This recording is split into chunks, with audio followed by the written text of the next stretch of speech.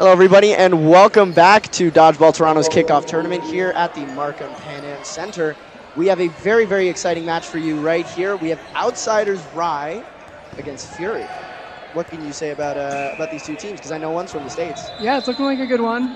We got Outsiders coming up. They have a couple free agents, so it's not a fully States team, right? Because it looks like they have Maxime and one of the Patriot brothers, right? Yeah. So they've added a couple players and made this team really, really stacked. Of course, they have Lucas from Fortune. They have Maxime, who I think plays on Spicy out on the West Coast in Canada. And obviously Max Patry, young talent for the Canadian national team, had a great showing at Worlds. And then what can you tell me about Fury? I see some cloth players on there. I see Somerville. Yeah. So Ethan Somerville came from Melee for this season. They were kind of going through what seems like a little bit of a restructuring. I'm not familiar with a lot of the Fury guys, but you do have Fury's kind of staple man, Will Andrusic, starting in their left corner. And one of their newer players, Cody McGee, in the right corner. All right, here we go. If you're not familiar with these lineups, from left to right, you have Elijah Hashimoto, Logan Garrigu, Lucas Boyle, Max Patry, Eric Jones, and Shota Barbeau on the Outsiders side of things. And it looks like we have Eric Alain, Will Andrusic, JP Nguyen's, I believe that is that Speakman? No, that's Somerville and Cody McGee. Okay. You want play-by-play or you want color? I'm playing by play. All right, go for it. All right. Outsiders with 4 balls. Big rip by Lucas. And a trail. Looks like it was a wave. Good hit. Fury only with 3 players left. Big pumps. Released by Nguyen's. Oh, and Somerville almost makes the grab. He makes those. Surprised he didn't ring that one in. Shota got tagged out in that little exchange over there. Cody McGee all alone. Big arm. Let's see if he can use it. Big spin on that throw. Eric Jones and Lucas rush him at the line. He was close to stepping out on that one. Put his heels up. Comes from Max Patry. Good dodge. Takes a rib. Oh, and the second one, Eric Jones connects to close the set. Outsiders up 1. Very quick set right there. Yeah, it wasn't really trades, but a lot happened in the middle there, in the middle of the game. There was like one out, and then it really got away from Fury. Yeah.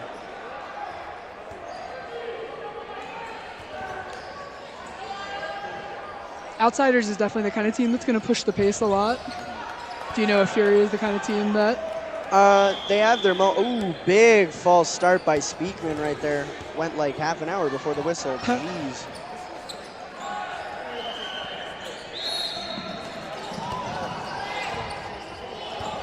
All right, just to specify, Outsiders is the team in the black uniforms with the fire on them, and then Fury are in blue on the side further away from you on the camera right now. Big hops by Logan, and a great grab by Ethan Somerville.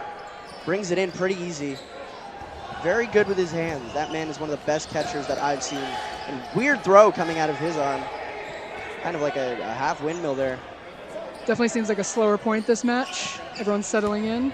Ooh, Joe Martinez tagged out by Bryce Potvin, who enters the match for the first time. And Kevin Wu in Fury's right corner, also entering the match for the first time. Good toss by Logan. Outsiders down to 3 players. Good throw by Will Andrusic. Had a lot of tail on it. Hashimoto counters, can't hit Somerville. Outsiders seems to be chasing a lot after Fury throws.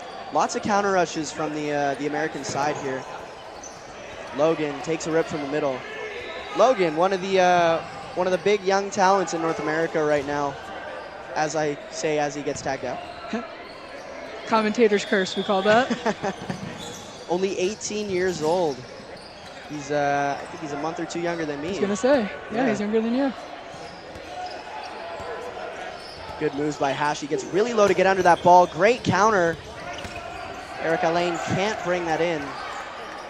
This is a really scary last 2 to have to beat. You have the 2 captains from the U.S., from the mixed team from Graz, and then the men's foam team as well. Yeah.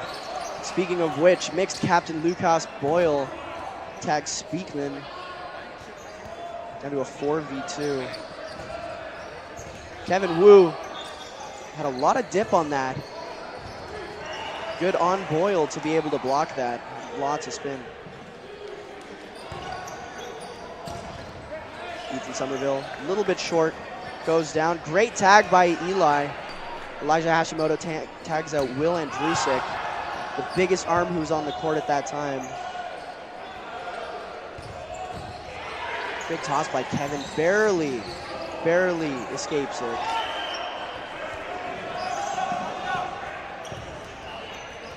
Hashi and Boyle with 4 balls. Only one's used, and it's a big hit on Bryce. Hashi takes the wave, tags Somerville in the feet. Kevin Wu's all alone.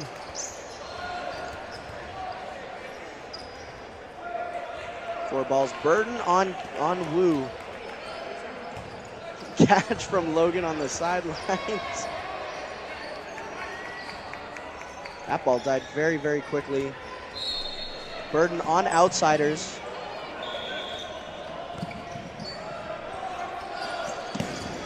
Balls died, and Lucas Boyle can't connect. Burden on Wu. Lots of pressure from the outsiders' side. Staying at the line. These two are hard to push back against, especially if you're in a 2v1 scenario. Ooh. Tag. Barely gets tagged. Fury seemed to respond better in that game, though. It was not as quick as the first one. They took a big lead. They just had trouble closing, which against those two, not very easy to do. Very, very tough to close against those two players. I've had the pleasure of playing against both. As have I, many times. They were probably debating at some point to do a team throw, but they had 3 balls most of the time, so it wasn't really easy to pull that off. Yeah. Probably trying to maintain ball control. Is that 2 on the same team, same half? Maybe. I don't know who that came from, but I saw Chatterton's flag. I thought it was far side on Fury. Big throw from Maxime Cloutier. I'm just going to call him Maxime. I have trouble pronouncing that last name. Yeah, that's fine. Big throw from Cody McGee. Connects on Joe Martinez. Outsiders with 4 balls. Are they going to use 2? Eric Jones, great hit on Speakman. He's not happy with himself there. Yeah, it seemed like the pump fakes got him on the ground early, kind of left him for an easy hit. Bit early, and Eric Jones scooped that up. Oh, and a tombstone catch by Maxime. Puts Joe Martinez back in the game. Outsiders are back at 6 players with 5 balls. Only 3 on the Fury side. 3 staggered. The third one does find Somerville. Fury down to 2. Fury with 5 balls. Shota Barbeau at the line, goes for the trade. He gets punished after missing that. Great grab by Jones. Takes out Kevin Wu, leaving just Eric Allain on the court. Very, very dominant display here from outsiders. Yeah, it's a very deep roster, very well-rounded. Obviously, they closed the 2-man game the game before. This game, what's that, 2 catches now? Yeah. So ooh, 60-foot curveball from Allain gets Martinez. Martinez has not had it easy this game. He's been tagged out first almost every time. They're kind of winning the games every way you can. First game, a lot of pressure. Second game, clutching up. This game, catches, timely hits. Yeah. Very, very versatile squad. Everybody incredibly well-rounded, as you said. Another big curve, easily parried away by Hashi.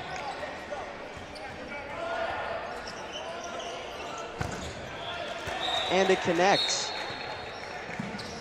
Outsiders 3-0 up with 4 minutes left in the first half here.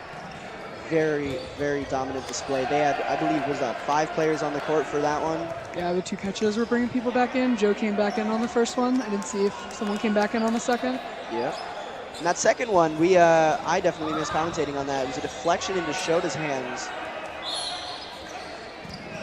Quad God quick to the line. Good block by Bryce Pavin. Oh no, he got tagged out. Steps off the court.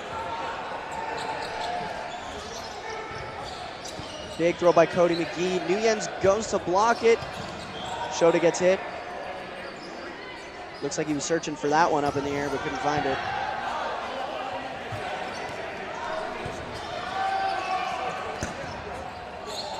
Big counter, but Maxime gets out of the way.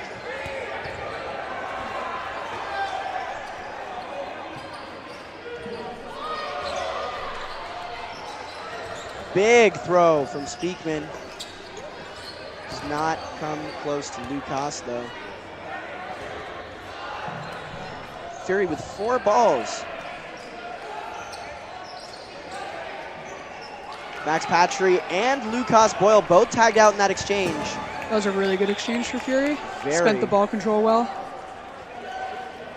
Leaving Jones and Maxime on the court.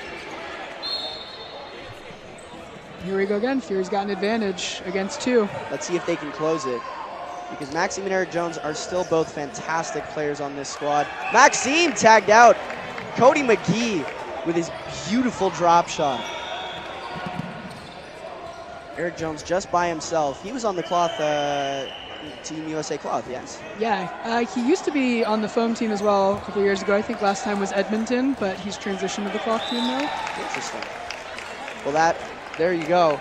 Fury get 1 back. There's only 2 minutes left. No blocking is coming. Let's see if Fury can start the comeback, crawl back a little bit, maybe get a second point here. Yeah. Only going down 3-2 into the next half would not be bad. Yes. Definitely winnable.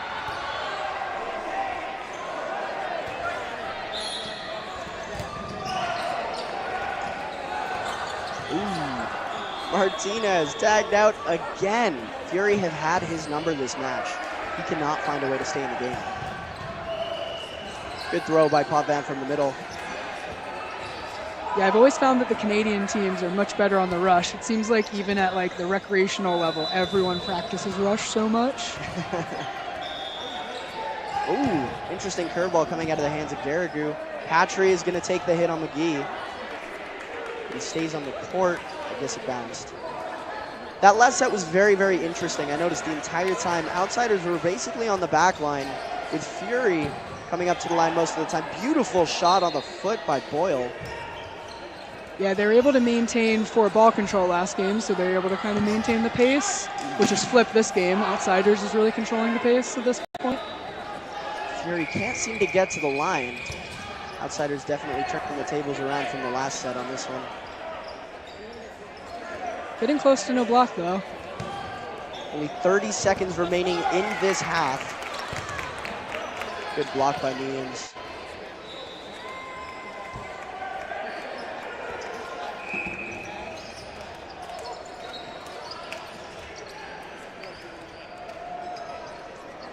Logan, big hit. Good block. Are we gonna see? No, I was gonna say, are we gonna see another tombstone catch? But Maxime gets tagged and into no blocking. JP Nguyen's has a huge task ahead of him. A 4v1 in no blocking against outsiders.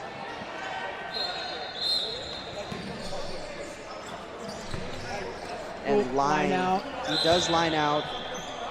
Lucas hits him anyway. Does a good job to get out of the way of those first 2 balls, but just barely tags the line. Needed that extra half-inch on the court. Yes, he did. Great first half display from outsiders, and very, very, very promising from Fury. They've had their moments this game. Yeah, they had 2 points where they had good advantages. They were able to close 1. Even that last point, they were able to kind of settle after outsiders took the lead. They definitely had a shot to claw back. Yep. Still a shot to crawl back, though. This is only a 3-point match. Yeah. 12:30 on the clock for the second half. Yeah, I think Fury right now in this huddle is definitely, trying to spotlight what they did well, make a few tweaks, and outsiders probably not looking to change much. Clearly, these guys are already lining up while Fury are in the huddle. Yeah. What are you saying right now if you're captain on Fury? Good question. That's a tough one because I think outsiders have been really, really dominating the pace of this game. Yeah. And I feel like Fury is trying to kind of they're trying to play their own game but not finding success with it. I think something needs to change in some sort of way. I don't know exactly what I would do if I was Fury right now. There was the point earlier you noticed where it seemed like they were controlling the pace the whole time when they had ball control, and Outsiders wasn't able to really approach the line. Yes. It really like turned off Outsiders' crashing ability. Yeah, they did find success when Outsiders were on the back line, and Fury was dominating that center line. It seemed like always being up at the line to throw during that set. Maybe coming from a lot of counters from the Outsiders side. Yeah, I think definitely not pre-countering on Fury's side will hopefully help them get some ball control here and try to work their way back. And either side throw on the rush. Either side. Ooh. And Ethan Somerville calling himself out on a finger block. Good hit by Cloutier. Lots of pumps. Ends up, ooh, big hit on Hashi by Erica Lane. 2 balls spent by the Fury side. Well worth it. Well worth it. 5 against 5 takes out Outsiders' best player.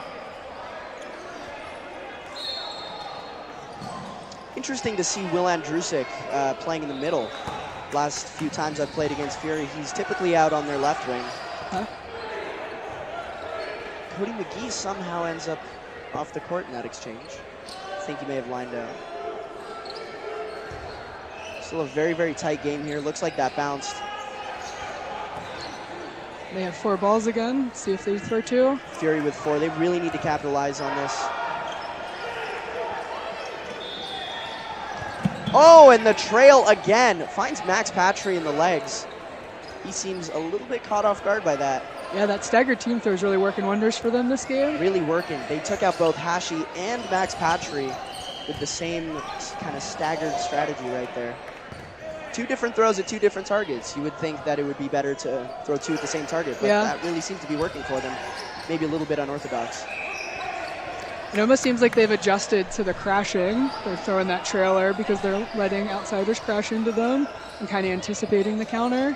Yes, that's very true. They haven't been able. Outsiders hasn't really been able to run down Fury in this point.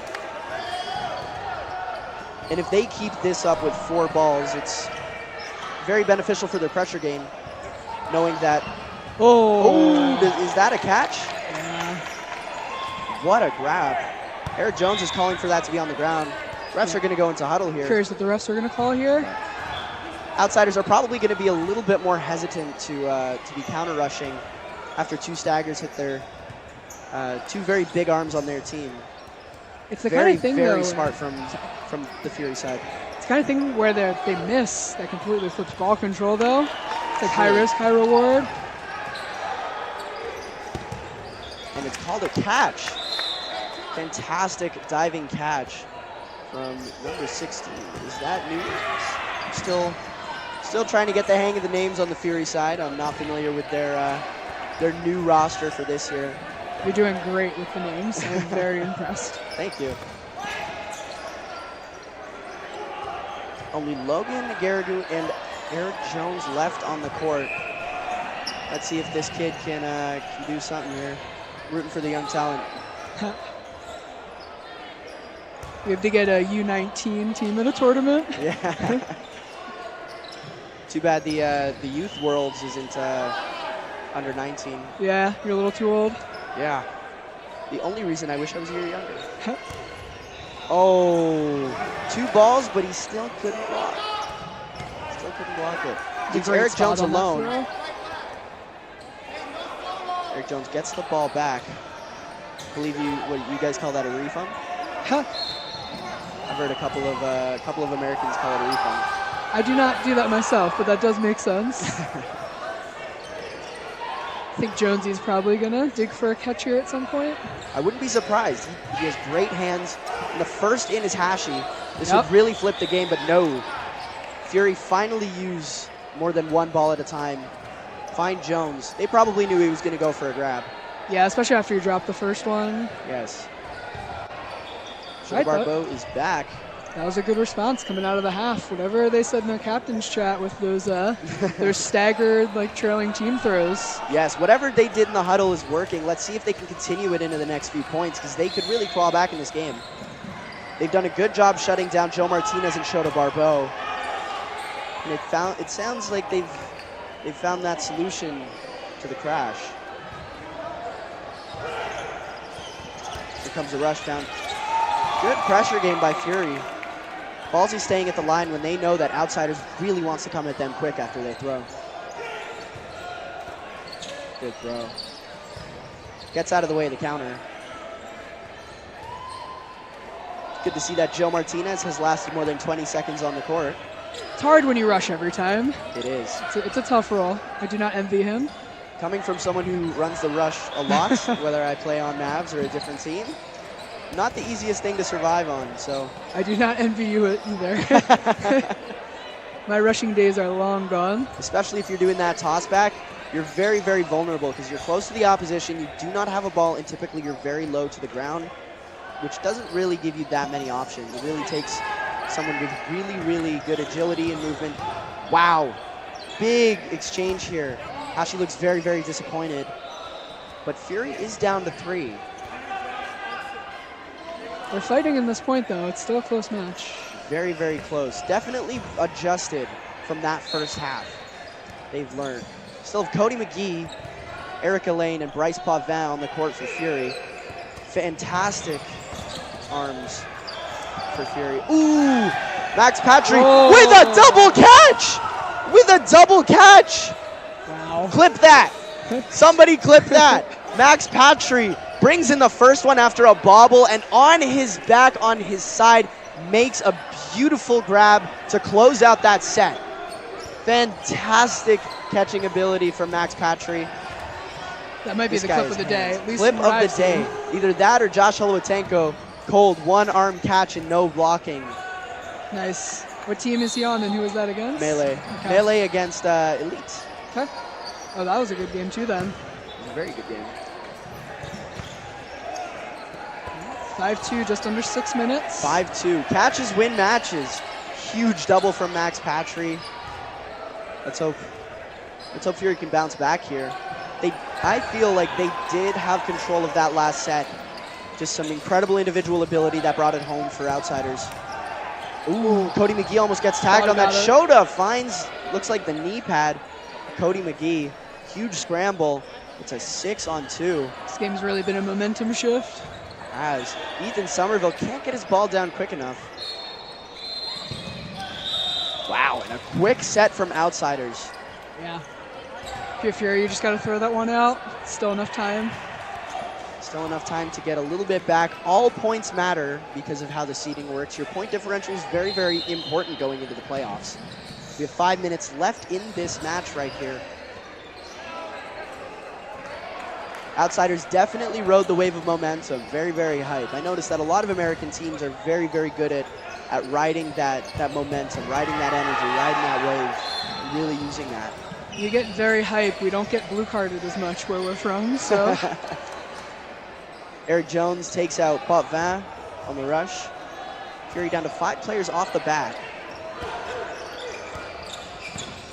Lucas Boyle calling himself out. It's a 5-on-5. Throw from the center. Speakman can't bring it in. Neither can Logan on the counter. Little 1-for-1 exchange right there. I'm sorry, 2-for-1. Kevin Wu got tagged out in that exchange as well. Fury down to 3. You still have the Hashimoto and Shota Barbeau on the court. Very dangerous duo. Shota dumps a ball, leaving Fury with 5. I would only assume that they're going for Hashi. And they do. Stagger throw again. 1, then 2. They find Hashimoto. Great use of 5 balls, taking out their best player. We still have 3 oh, great pre-counter from Cody McGee. His release is so quick. Erica Lane also tagged out. 2v2 here. A newer player on Fury, Cody McGee, with the veteran Will Andrusik, facing off against one of Canada's young stars, Max Patry, and American, everybody's favorite Shota? Everybody's favorite Instagram dodgeball player, Shota Barbeau. Our dodgeball influencer.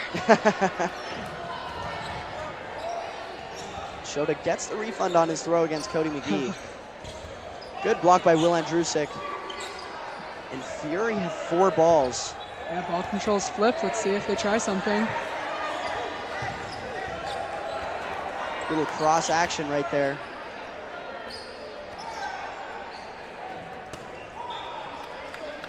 Leaving Shota Barbeau and Max Patry with 4 balls. And a great hit on Will Andrusic. Max Patry finds his knees. Huge dip on that ball right there. But Max tracks it and parries it away. And Max Patry closes out this set. Outsiders are up 7-2. I think this game is kind of done. I think regardless of that point, it took too long. They wouldn't have had enough time to come back. Yes, Fury can definitely get some consolation points that will help them potentially in their seeding going into playoffs, but I think we can call this a win on Outsiders' part. They've spoken about how they're playing too. They're definitely keeping up with Outsiders. A lot of good points. Are. And I think this is very, very promising for Fury's future, knowing that they've recently gone under some adjustments. So I'm excited to see them play at provincials and hopefully nationals. Hopefully they don't fold like they did. Do they play out of Ontario? Yes, a lot of the Fury guys are from Ottawa, Ontario, and I believe Ethan Somerville is from Hamilton.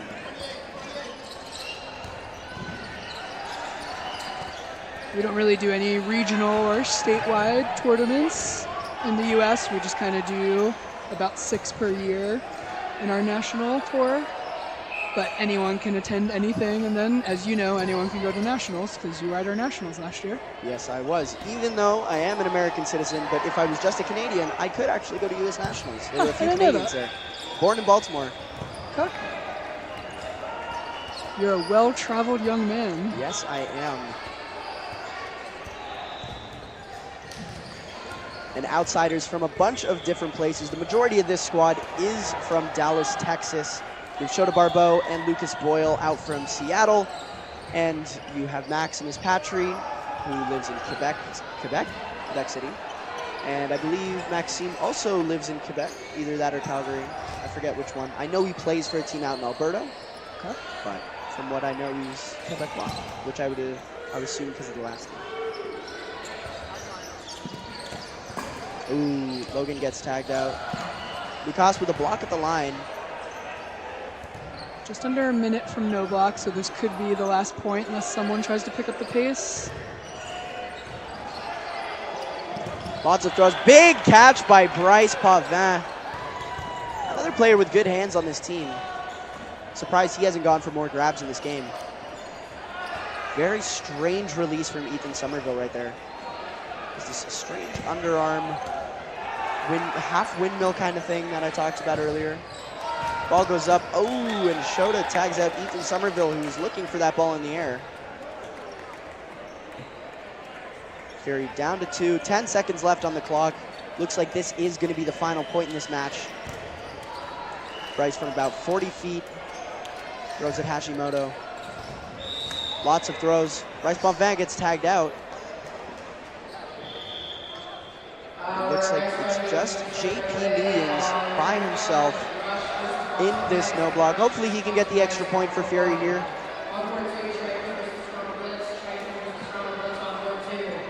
Looks like it'll be a 1v3 or 1v4. Looks like a 1v4. So 1v4 right here. Tall task.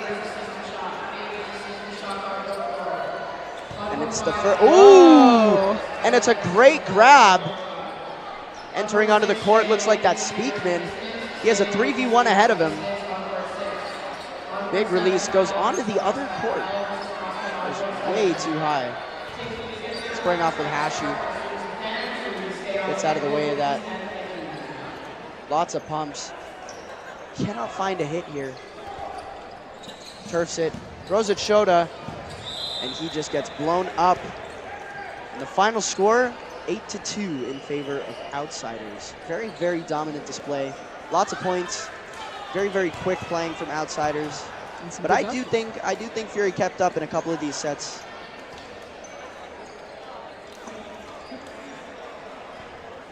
All right, looks like production's gonna replay the double catch for everyone at home. Yes, so right here you can see Maybe not quite Ball that goes yet. up, grab from the side, and fantastic grab from Max Patrick. Definitely the Great highlight flip. of this game. Fantastic display from both sides. I am Nicholas Danchenko. Sitting with me is Frankie Giannetto. Thank Happy you to very be here. much for checking into this match. Be sure to stay tuned. Lots of dodgeball action to come your way. We're just about an hour or so away from playoffs. I think this is the final round robin time slot. Be sure to stay tuned.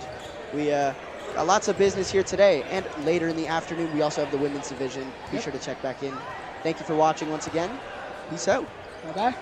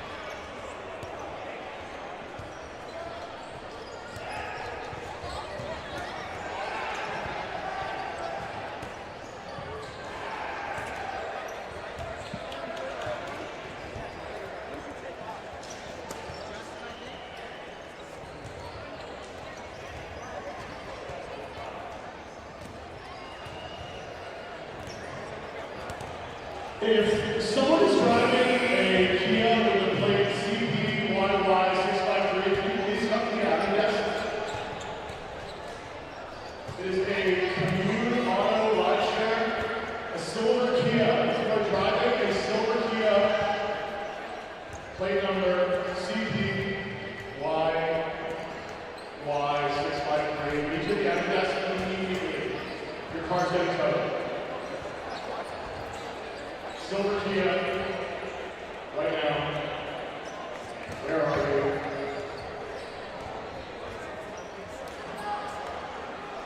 It's a commute auto rideshare vehicle. It's really important to get. Everybody ask your team. Silver Kia. CPY license plate.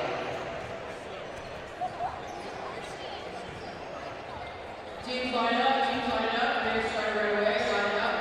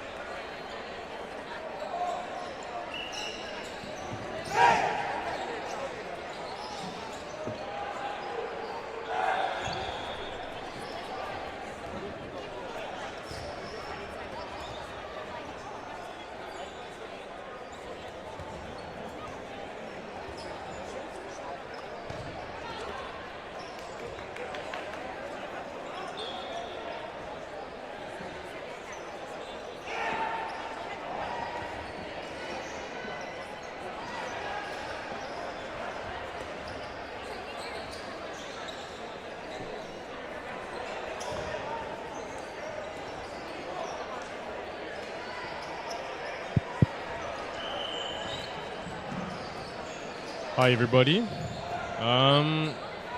We are currently awaiting the results from the lower brackets, so stay tuned.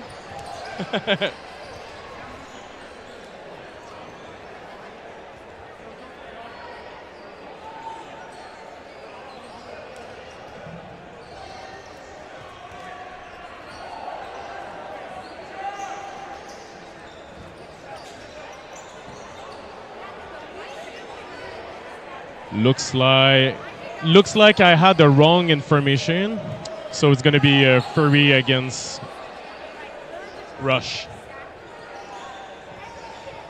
Just now.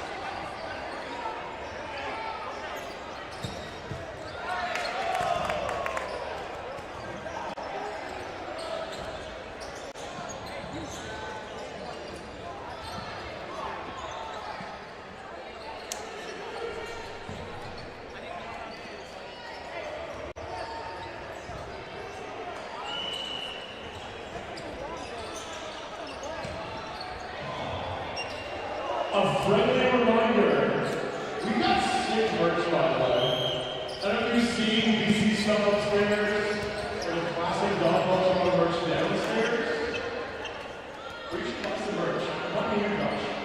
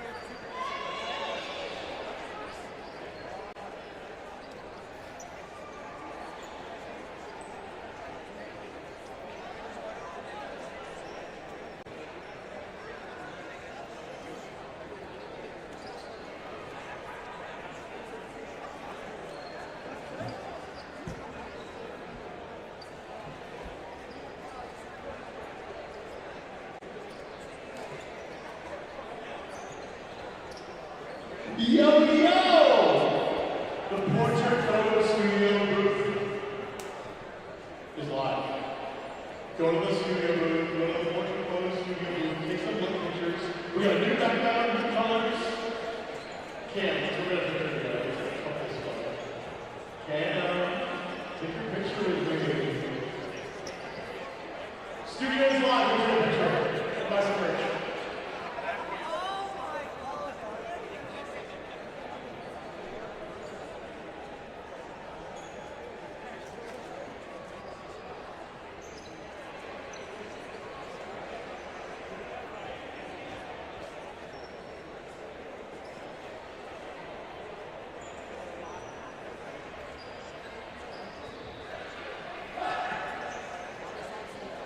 So we are waiting on the officials to put up the standing for the next two matches on this channel.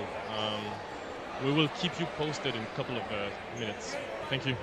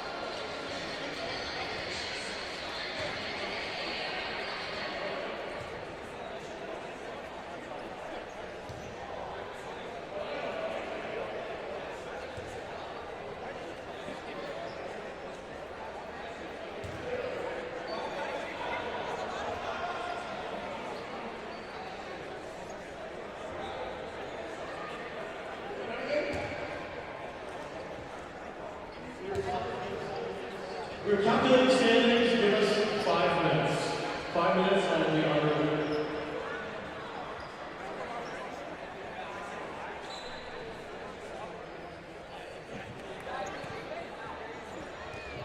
So officials still need about 5 minutes to determine which are the next two matches on this channel. So keep posted. Thank you.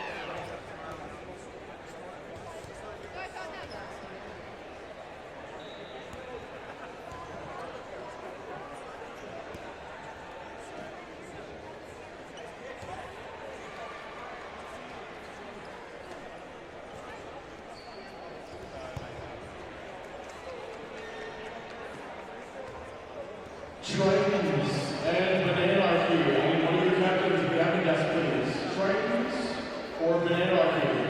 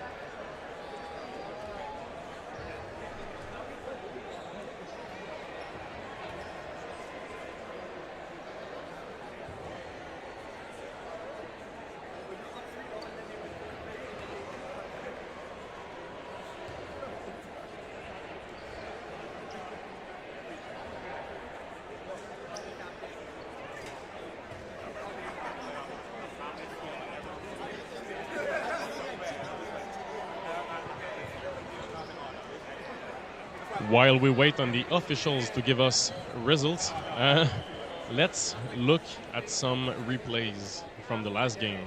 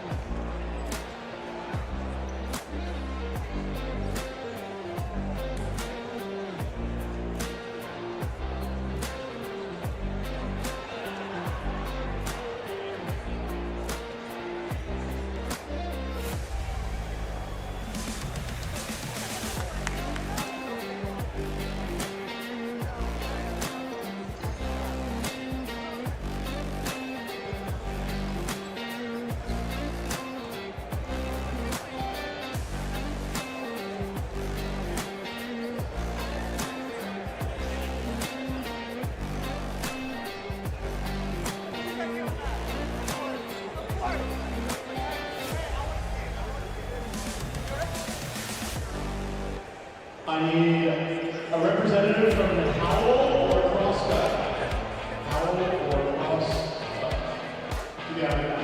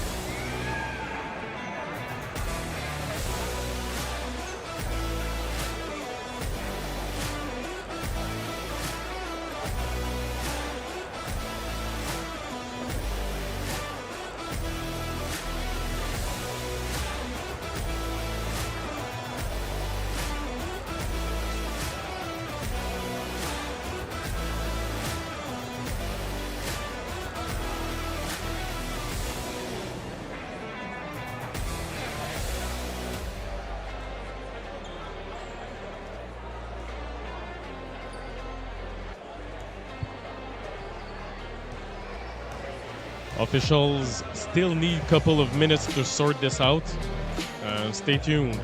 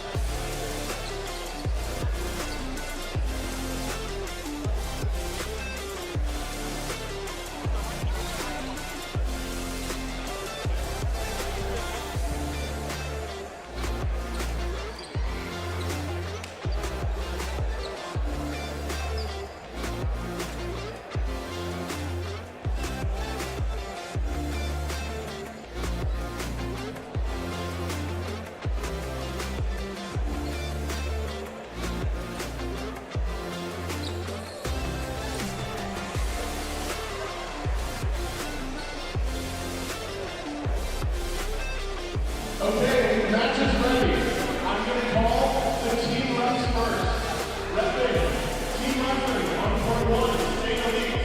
Team referee on court 2, outside the drive. Team referee on court 3, Mavericks. Team referee on court 4 is Shred. Team referee on court 5 is Royals. Team referee on court 6 is Honeypacks. Refs to your courts immediately, please. On court 1, we have Stompers versus Buffaloes. On court 2, we have Fate versus Banana Army.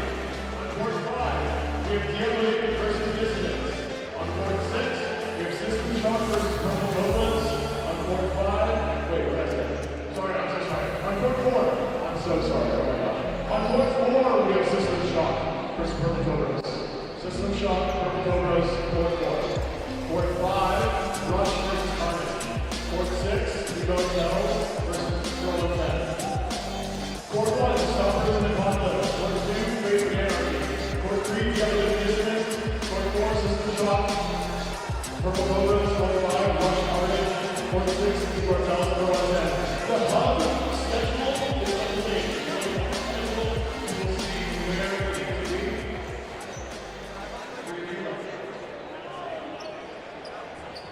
So this is consolation. This is the bottom 14 playing. 15 and 16, you guys have the first, sorry. 17 and 18, you have the first round bye.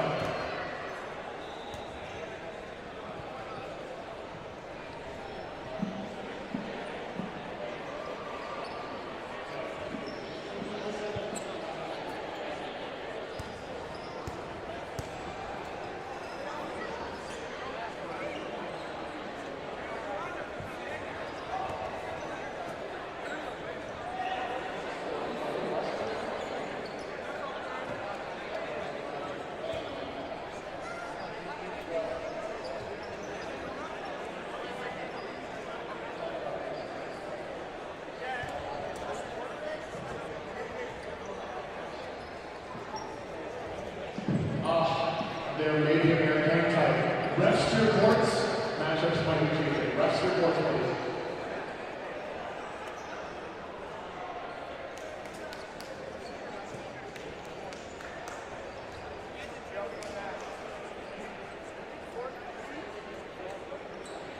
Never mind, the matchups are correct. I'm a genius. Refs reports.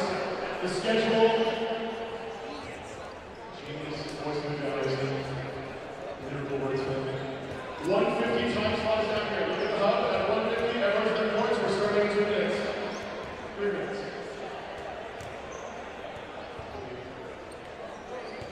Stay in the lead. You're referee on court 1. Stay in the lead.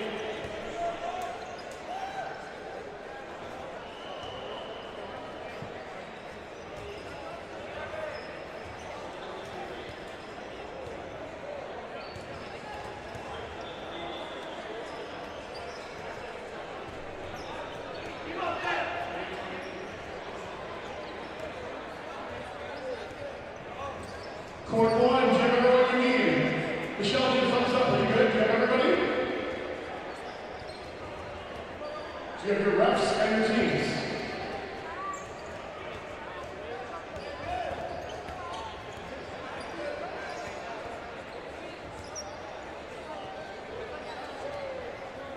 Michelle, are we good? Not yet.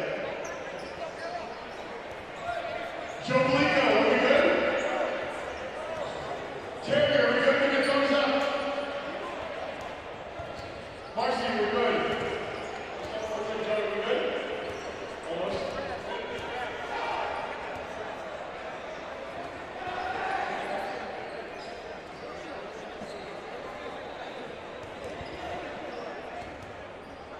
Honey Packs, we're roughing court 6. Honey Packs. That's what you get for reading us. Roughing on court 6. Yeah, good.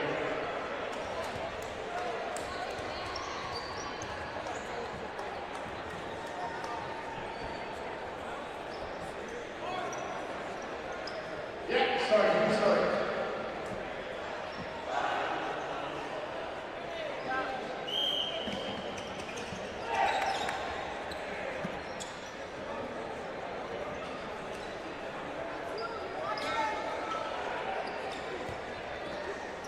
A reminder to all teams, when you finish your game, make sure to check if you're evaluating afterwards.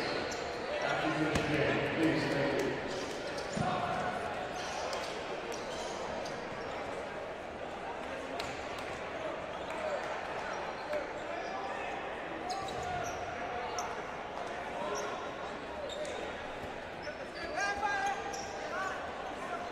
Kendra. Kendra to court 4. Kendra to court 4, please.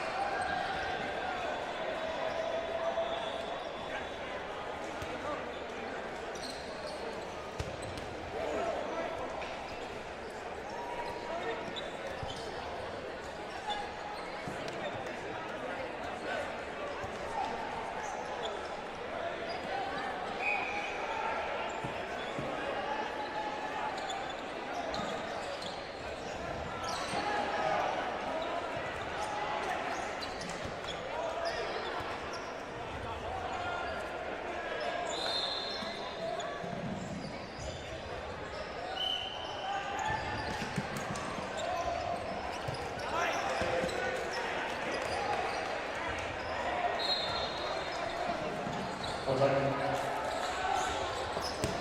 The schedule is updated. Our 225 games will be starting promptly. We're about 10 minutes behind. Our 225 games will be starting promptly. Look at the schedule. They will be well done.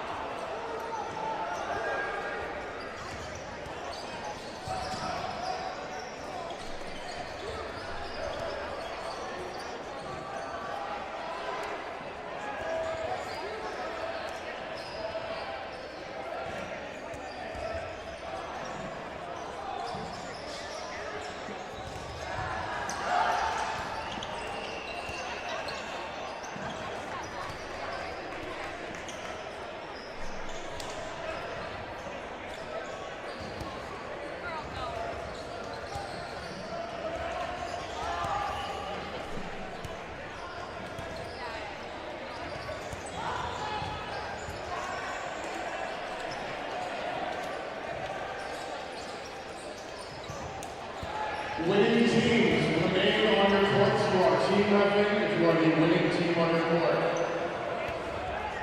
Court 1 is Riptide versus Fury.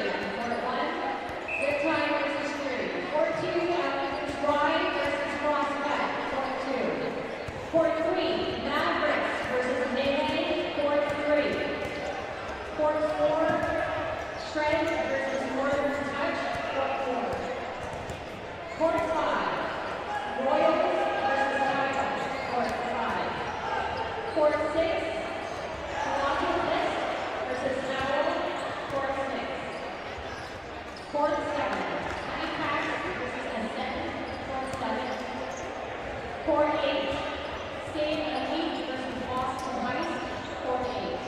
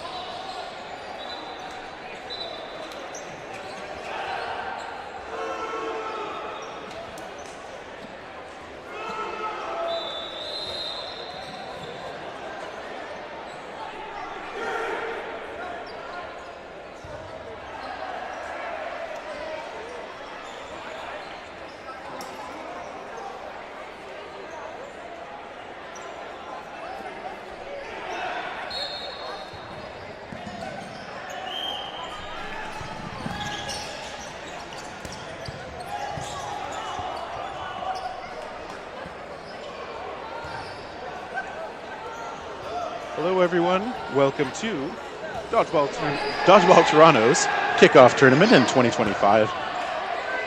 Terry Thrasher is back here with you. This is my first match of the day, at least officially. We're watching Fury taking on Riptide. This is a playoff match. It is the 8 seed versus the 9 seed. In the upper bracket, Riptide coming out as the 8th seed here. Fury, who we often know as a contender for provincial and national championship caliber team, a little bit lower. I'm going to have to look up what happened to them too. Riptide has also had some super strong finishes on all sorts of stages.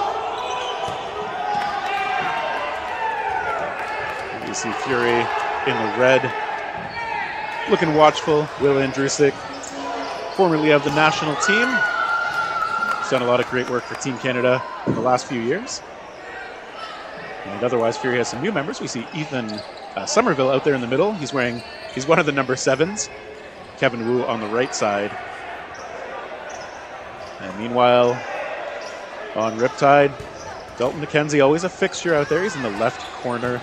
That time the throw coming in from the middle, though.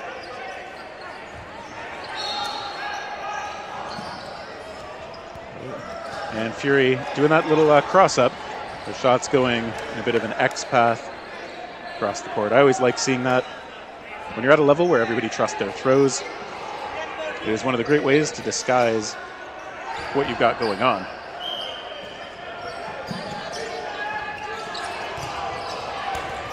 Fury takes one just toward McKenzie.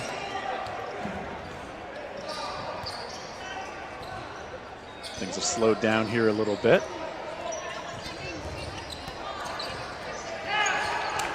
There's a try by Speakman, a return shot onto Kevin Wu.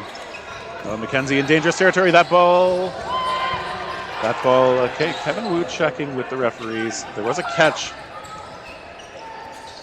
I think that ball popping off Kevin's foot, landing into some welcoming arms of a teammate. Well-timed try by McKenzie, but that shot coming in hard and taking him out. He does get Speakman, but Fury looking to close out this first point, and they do. Good, strong finish from them.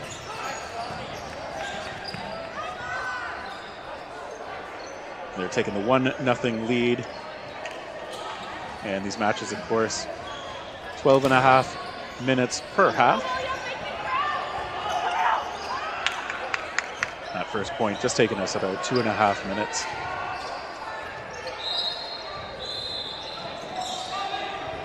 So this will be the last men's playoff match for quite a while. We will have women's action coming up after this. As we see the shot toward Devin Simmons.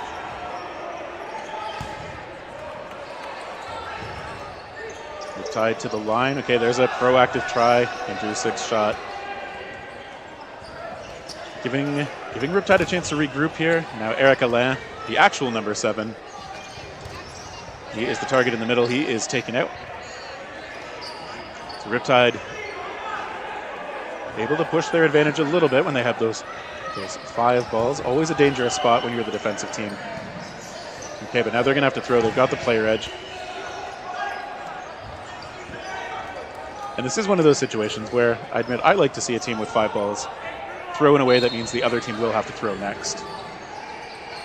Because then they did get to try again, but they only were able to throw one. McKenzie now coming up hard to the line, trying to control that space. Ooh, coming real close to that center line. Good fakes from him, and it covers a take by Borghese. Somerville able to get that blocked. Riptide 5 strong at the line. They attack, they get one. Sending Somerville off. And get a friendly rollback. Dalton McKenzie just watches as that ball is rolled back into play. So each Fury member having 1 ball. McKenzie's shot skips in off the mark. Fury, a team well known for good controlled play. Ooh, Speakman caught a little bit off guard, just off balance, well-timed counter. Dalton McKenzie's shot whittling down this Fury squad a little further. Good pressure still from the Fury corners, and they're going to need some of that. They come in, they attack, and Wu taken out, and Andrusic as well. So Riptide tying things up with a good, clean point there. I think they still had 5 on the court, so certainly not a pushover of a squad. And one of the things that I love about Riptide is they really embrace different strong color themes on those jerseys. I haven't seen that kind of peach-colored one before, but I like that take on their color palette. Ooh, off the rush. Borghese able to elude that shot. Fury rearranging on the back line. Berkeley. Okay, yeah. The refs are calling Danny Borghese out there. I think Fury had thought they got him too based on their reaction as they were backpedaling. But that's one of those plays where when you're scrambling back off the rush, you do just about anything you can to protect yourself, and it can be hard to track what's happening. Ooh, there's a good clean shot taking out Derry. Fury has a lot of those strong individual throws. They're willing to send them in alone, but good blocking as well on the Riptide side.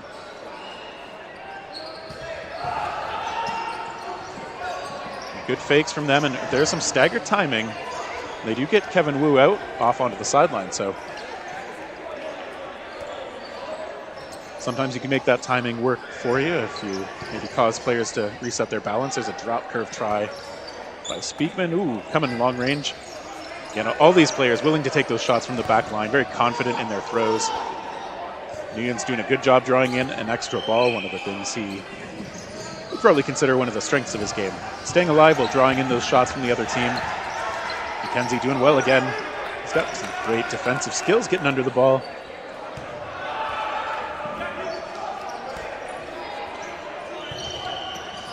Good counters coming in. There's a counter to the counter, and there is a bailout. Speakman, that ball popped up off of him, but again, Fury ready for the team catch. And Riptide does lose another.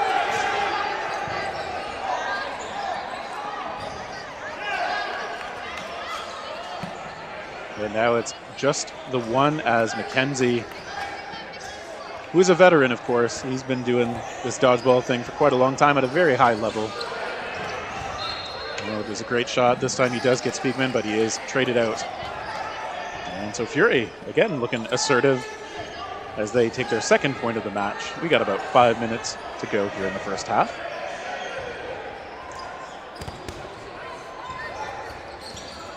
Fury, of course, primarily out of Ottawa, though they have been mixing in some players from other locations for a while. Speakman, I believe, from London. Bryce Potvin's over there on the side. We haven't seen him in action yet. He's from Sarnia.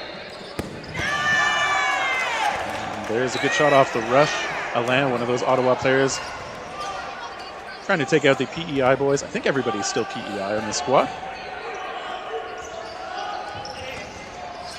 They have a small but very tight community out there, and they've been both on the men's and women's side very strong performers for several years on the national scene. And McKenzie taken out, good shots, and Cody McGee, one of the new members of Fury, at least new to me, scooches his way off the court. There's a helpful hand from a teammate to get up. Speakman taken out again. Riptide's really found good shots on him. And the ball coming back in play toward Riptide. See the good counters. That one popping up. Oh, that ball popping up a little too far back for Alain, but he secures that one straight ahead. Simmons probably wishes he'd aimed that a little differently.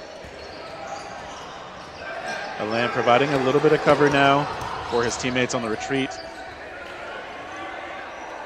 Riptide finally gets that ball in properly. The call coming in from Derry.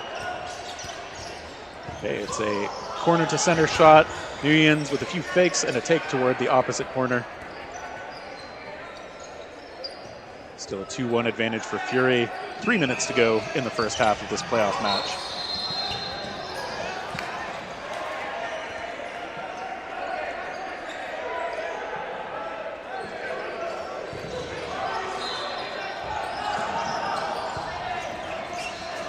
And as things have settled down a bit, 4-on-3. Still anybody's point.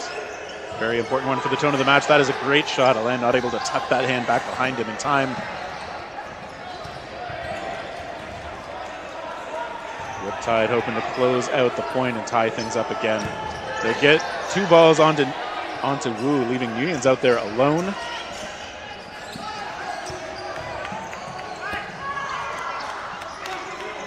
He's only dealing with 1 on the opposite side now.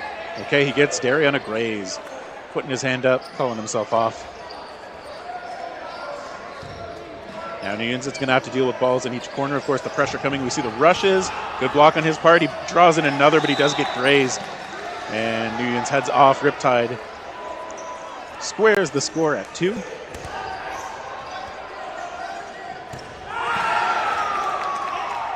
Just saw Nguyen's had to play. I mean, you have to come up a little bit to try and take the shots to actually get your opponents out. But Riptide, of course, doing a great job with that pressure game out of the corners, doing exactly what you should do. Put a lot of pressure on that solo thrower. You got 2 angles to come from. Ooh, that ball popping up perfectly. And Alain's going to have to head out. Riptide getting a team catch of their own. That's often you want to stagger how people are laid out. Oh, that one just rolls in down the body of Will Andrusick. Dropped his held ball in order to make that catch. Great play on his part. And a good solo shot from him. Derry gives a bit of a whoo as he was tagged by that one.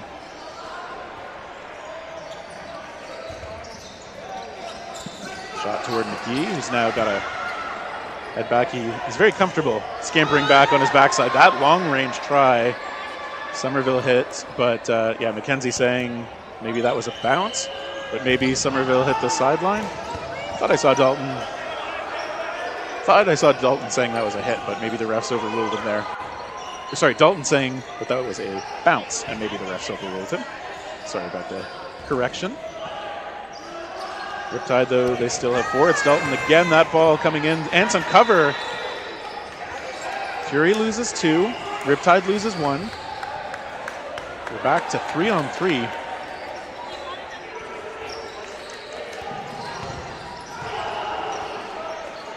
And these solo throws doing some good work here. In the middle for Fury now, we do see Zachary Thomas. Again, I believe a new member on this squad. Second throw comes in. Speakman manages to keep his body in bounds, but I think, yeah, he was raised on the way out. So the whistle goes. We are moving into the no blocking period. 2-on-2, the go-ahead point up for grabs.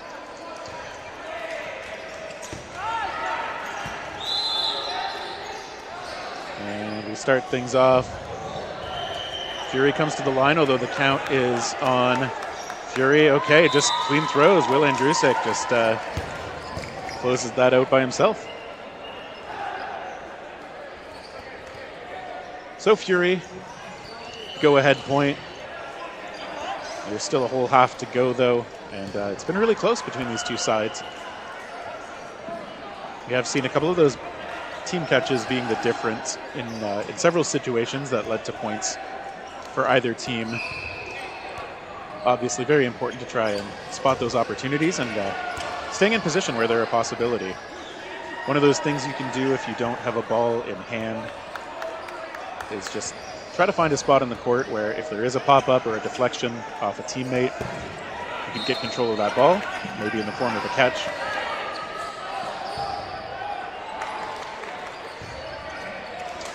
And the team's talking things over a little bit. See Matt Lawrence, former head of Dodgeball PI, talking things over with his team. He is officially the coach for the squad.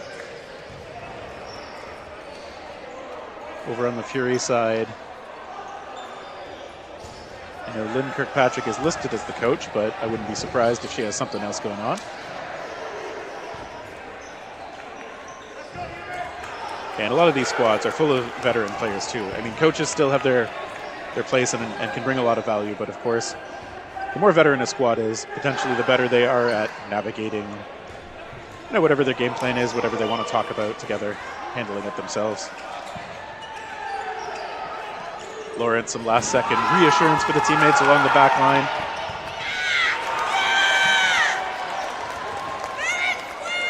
And we're going to get things going again. The rush. Fury there a little bit more quickly, and they at least have the option of playing things more aggressively, but they don't do it. They're going to take their first shot here. Ooh, good hard one. Again on Derry. It's a nice ball from Wu. Now coming to the line, you see great return from Riptide, taking out both players on the right side.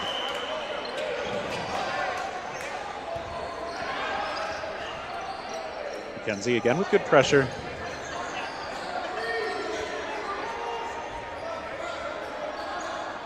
So McKenzie still holding the line, just providing a little bit of space for his teammates to come on up. And when they do, we see Borghese taking that shot into the middle, but to no avail.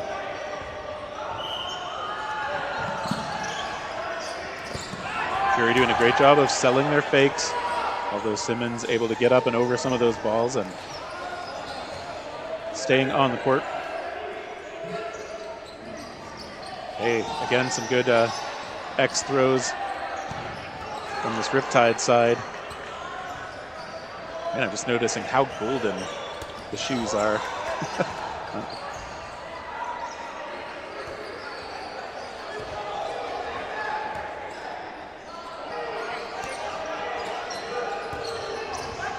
Solo shot toward Thomas missing, a return shot also missing, so Riptide still holding strong with 5 at the moment. Borghese helping to make the call in the middle.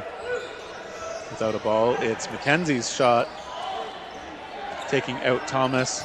Somerville trying an unorthodox delivery there to try and mix up his opponents, but no luck there. Great shot taking out Wu.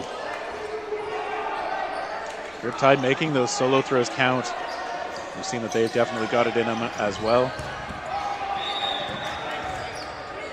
And obviously a whistle while we send one ball back and return the balls to where they should be.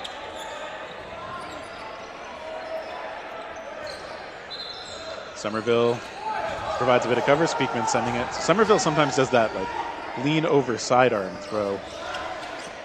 And a good sidearm can mess up players who are mostly used to those overhand fastballs. Ooh, they get 3 onto Camden Speakman. Somerville's a great catcher as well. I'd expect him to look for an opportunity on one of those. Riptide, of course, veteran enough that they're not going to give him anything easy.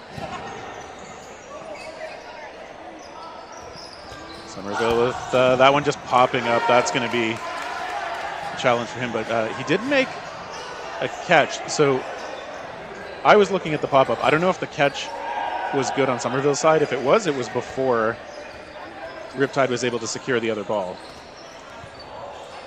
If that's what they're talking about, if it was just a timing thing.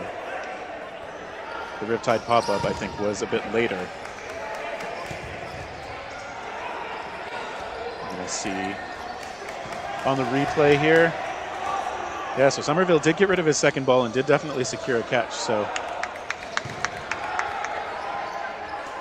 but I think they were just talking about the timing.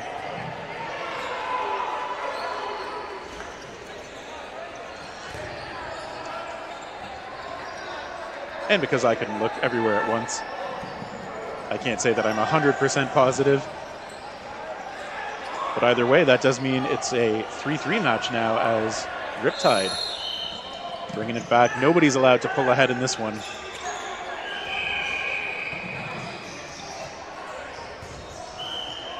Borghese taking a very active role even when he's on the back line without a ball for this team. Calling plays, helping make sure everybody knows what they're doing. Communication becomes one of those really important skills at this level, so love to see it. Oh, great catch by Speakman as he's falling back. That one kind of tucked in to his arm as he fell. Excellent grab.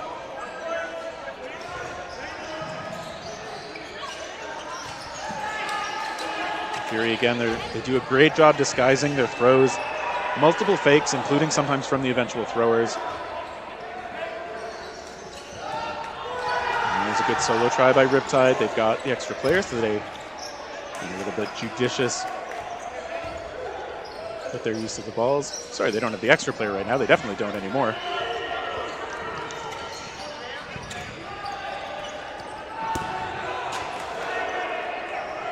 Riptide with 4. They try a long one in on McGee.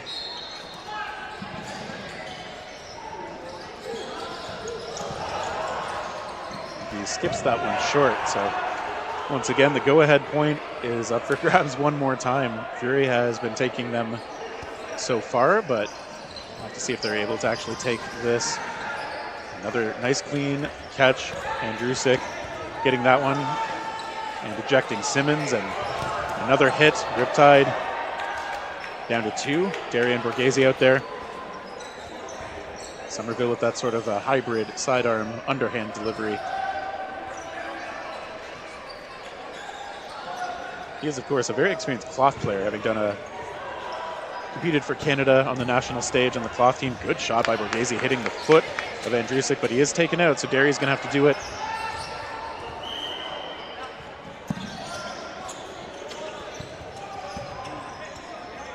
Okay, good shot from him, taking out Wu.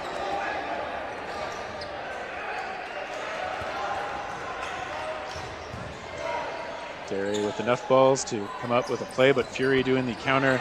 Okay. Somerville's first shot did get him. Speakman let it go to make sure, but throwing up the apology hands afterwards. There's a glimpse again of the grab Speakman made. Fantastic catch. And there's one of Andrusic as well. Borghese taken out. And we'll see some of those plays that let Fury get the go-ahead point once again. They're up only by 1. It's 4-3.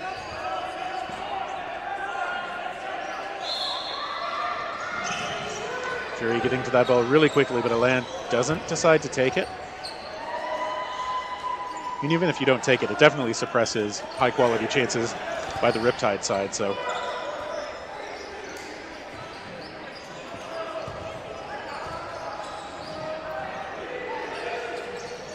Riptide getting some good ones onto Will Andrusic, making sure he can't catch that.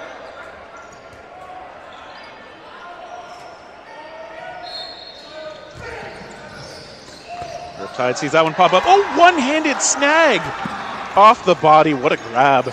I don't even know if I'd be willing to go for that.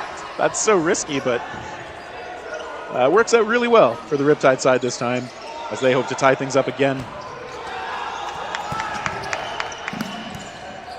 We got a green ball from another dimension on the court. Play resumes with Fury up to the line. Derry coming out high, trying to force a trade, and he does. That's some good, economical, sensible play from the Riptide player.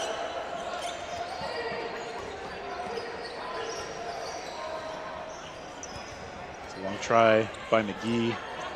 Simmons with a good block as he steps back.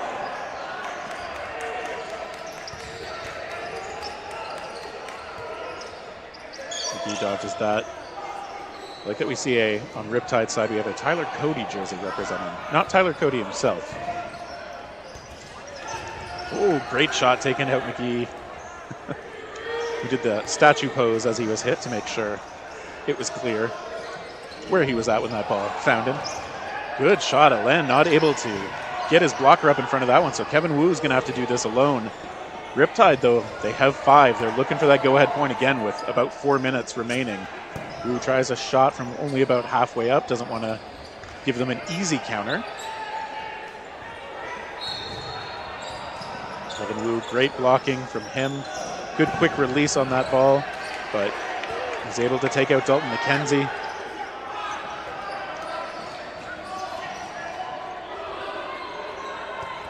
Good hit again, this time on Simmons. We hear the Wu chant coming out from his teammates.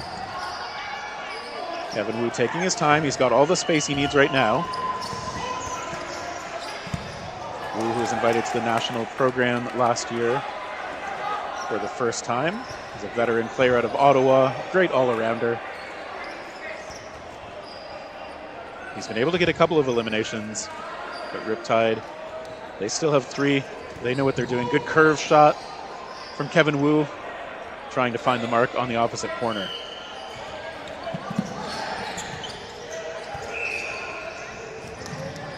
And they're just looking to see, yeah, I think that one got in on the ankles before the bounce, so great shot. Kevin Wu, you see him just checking with the ref. When in doubt, take a look, but I think the replay helps to show that that looked like a hit to me.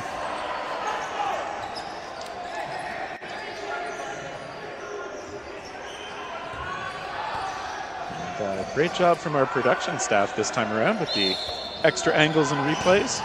Not always a luxury we have, so we love to see it and hope the viewers appreciate it too.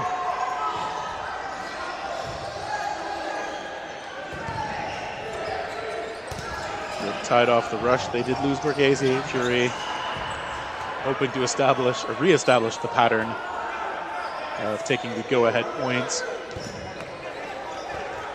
That's a good shot, taking out one more from Riptide. You see Fury being pretty fluid about their movements on the court. Somerville has typically been in that far corner, but on the right side, McGee taking that over.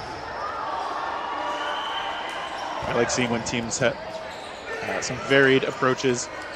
They're able to mix up the positioning. Ooh, there's a graze as Simmons calls himself out.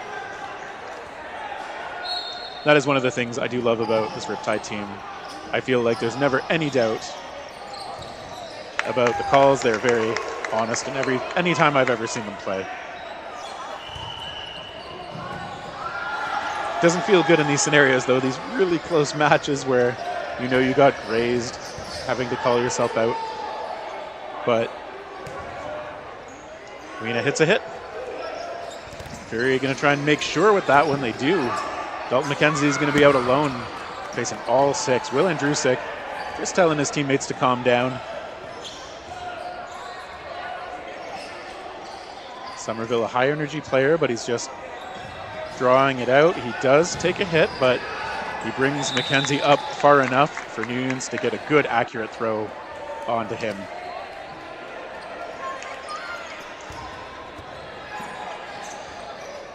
And so the go-ahead point, as the prophecy dictates, ends up going to Fury. There's seeing some of those hits that Fury was able to cash in on. And now we cut back to the rush. Derry just clipped right away. Fury making great use of getting to that rush a little bit quicker than Riptide. They're able to often turn it into an advantage in terms of players, so great job by them. We've got about 30 seconds to go. And so, of course, if Riptide can tie this up, we will play to some sort of conclusion because we're in the playoffs now. Long shot from Alain. Okay, it does get Simmons out. Devin Simmons, the captain of this squad, heads on out. Fury hoping to close them out now. Okay, that was a hit too. That shot a little bit, almost looked wild, but...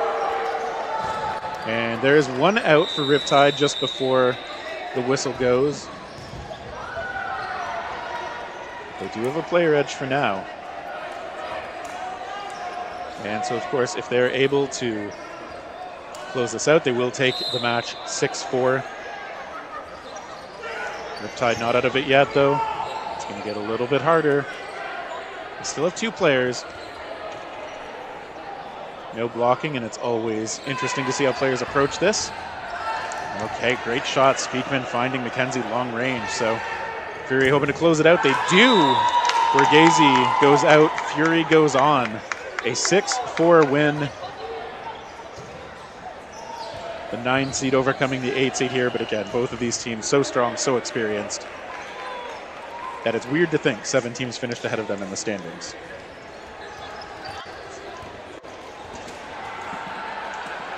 There's the shot taking out Derry. McKenzie trying to back up safely. I think that was from a point ago. Again, great work from them. We see the end of this match and the end of the men's division for the next little while. So we do have women's matches coming up. We're going to see Caffeine & Co. out of mostly Quebec, against Mala out of mostly the Toronto area. So we hope you will be with us for that. We'll catch you back for the next match here at the Dodgeball Toronto Kickoff 2025.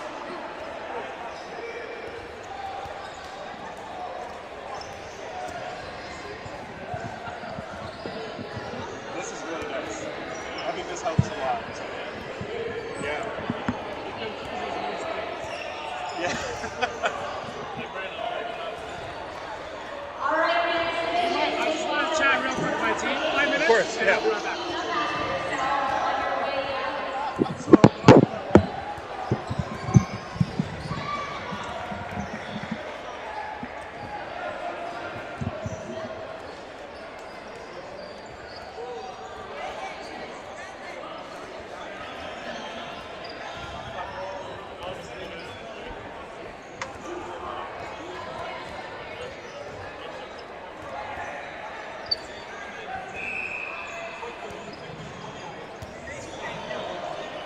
Women's division will resume shortly. If we can get everyone on their court, warming up, so we can start promptly. Thank you. All right, women's division will resume shortly. We'll give you about 2 minutes. 2 minutes. Can I tomorrow? Wait, yeah, I will tomorrow. Is mix done today? I think it has playoffs. Okay, perfect. I'll do that.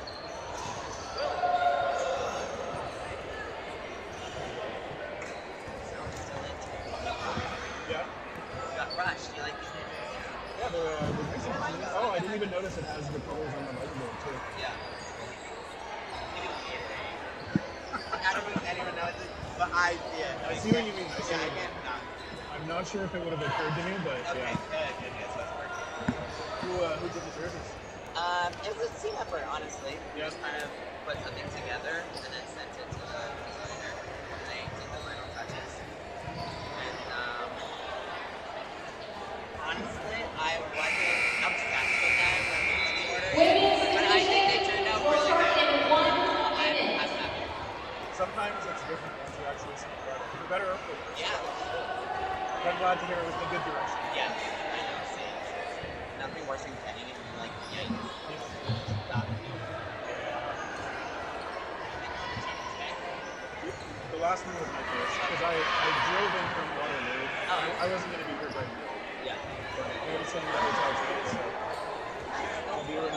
I better be paying for it. Are you kidding?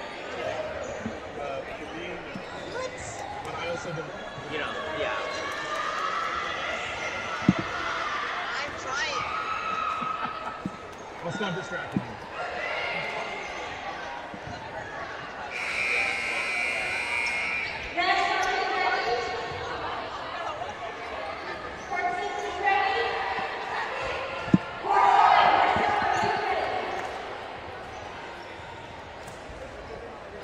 For some women's division action here at Toronto's Kickoff 2025 tournament. You may be able to hear on the PA. We're trying to get everybody organized, make sure all the teams are on the back line ready to go, make sure all the referees are ready. And here on the featured court, we are off and running. Caffeine & Co. in the black and white. Mala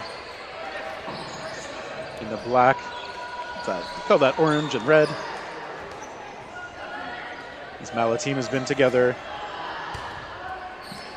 more or less in this form for I think a couple of years now, but a lot of these players have been playing together in the Toronto area for a long time. They were able to get a hit early onto Constantine. Caffeine & Co. also, they've had a lot of this roster together for quite a while. I think they've really ascended in the women's game over the last couple of years. Had some great performances at Nationals, some good shots though, as Mala able to take out another player. Mala still has 5 out there. Caffeine & Co. up to the line. They get Azashawa.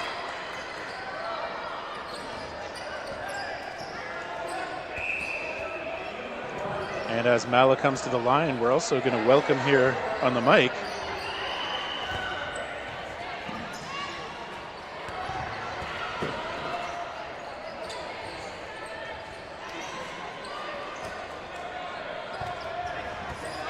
Team clutch out a hard-fought win over Riptide. Oh, thank you. Thank you. It's definitely hard-fought. Really happy with how we did, but they are definitely fierce competition. Always. Of course. But a great group. Yeah, we'll talk a bit more about that once we have a break in the action here, of course. Sounds good. So we've just begun, it looks like. Still the first coin, I believe. It is indeed. And I was just saying, both of these teams have been intact for the last little bit, and it really feels like Caffeine & Co. have started to make more of a name for themselves on the national stage in the last couple of years. Oh, absolutely, absolutely. I believe it was 2 years ago that they first came together as a team, and they've grown a lot, and they've had some new additions this season. In Cassandra Paris-Jodoin and Laurie, whose last name escapes me right now, both previously part of Team Canada program, if not activated athletes. So a lot of new talent added to their roster there. Mala, I believe, was also new since last year, perhaps, so 2 years ago as well. I think 2 years ago, yeah. Love the jersey. Yeah, it's a nice design. And I think they did like a dumpling fundraiser at some point. If I lived in Toronto, I definitely would have. Yeah, they did. I think it was really successful too, judging by like just on league nights. Some of their players would show up and just be handing out dumplings. Oh, that's very nice of them. It's fantastic. I'll have to come visit sometime and just play in a league night. it sounds like. You'll always be welcome, I'm sure. And they're going to try and close out this first point. They've done pretty well. Okay, those players trying to trade. But Paris Jadouin able to evade that ball. I think we've still got Jeremy Kwiatkowski out there in one corner. And I think that's Sylvia Vo in the other. So 2-on-2. I always like seeing the first point be really close. I feel like it helps set the tone nicely. First long point, means it's going to be a tight game and intense match. Kwiatkowski just getting grazed. She heads out.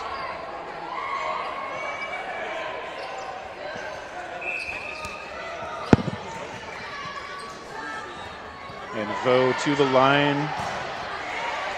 Okay, she takes one shot. She's able to back up safely. Caffeine & Co. I'm going to come to the line, try to close this first point out. Still on Caffeine with 3 balls, I believe. Yep. Vo staying light on her feet. Good block, just one sent in. Counters, gets blocked, and gets countered. Yeah. Very close, down to 2v1. That could have been anybody's game. And I do like how Caffeine & Co. kept the pace up there. Like, Sylvia Vo did have to throw, and Caffeine & Co. would sometimes challenge it, but even if they challenged it, they'd right away be willing to let go another ball just to catch the player before they really have a chance to set up on defense. Yeah, absolutely. They maintained that pressure, kept the game going, which is good. It's always a little bit less, not necessarily lackluster, but I'm not sure what the word I'm looking for. But when the first point takes the half of the first half, you kind of wish sometimes that things would speed up a little bit, and there definitely wasn't that issue there. So yeah, good pace from both of these teams. Exactly. Oh wow. Okay. Wilson catching a hit, I believe. Wilson, formerly a PEI player who'd been on Armada for a couple of years before. I believe she's relocated now. That's right. That's my understanding. I think this is her second or third. I believe it's actually her third season with Caffeine, so she was one of the founding members, if you will. Yeah, this team with their 1-0 edge going to try and recover some balls that I think have just gotten out of people's hands on the court, but they're able to take out Lena Tran. Elects to throw 2 at Milo's corner. It's effective. Yeah, I think it's like the classic way to... Oh, that one popping up! Well, almost looked like she might have been able to squeeze it, but momentum wasn't in her favor there. That was, I think, Ashley Boissino. So coming to the line, there's a long-range try, but Mala's going to get to go on offense again. Lee and Vo. It's Vo taking the shot. Blocked by Fortier. Didn't see what happened there, but yeah. Sarah Gill, apologies, Sarah. Don't know how to pronounce your last name. Gets hit out. 2v2 now on Mala to throw. Yeah, it's close again, but just a little bit too far from the feet there of the Caffeine player.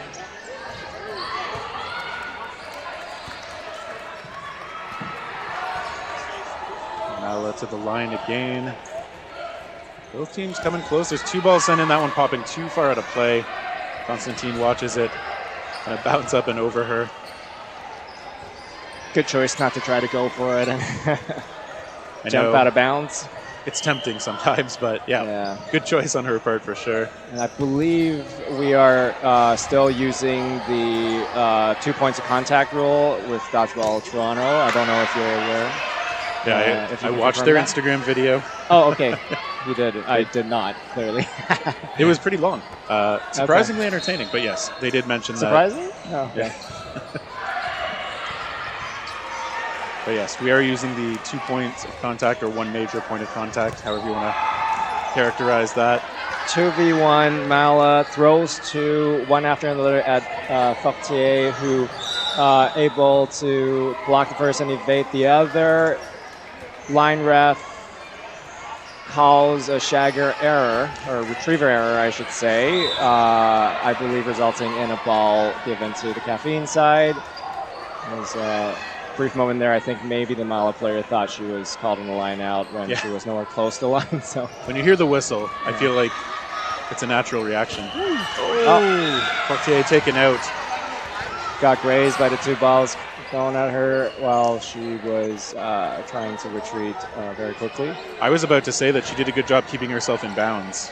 Because that's often the struggle. Did, yes, and she was kind of retreating sideways too, so that it's a harder target to hit, right? Yeah. Oftentimes people, especially on the rush, when they run straight back, it's a much easier target to hit. So I know that's pro tip. If for some reason I'm on the rush, which is not where the team should be, but if I am, I know if I'm targeted off the rush when I'm backing up, all I can do is go up or down. I'm not great at going to the side, but going to the side is, I would say, a higher percentage. It can help, play. yeah. It can help quite often. I'm not sure if this was the case and the last 2 points, but I think Caffeine decisively won that rush in terms of speed, and I think they were able to tag one of the Mala players out as well.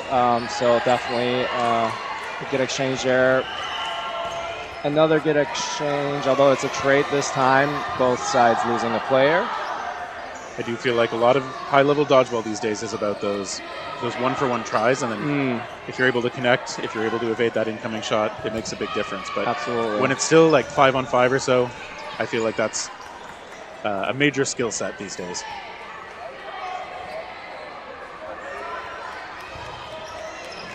Five v 4 players, Caffeine against Mala. Throws one into the corner. Can't find the target. That was Mira Duarte, who I believe still lives in Winnipeg. She's a Manitoba player, right? But I featured with Caffeine. Not sure. I think she actually moved to Quebec City, at least Quebec province. So I think I'm not sure, but yes, definitely first time featured on Caffeine, potentially for the provincials as well in Quebec, if my information is correct, or my assumption, I should say. Yeah, and she was part of the national team program last year too, so yes, a formidable addition for this Caffeine & Co team for sure. Yes, I completely forgot earlier. Sorry, Mira. Jocelyn Luck out there in the left corner for Mala also has some national program experience. That's right. Also mixed foam squad last cycle. Caffeine & Co, though, doing a great job as these players are on the back pedal, just hitting those shots, hitting another one. Yeah, it looks like they might be able to maybe close this one before the end there and get into sudden death, or maybe they'll try to drag it out to win this point in sudden death. There is about 25 seconds left to the first half. Aggressive pressure from Duarte towards Luck, who has the burden to throw. Try safe. She's going to look for catches. Yeah. That is very much her game, and I mean, I think it's a good choice when you're down that many players. But yeah, just before no blocking as well, right? That way, best case scenario, you get a catch and an extra teammate for no blocking. Worst case, you get hit out and you have a full squad for sudden death. It's 2-1 for Caffeine, going to sudden death at the end of the first half. Yeah, so it has been close, although I think Caffeine & Co have been able to take that last point pretty strongly. And I think just based on their track record, you have to assume they'd be a bit of a favorite coming into this match. But there's a lot of experience on the Mala side as well. Fully hit out to start things off. We are in no blocking, of course. 5v4 maybe. Oh, there seems to be a. I'm Yeah. not sure what happened there. I think that was something about the ball coming in from another court Okay. and just play hadn't cleanly resumed, I think. So ball Right, being right. returned back to the Mala side. 5-4 players for Mala. Let's see if they can turn this one.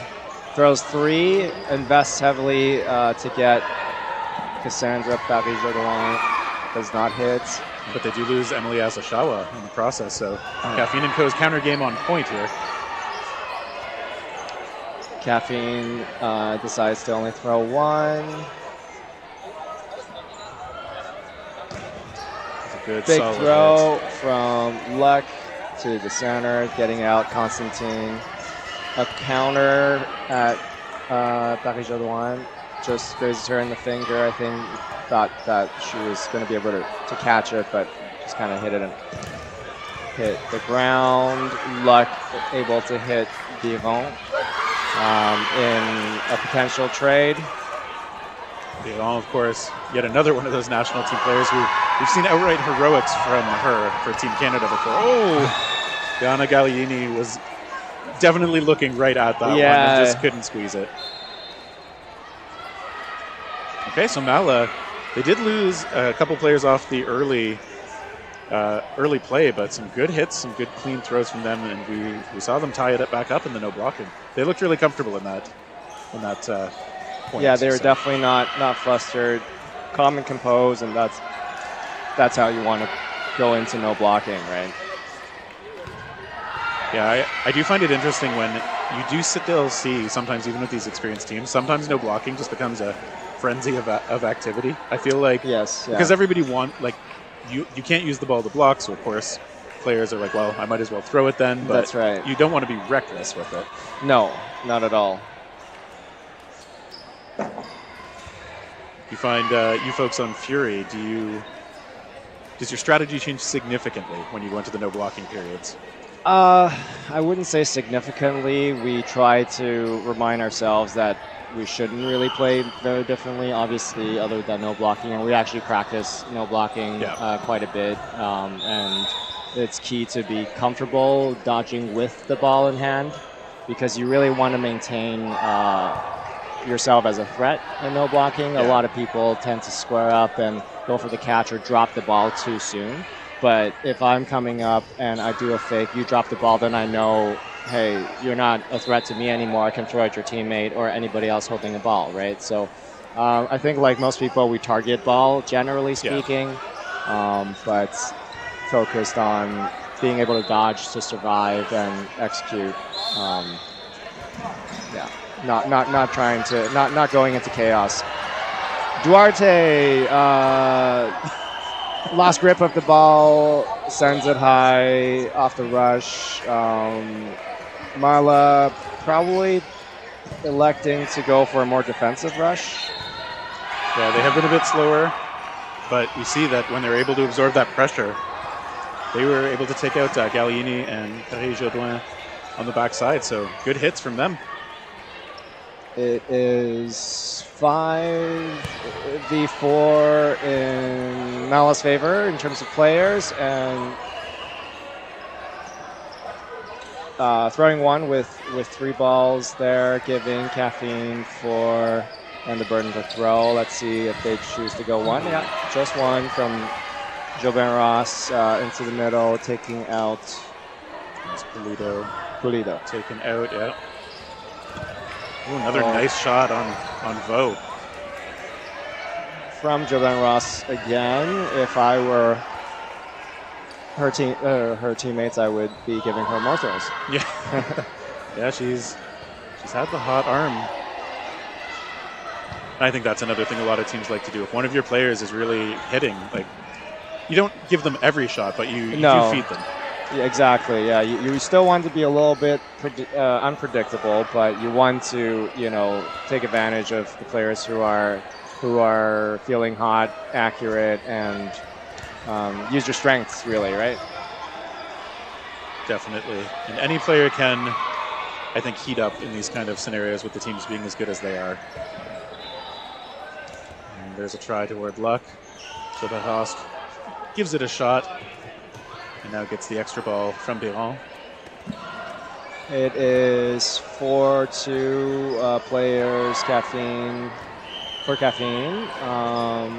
Duarte hits out Ashizawa. Yeah, In that exchange, Luck left alone again. Oh, right in her pocket, but wasn't quite ready to squeeze it. Yeah, she almost, I think, got reset after that throw, just not quite able to get there. So Caffeine and Co. good. It's good pressure again from their side. 3-2 for Caffeine with 22 minutes left and a little bit to the second half of this round robin game. Let's see if they're faster off the rush again. They definitely are. But oh yeah, wow. So Nala must have switched up their rush there, and they were able to take one of the Caffeine players out. Yeah, and I think because Caffeine and Co. didn't actually take a shot, Mala had enough time to at least see if they could find something. So well played on their part. Now they're going to try to buy space for their teammates. Caffeine and Co. backing up safely.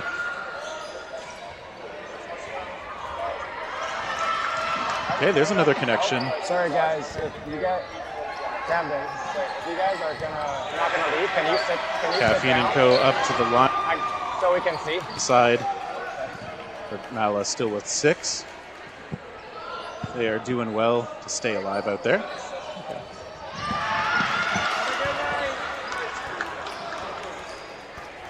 Caffeine and Co. regrouping. They are down to 3 players. They do have 4 balls though at the moment. Kevin handling crowd dispersal duties here for a minute.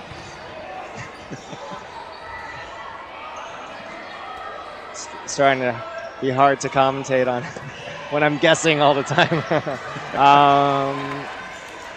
Now that we have a clear view, it is 5v3 in Mala's favor, which is great because they are down a point currently.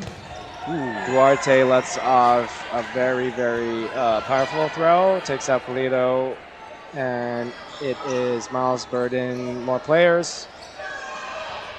Duarte doing a great job of stepping into those throws, getting a lot of velocity on them. So we've seen Mala kind of struggle to deal with those good clean shots, so you know she's getting a lot on them. That one popping up. Oh, that was potentially grabbable, but it wasn't necessary. It didn't hit one of Mala's players out, so maybe it wasn't worth the risk.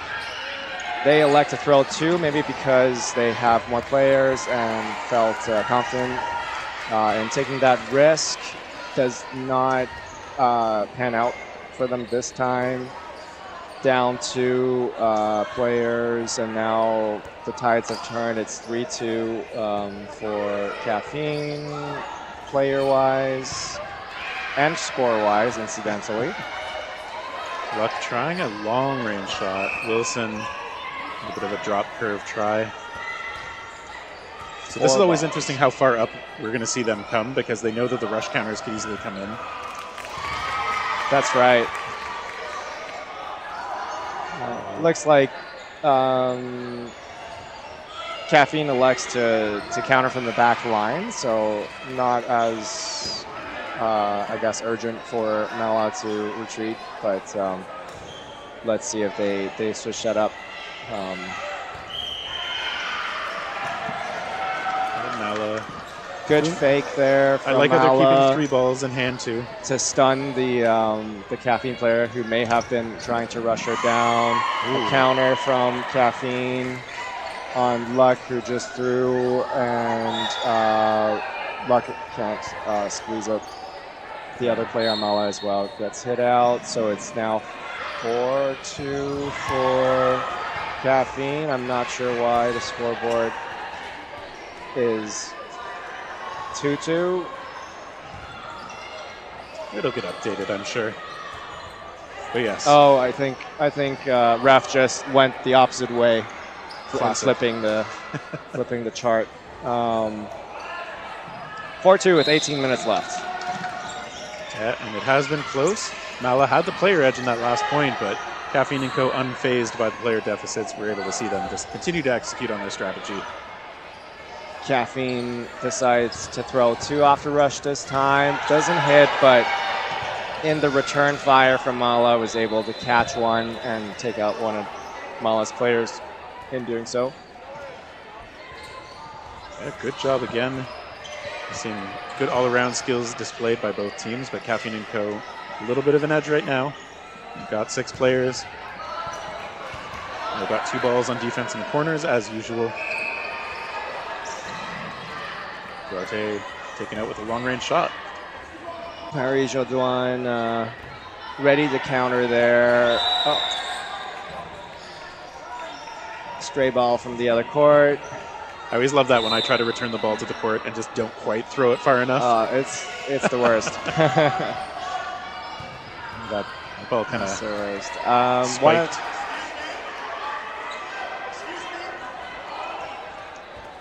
Mala up to the line. Oh, there's a catch. Wow. Jobin Ross on Luke. Fantastic counter and catch. High level. High risk, high reward. Perfectly executed. Pulido hit into right in the pocket. Couldn't quite squeeze it. Yeah, it was right in there. And there was a follow-up shot from Caffeine & Co. to try and make sure that catch wasn't going to happen. That's right. Jobin Ross, great patience, but Azasawa able to back up safely this time. CB Wong. Yeah, surprising. But Mala coming up. There's a try into the middle. Jobin Ross doing a great job with the patience again, and this time connecting on Azasawa. 1-6 players. 1v6 from Mala player. I think that's Wong. Wong. Throws, goes for the catch. Gets hit out. Another point for Caffeine. Yeah, they look like they've really found their stride. Wonder what Mala is talking on the sidelines on the bench there to adjust in order to turn this around. Yeah, I mean, it's hard at this point. They have 3 minutes to go. They are down by 3 points, 2 points now. Yeah. So they can close the gap, reduce the plus minus a little bit. I'm not sure about turning it fully. They have actually, according to the, I'm not sure if the clock is wrong or if that clock is wrong. I think the clock on the stream is correct here. The clock on the court saying 15 minutes is weird. It might be the total match time, something like that. Oh, okay. Or the total time in the slot. Oh, there's a good shadow catch by Wilson. Yeah. Looked very casual doing it, which I always appreciate. I drop those all the time. I'm never ready for them. I just feel like sometimes it throws me off if I don't see it quite like off the hand as much. Right. And even if it feels like I should have been able to catch it. But it's still correct to be in position to do it, of course. Okay, second Mala ball. throws 2. Second ball takes out Constantine.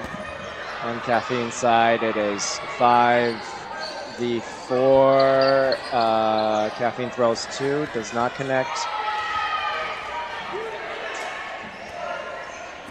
Mala up to the line this time. They do send 2 again. But Paris Jodoin has done great work in the corner, including just staying alive when those shots surviving the throws. Absolutely.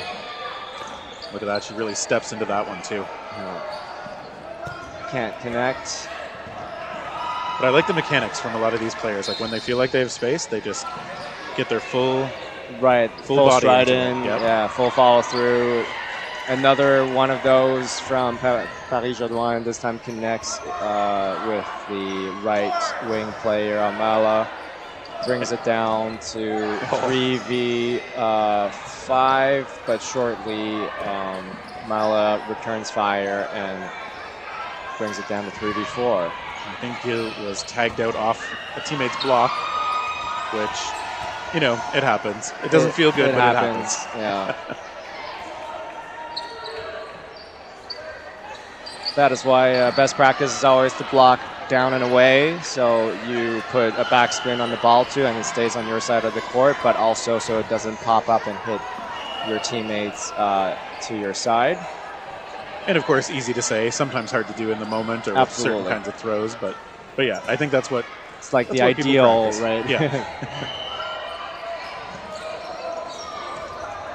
Okay, Wilson, good block. Well-timed counter or pre-throw from Luck, but Wilson ready for the block. Nothing doing for now. Caffeine with 4 balls and burden to throw. 3 players. Blocked by Luck. Caffeine doesn't have to rush here. Obviously, they are up 3 points. And 5 seconds left, so. As you kind of nodded to before, I mean, plus minus still matters. So even though now the match result is definitely not in doubt, if Mala can get this extra point, it could be part of the playoff tiebreakers, like in terms of where your seeding is. Sometimes if you're a bubble team, it might even determine whether you get into the playoffs. Absolutely. So it's 5-2 at the end of regular time. It's now sudden death, no blocking. 3v2 for Caffeine. Now with 4 balls. So definitely their burden to throw. Comes from Wilson. Misses. Does not hit any of the Mala players. Luck, big shot. Boissino tries to go for the catch, can't squeeze it. And it looks like maybe Wilson had a line out as well. Mala very happy, able to close this game, this point. Yeah, they get that last one. Yeah. I mean, even if you lose, at least the last one being one of the points you get takes a little bit of the sting out, I'd say. Absolutely. It's always nice to win a point. Yeah. Even if you're getting crushed. Yeah, and certainly at least that was not a crushing. That was, no. That was pretty good. Definitely not. I'm just, in my mind sometimes, you're down like 7-0, and if you get that 1 point, that just makes it that much more bearable. Yeah, being shut out feels a lot worse than speaking from experience. Yeah. We've all been there.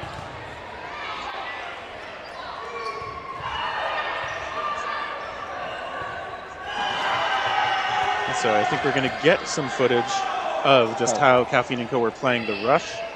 We did notice that they were pretty consistently faster than Mala getting to the line, and they were able to get that pressure right away, sometimes get the outs to have the player advantage.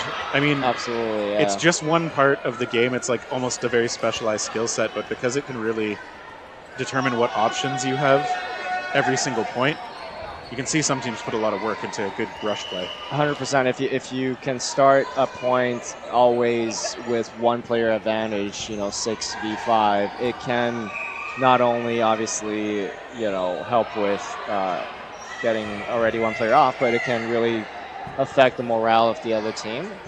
It's quite tough if you're always playing 5v6 to start to win a match. Teams usually start adjusting to a more defensive approach in order to survive and keep the 6 players so that they can execute their offense with that extra life, right? I mean, it's discouraging if you're the team who you feel like you're starting a player down every time, and if you feel like the other team's that much faster and cleaner off the rush. It's a tough spot to be in. So Mala weathered it pretty well, but Caffeine and Co. still looking like the stronger team in that one. Next up, looks like we got Valkyrie versus Outsiders. Outsiders, I believe, an American team. I guess, women's Outsiders team, I don't believe has been to the kickoff tournament before. Yeah, I don't remember seeing a lot of these players. Just looking at their roster now, which of course we'll speak to in a little more detail for the next match. But yeah, obviously we've seen a men's Outsiders team here before, and if you follow USA Dodgeball, there's a good chance you've seen these teams in action at some point. But it'll be my first time seeing the women's Outsiders. I'm just looking at the names, and I believe I recognize some of them from another team. But I'm not sure what they were called. I've met some of these people, but at various events. But Valkyrie, obviously a known, what's the expression?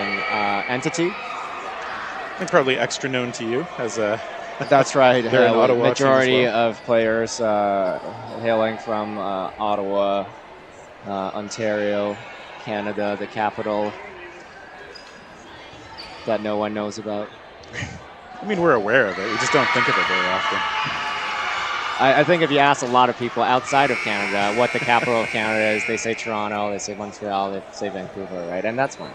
Yeah. That's fine. I mean, I spent 8 years living in Ottawa. I love the city. I came up as a competitive player in Dodgeball Ottawa. That's right. It's a wonderful city.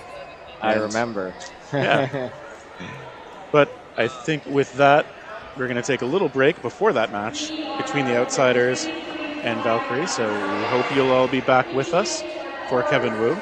I'm Terry Thrasher at the Dodgeball Toronto Kickoff Tournament. Court 1, Valkyrie and Outsiders. Court 2, Supernova versus Kimochi. Court 3 is Raven, is Blue. Court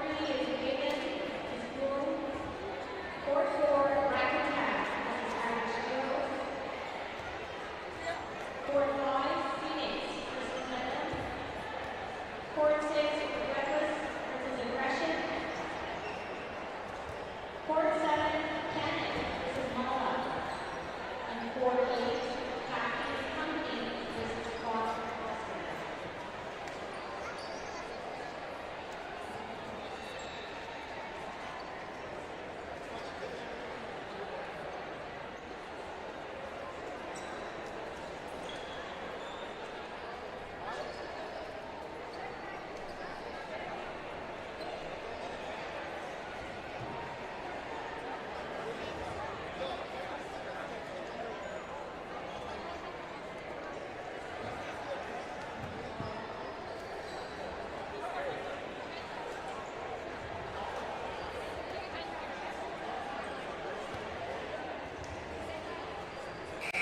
Court 5,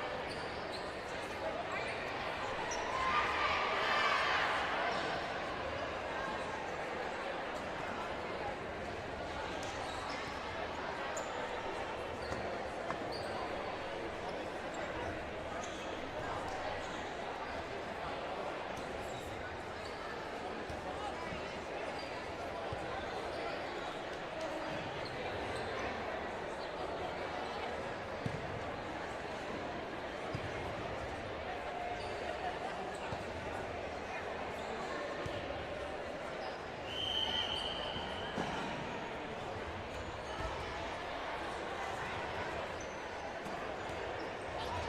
if you're ready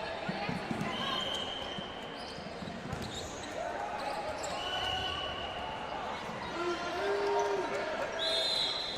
go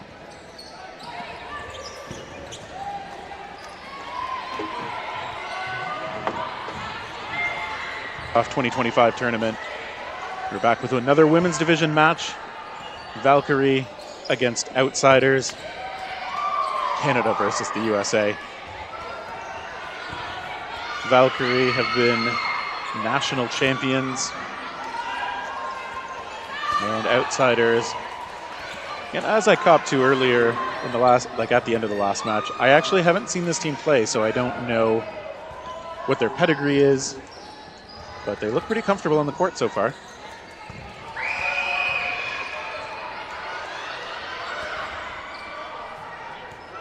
Flanagan and Doyle out there for Valkyrie. Doyle has been a fairly new addition to this team. She did join Valkyrie at Nationals last year after being picked up from, I forget what her original team was in Provincials, but she impressed there and her team didn't make it, so she made a great addition to Valkyrie. You see Claire Curry's back out there for the Valkyrie side too. Outsiders stepping into the line, that ball popping up and taking out the target. Outsiders, they get a couple in on Keith Akawi, who is sent off the court, so good shots. But Valkyrie still have enough players to feel comfortable out there. It's a shot from Cooper.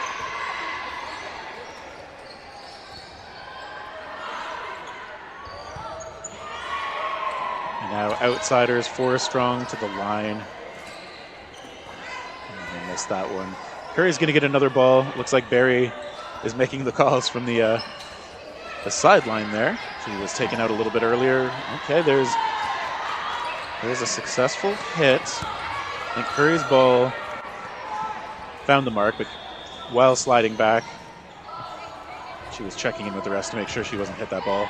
Skipping in short, that one skipping in short as well.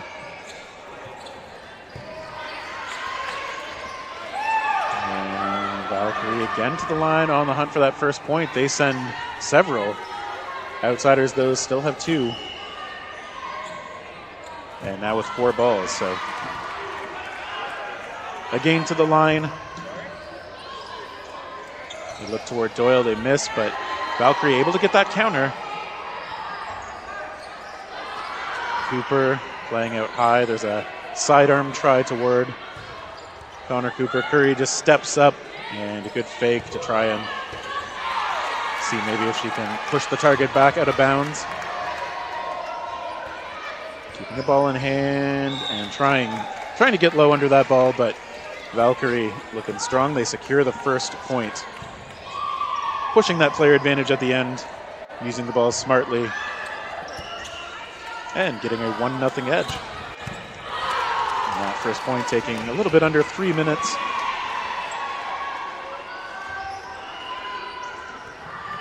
You mentioned Valkyrie, primarily from the Ottawa area, although they've sprinkled in some players from elsewhere. Veronica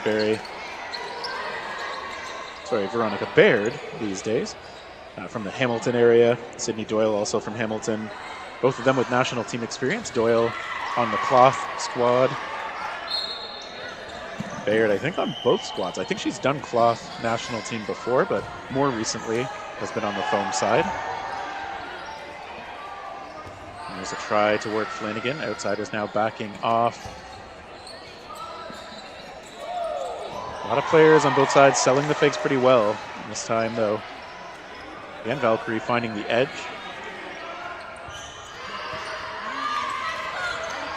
Berkeley is on one corner, not able to protect Flanagan on the other, though.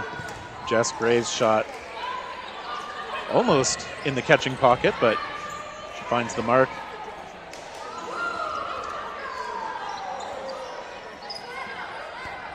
And now Outsiders. They've got one ball kind of in dangerous territory. Have to expect Gray is going to protect that as much as possible. I don't see how Claire Curry is going to reach that ball. Worth an effort, maybe. There's a try.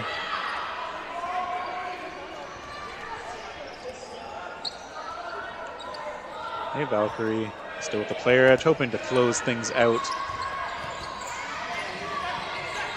They have looked a little bit like the stronger team so far in this match, but Outsiders still in it with 2. They try for a trade, and Valkyrie just, again, connecting on those shots. Really good timing and placement on those balls gives them a 2-0 lead on the scoreboard.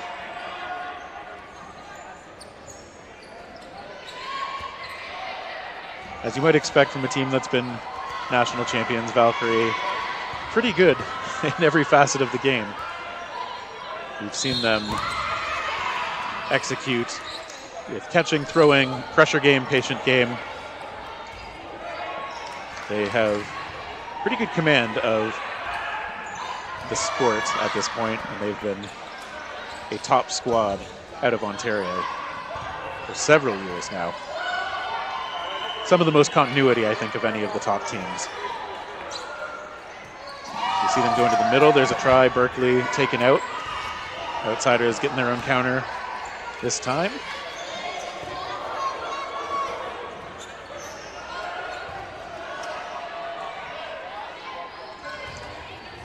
Okay, and Outsiders lose 1 as Flanagan's shot connects. But they've still got 4 players. Valkyrie with 5 going to try and push them back, keep them off that ball. They get a hit. Well, they try for another. Gray trying the follow-up shot, trying to keep the tempo high.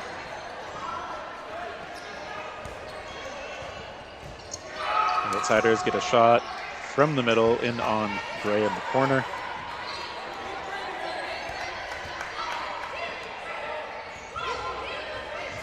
Again, they come to the line, and again, Valkyrie just really timing those shots really well. And there's a follow-up from Flanagan, and man, Valkyrie just pushes it at the end, getting those 3 hits in quick succession.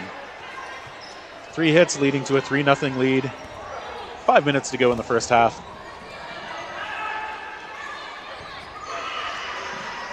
Valkyrie clearly looking like the better side at the moment. Outsiders have had some good moments, but still on the hunt for their first point. Valkyrie is there quickly off the rush. Nice block this time. Berkeley takes a bonus shot, and Cowie taken off. So Outsiders doing a good job to weather the rush and getting out. They're looking a little bit more feisty now. And they get a couple shots in on Claire Curry. Gray's going to have to take over that corner now. And Outsiders still with 6, so they've been finding the shots. Looking for that first point.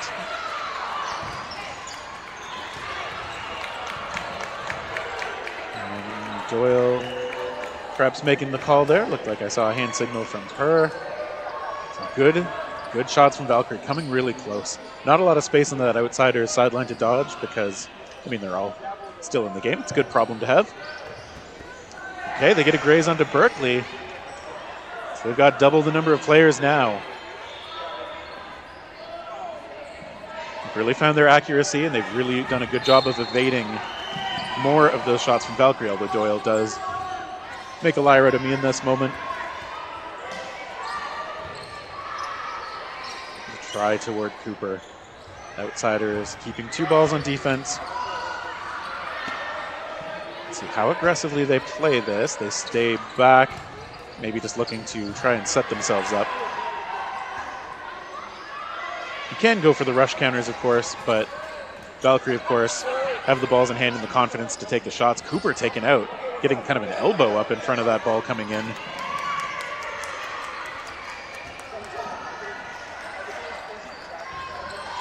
And Outsiders still looking controlled, playing a patient game now.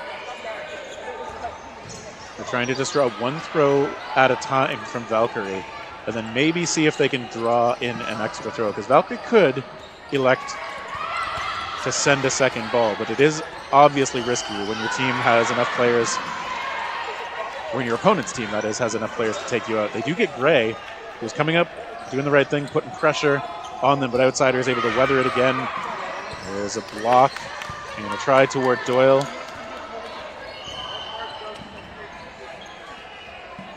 Doyle most comfortable as a cloth player, but a very solid foam player as well, as we've seen right there. Two great catch, bringing Cowie back on.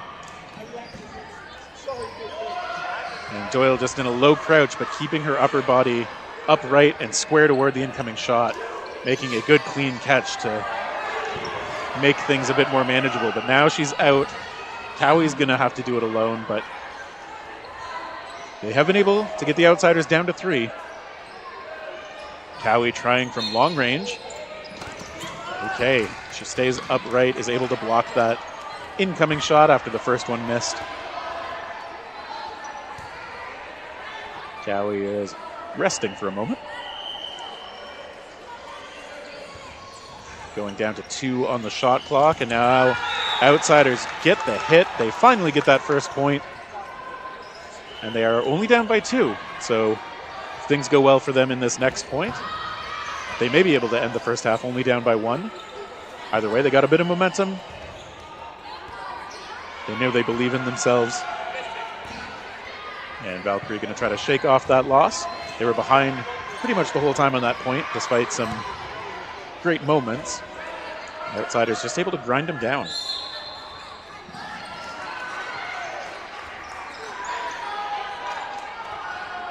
The rush happens without any throws being let go. And so now the outsiders will take one from the middle.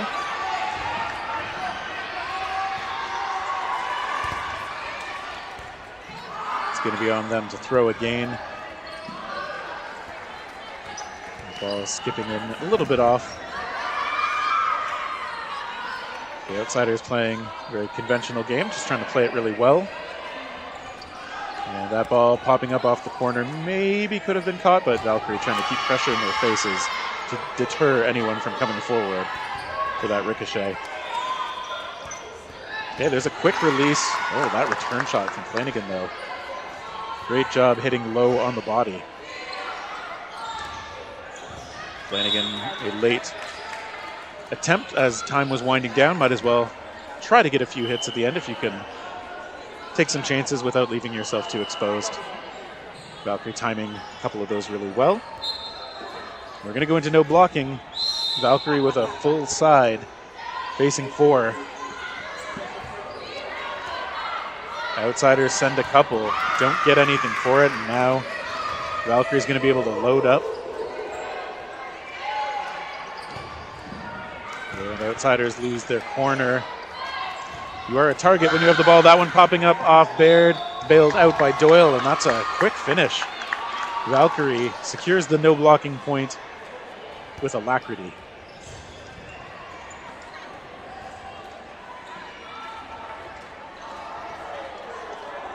As the teams switch side, just taking stock of some of that national team experience on Valkyrie. Because we do see players like Jess Gray, Shade Berkeley, Connor Cooper, Veronica Baird, all with some foam Canadian national team experience. And Doyle, of course, has been on the cloth squad. They're also featuring Brenda Kramer out of the U.S., who's been national team player for Team USA. Jenna Flanagan, the MVP of Worlds in the women's division in 2022 in Edmonton, has had some monster performances for this team. Just a great all-around player. Camilla Presenti out there hasn't actually featured on the court yet, but we might see her before too long if Valkyrie chooses to flex their depth. Okay, outsiders coming up. Nakano's throw missing toward the corner. And we know outsiders can do it. Let's see if they're able to find some good shots. That one coming in well. Baird just taken out up high as she went low.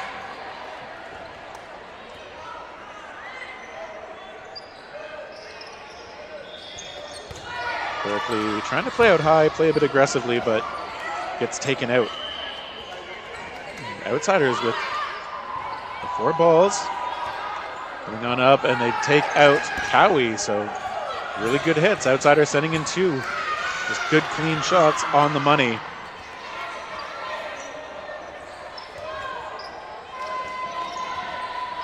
Flanagan's try missing, and now pressure from the corners. Nakano makes the call, and there's a try from the right side, but again, well-timed counter. Helps get the player count a little closer to even. Outsiders down to 4. Nakano absorbing that pressure.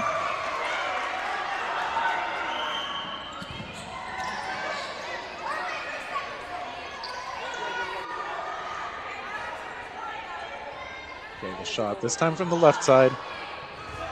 Teams often just doing 1 at a time. That was Gray trying toward the opposite corner.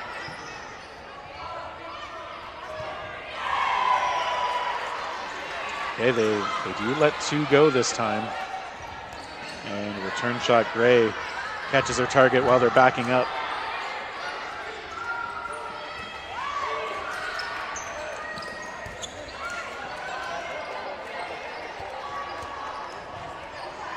And Valkyrie just going to back up safely.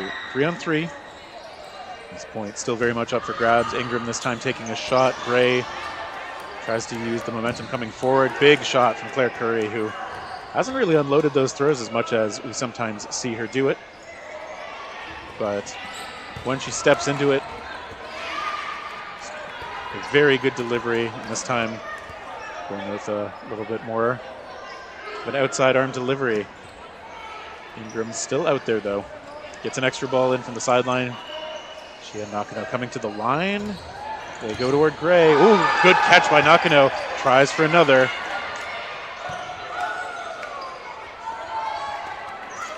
Is taken out though, so it's going to be 2-on-2. Curry does not have a ball. Let's see if they look to target her. Okay, no, Gray taken out. The first one, not able to block it.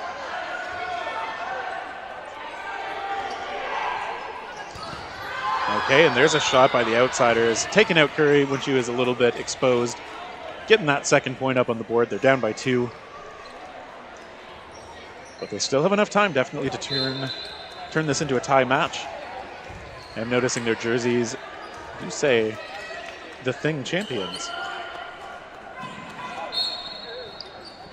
So this team, perhaps a very strong performer in that tournament hosted by Dodgeball Seattle, and I heard a whistle off the rush. That is a warning toward Valkyrie. You get 1 per half. They just used it. This time off the rush. Get Valkyrie there a touch faster than Outsiders, but no excitement off the rush. We'll have to wait for the excitement a little bit longer.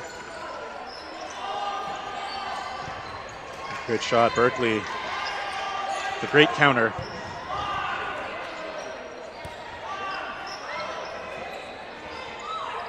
Gray sees that ball coming in. Gets away from it, and now Valkyrie with 4 to the line. And they do get 1 hit.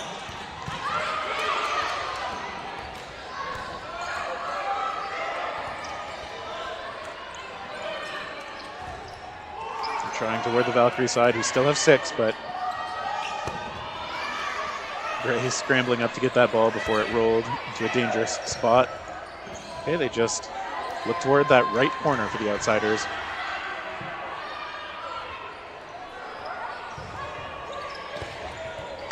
Nakano gets taken out. There's a good hard shot. Flanagan following up. 7.5 minutes to go. Valkyrie wants to make sure that the Outsiders don't feel like they can get back into the game here. Okay, good shot though. Ingram connecting onto Berkeley.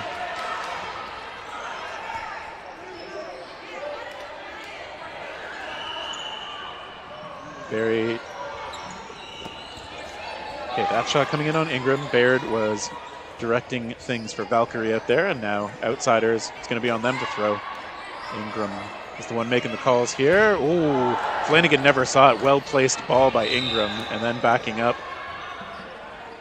is able to get a block out too.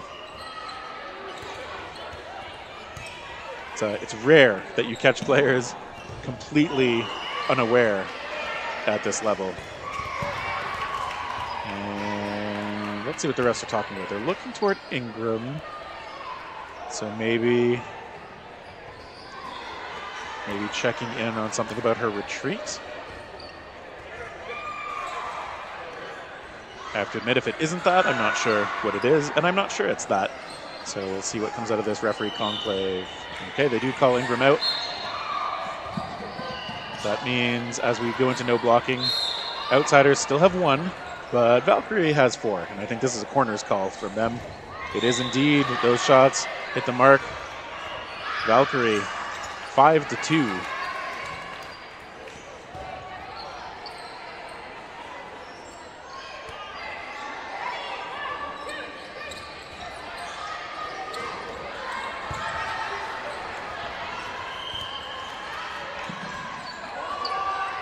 Both teams going for the classic setup of 1 ball inside on the rush. Usually lends itself to offensive options.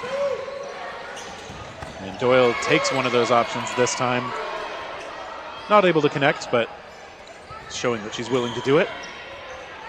Curry with some fakes, but Outsiders coming to the line undeterred. Ingram showing underhand.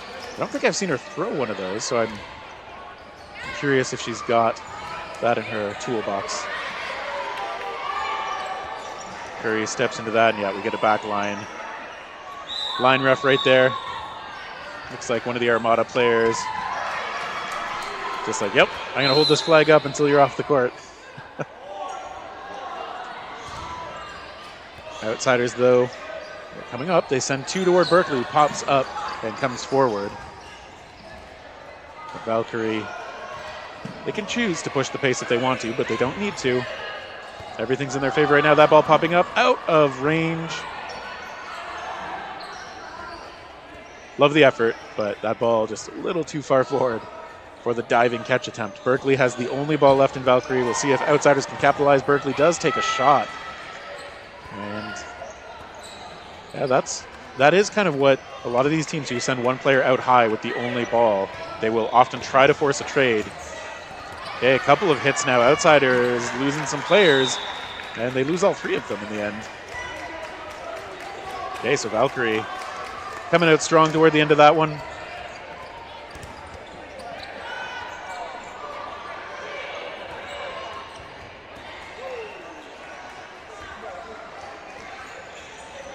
As the officials get these set up for the next rush. Valkyrie with a 6-2 edge. We got a little under 4 minutes to go.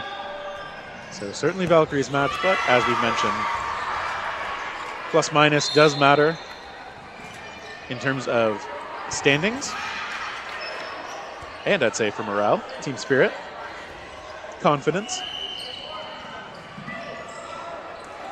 Curry steps into 1. We see Cowie follow, but Outsiders able to evade those.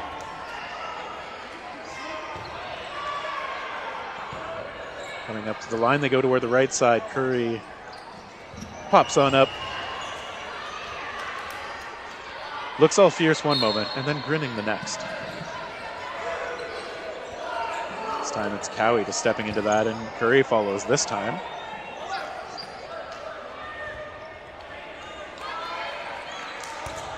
Outsiders getting some encouragement from their players who are off.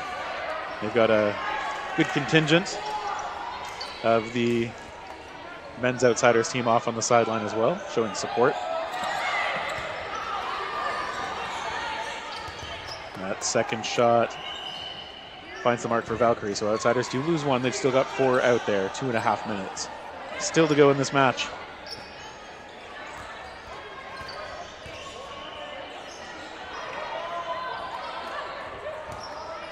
Outsiders coming up safely. They keep the Valkyrie corners back enough that they get to back up themselves.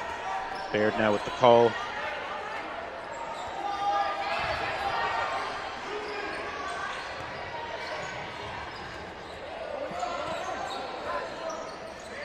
And it's the Outsiders. Ooh, okay, there was a I wouldn't call that the best underhand try. It looked like that slipped out of the hand from Ingram.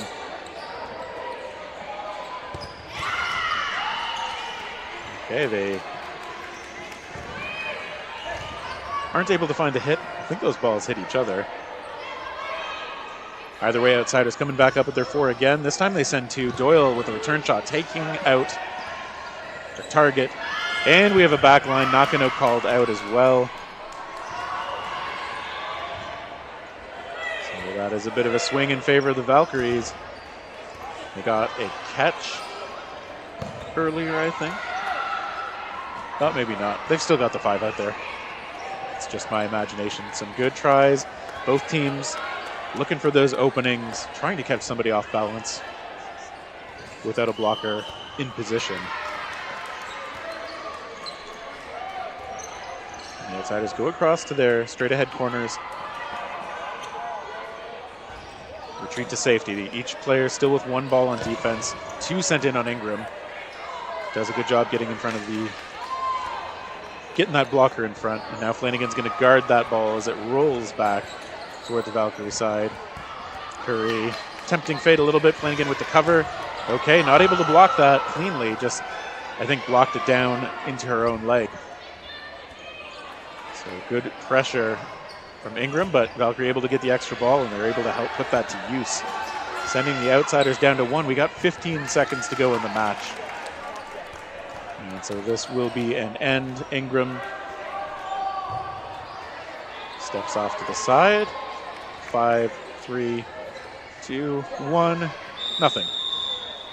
Valkyrie willing to wait for the no blocking period. And I think that makes sense. They've got extra players that obviously is going to favor them in this position. Let them look for that 7-2 lead to pad their own plus-minus in the standings. Outsiders get 1 hit, but they're immediately taken out as well. Ingram with the good effort. Obviously it was going to be tough. And it was indeed tough for the Outsiders as Valkyrie ride to a 7-2 victory.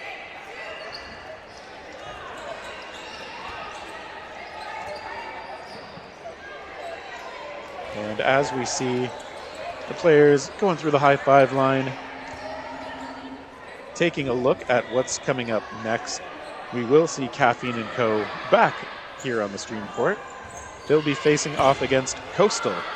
That is the next women's division match here. So we hope you will be back with us for the next match at the Dodgeball Toronto Kickoff 2025 tournament.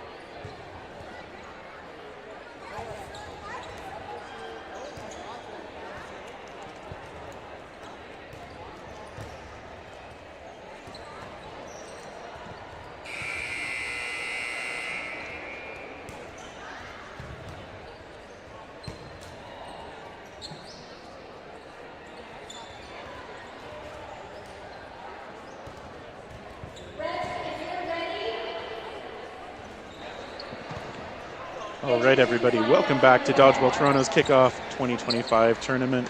Terry Thrasher here with JP Nuyens. Hello. Hello. Glad to be back. Fresh off the, well, maybe not fresh off the court anymore, but we saw Fury out here not too long ago. I think I'm a long way from being fresh at anything at this point. It's old and creaky is what I'm going for right now. Yeah, and you pull it off. Thank you. Yeah, there was a close match between you and Riptide. Oh, you saw that? Yeah. Did I ever? I mean, it took like 4 matches, the last 4 matches, for me to finally figure out my accuracy. So it was nice to get a couple of hits, and you know, they're a really hard team, and we love playing against them. And the honesty between both teams is just phenomenal. So always a fun time. There was a stretch where, like, when Riptide was on the side that's near to us from here, I think like 3 of their players in a row just calling themselves off on things that I didn't see or hear. For sure. And I'm just like, yeah, that, like, that's how you know they're really, really good 100%. sports. They're super close. I told him too, like Matt Derry. I told him, like, I threw a shot that went over his shoulder, and I was playing like it missed, and I would believe it if he didn't take his out, but then he did take it, and I was like, yeah, that's really honest of him. And I got a couple of those where I was like, I can't tell if that hit him. Yeah.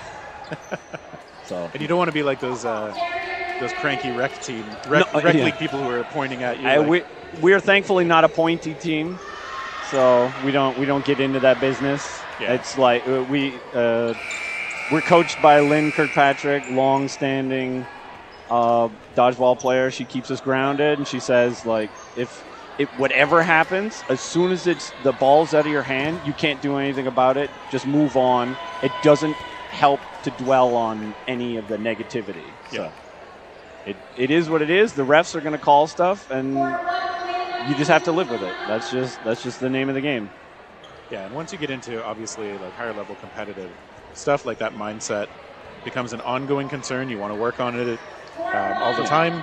I think every team has kind of its character as a team. Yeah. And I do feel like Fury as a team doesn't seem to get rattled very easily these days. It seems fairly steady overall. But in a way, like, we've been rattled recently because we've changed our play style, and then it sort of like took away from what we normally do. So we're trying to rein it in for this tournament and play a smarter game. But literally, like, if someone's going to complain about something on the other side, as soon as they're done, I say, that's good, shut it down, we don't talk about that again, and then we move on from that. Because if they bring it up again and they're still pointing, it's like you're not listening, you're making yourself a worse player, and you start losing energy from the negative energy yourself. I don't know if I can think of anyone who's a better player when they're doing those things. So true, yeah. Like, there's so many times where, like, I think that hit him, but even if I vocalize it, it's gone. Like, I'm not thinking about that next time because then you get in your head. But getting into the court in front of us, we've got Caffeine & Co., who we have seen on this stream, I think 2 matches ago, facing off against Coastal. They're actually from a couple of coasts. Yeah. They got Riel, Leaf, I believe. Yeah, yep. And she's She's West wearing Coast. The Fury jersey right now, though. Representing Will Andrusic for some reason. Yeah. Caffeine & Co., very veteran team. Been doing work at provincials the last and nationals the last couple of years, so they're up and coming. They've been training really well. Yeah, and they've got some national team caliber players on that squad too. Cassandra, far right corner. Oh, I guess on the screen's far left corner for Caffeine & Co. Phenomenal arm, always going to be priority target. And they kind of lean on her. She throws a lot.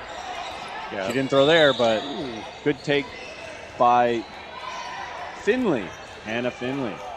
Good job, Hannah. Well, one of the things I noticed in the last match with Cassandra Carré-Jaudoin was, like, even when she needs to release quickly, she still actually gets a lot of her body into the throws. And she's throwing. Yep. She did. Yeah, she puts a lot on that. And probably got one of the hardest ladies throws in Canada.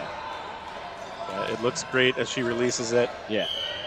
she does open herself up when she throws, but her team is very good at covering her. That's a nice pop-up catch.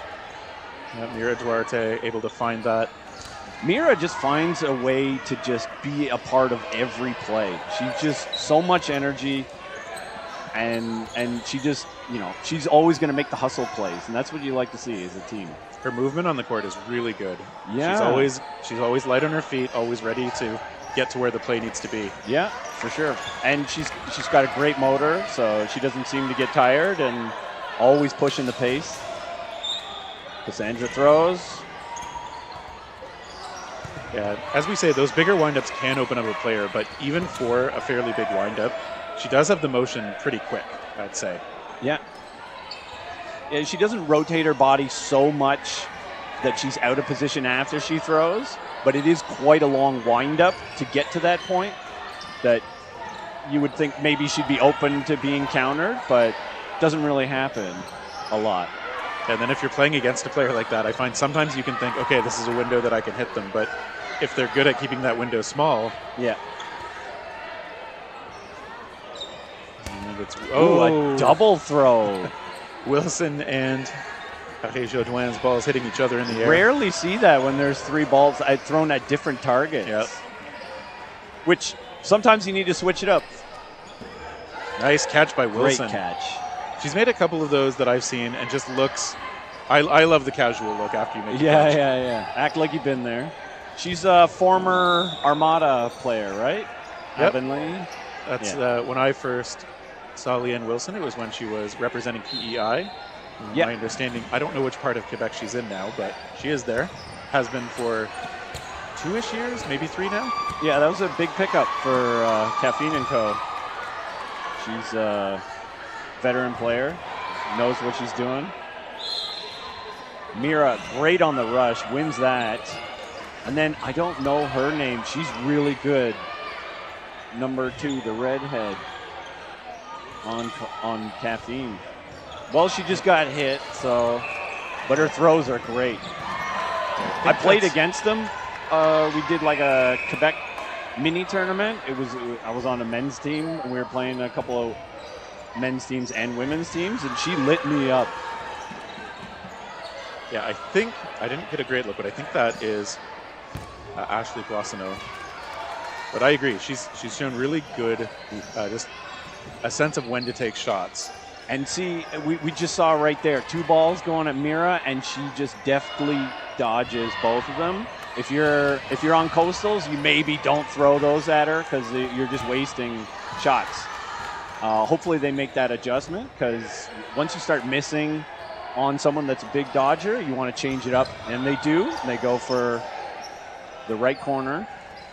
Yeah, and I think if you're confident enough in the throws, that's when you can stagger the timing, hope to get one of those big moves out of her, and then have the follow-up throw take her out. Yeah. But even then, she's so good on her feet that it's not like that's an easy thing to do. No, for sure. And Coastal's here being down on players, interestingly enough, throwing 2 balls often, not a great strategy to continue throughout the match, so hopefully they can switch that up as well, especially when the other team had a full squad. Now it's different because there's only 3, but now there's 4 because that happened. Maybe they should have thrown 2. What do I know? Yeah, Caffeine & Co. with a couple of clutch catches so far. Oh, almost so another. Close. But Amy McNeil, also one of those just fixtures of dodgeball. Oh, for sure. Always been around, always high level dodgeball from her. Cassandra, wow, great throw. Just lit her up.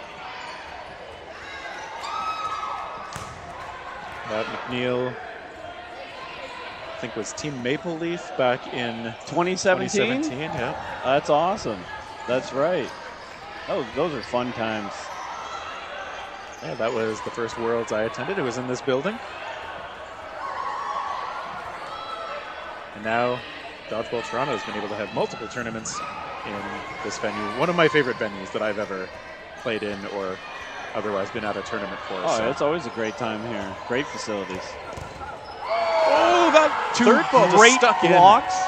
Kept her composure.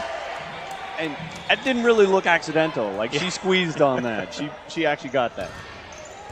you have to be good to be lucky. I feel like there is a little bit of luck when those balls come in, but like you said, she was in the exact right position for it to happen. Yeah, and she didn't do a lot of movement. She just stayed steady, kept her hit box really small, made a couple blocks. Nice dodge there by Tiffany Wong, I believe. Yeah, that is another high-level player from the East Coast. Oh, can't squeeze it though. I don't mind that, going for it. She's a big-time player. She can make those catches. Yeah. It was a 1v1, I guess, unless it was 2 left on. But I think that was the final ones on each side. So I think they played that really well. A little bit sort of impatient on some of their throws, but you know they're finding their targets. Yeah, if you feel like you're rushing those throws, like as long as you're getting on the target that you mean to, it's pretty justifiable. Oh, Card not able to squeeze that one. Yeah. And then it's the first time I think we see Karine Biron, the captain. She doesn't have a ball right now, but she almost got hit there. Nice dodges, good throws. Yeah. Sylvain Ross taken out. Biron not able to get that one ball as it rolls back, but Duarte able to pop up and get a hit. Finley sent off to the side. And Karine is a great thrower, but also like very composed. She never seems to get rattled, and she can make great catches too. And she doesn't reach. She lets it come to her, and she makes those catches. So she's a good captain for this team. She keeps them composed. Yeah, my first time really appreciating her game was in Cancun at Worlds, where she bailed out the national team a few times with just that composed type of play. Was that a catch? That was a catch. Wow. She almost dropped it, Yeah. but it was a nice catch. Yeah, Caffeine & Co. in great position to take a 3-0 lead here. Yeah, it's this is a tough hill to climb here if you're Coastals.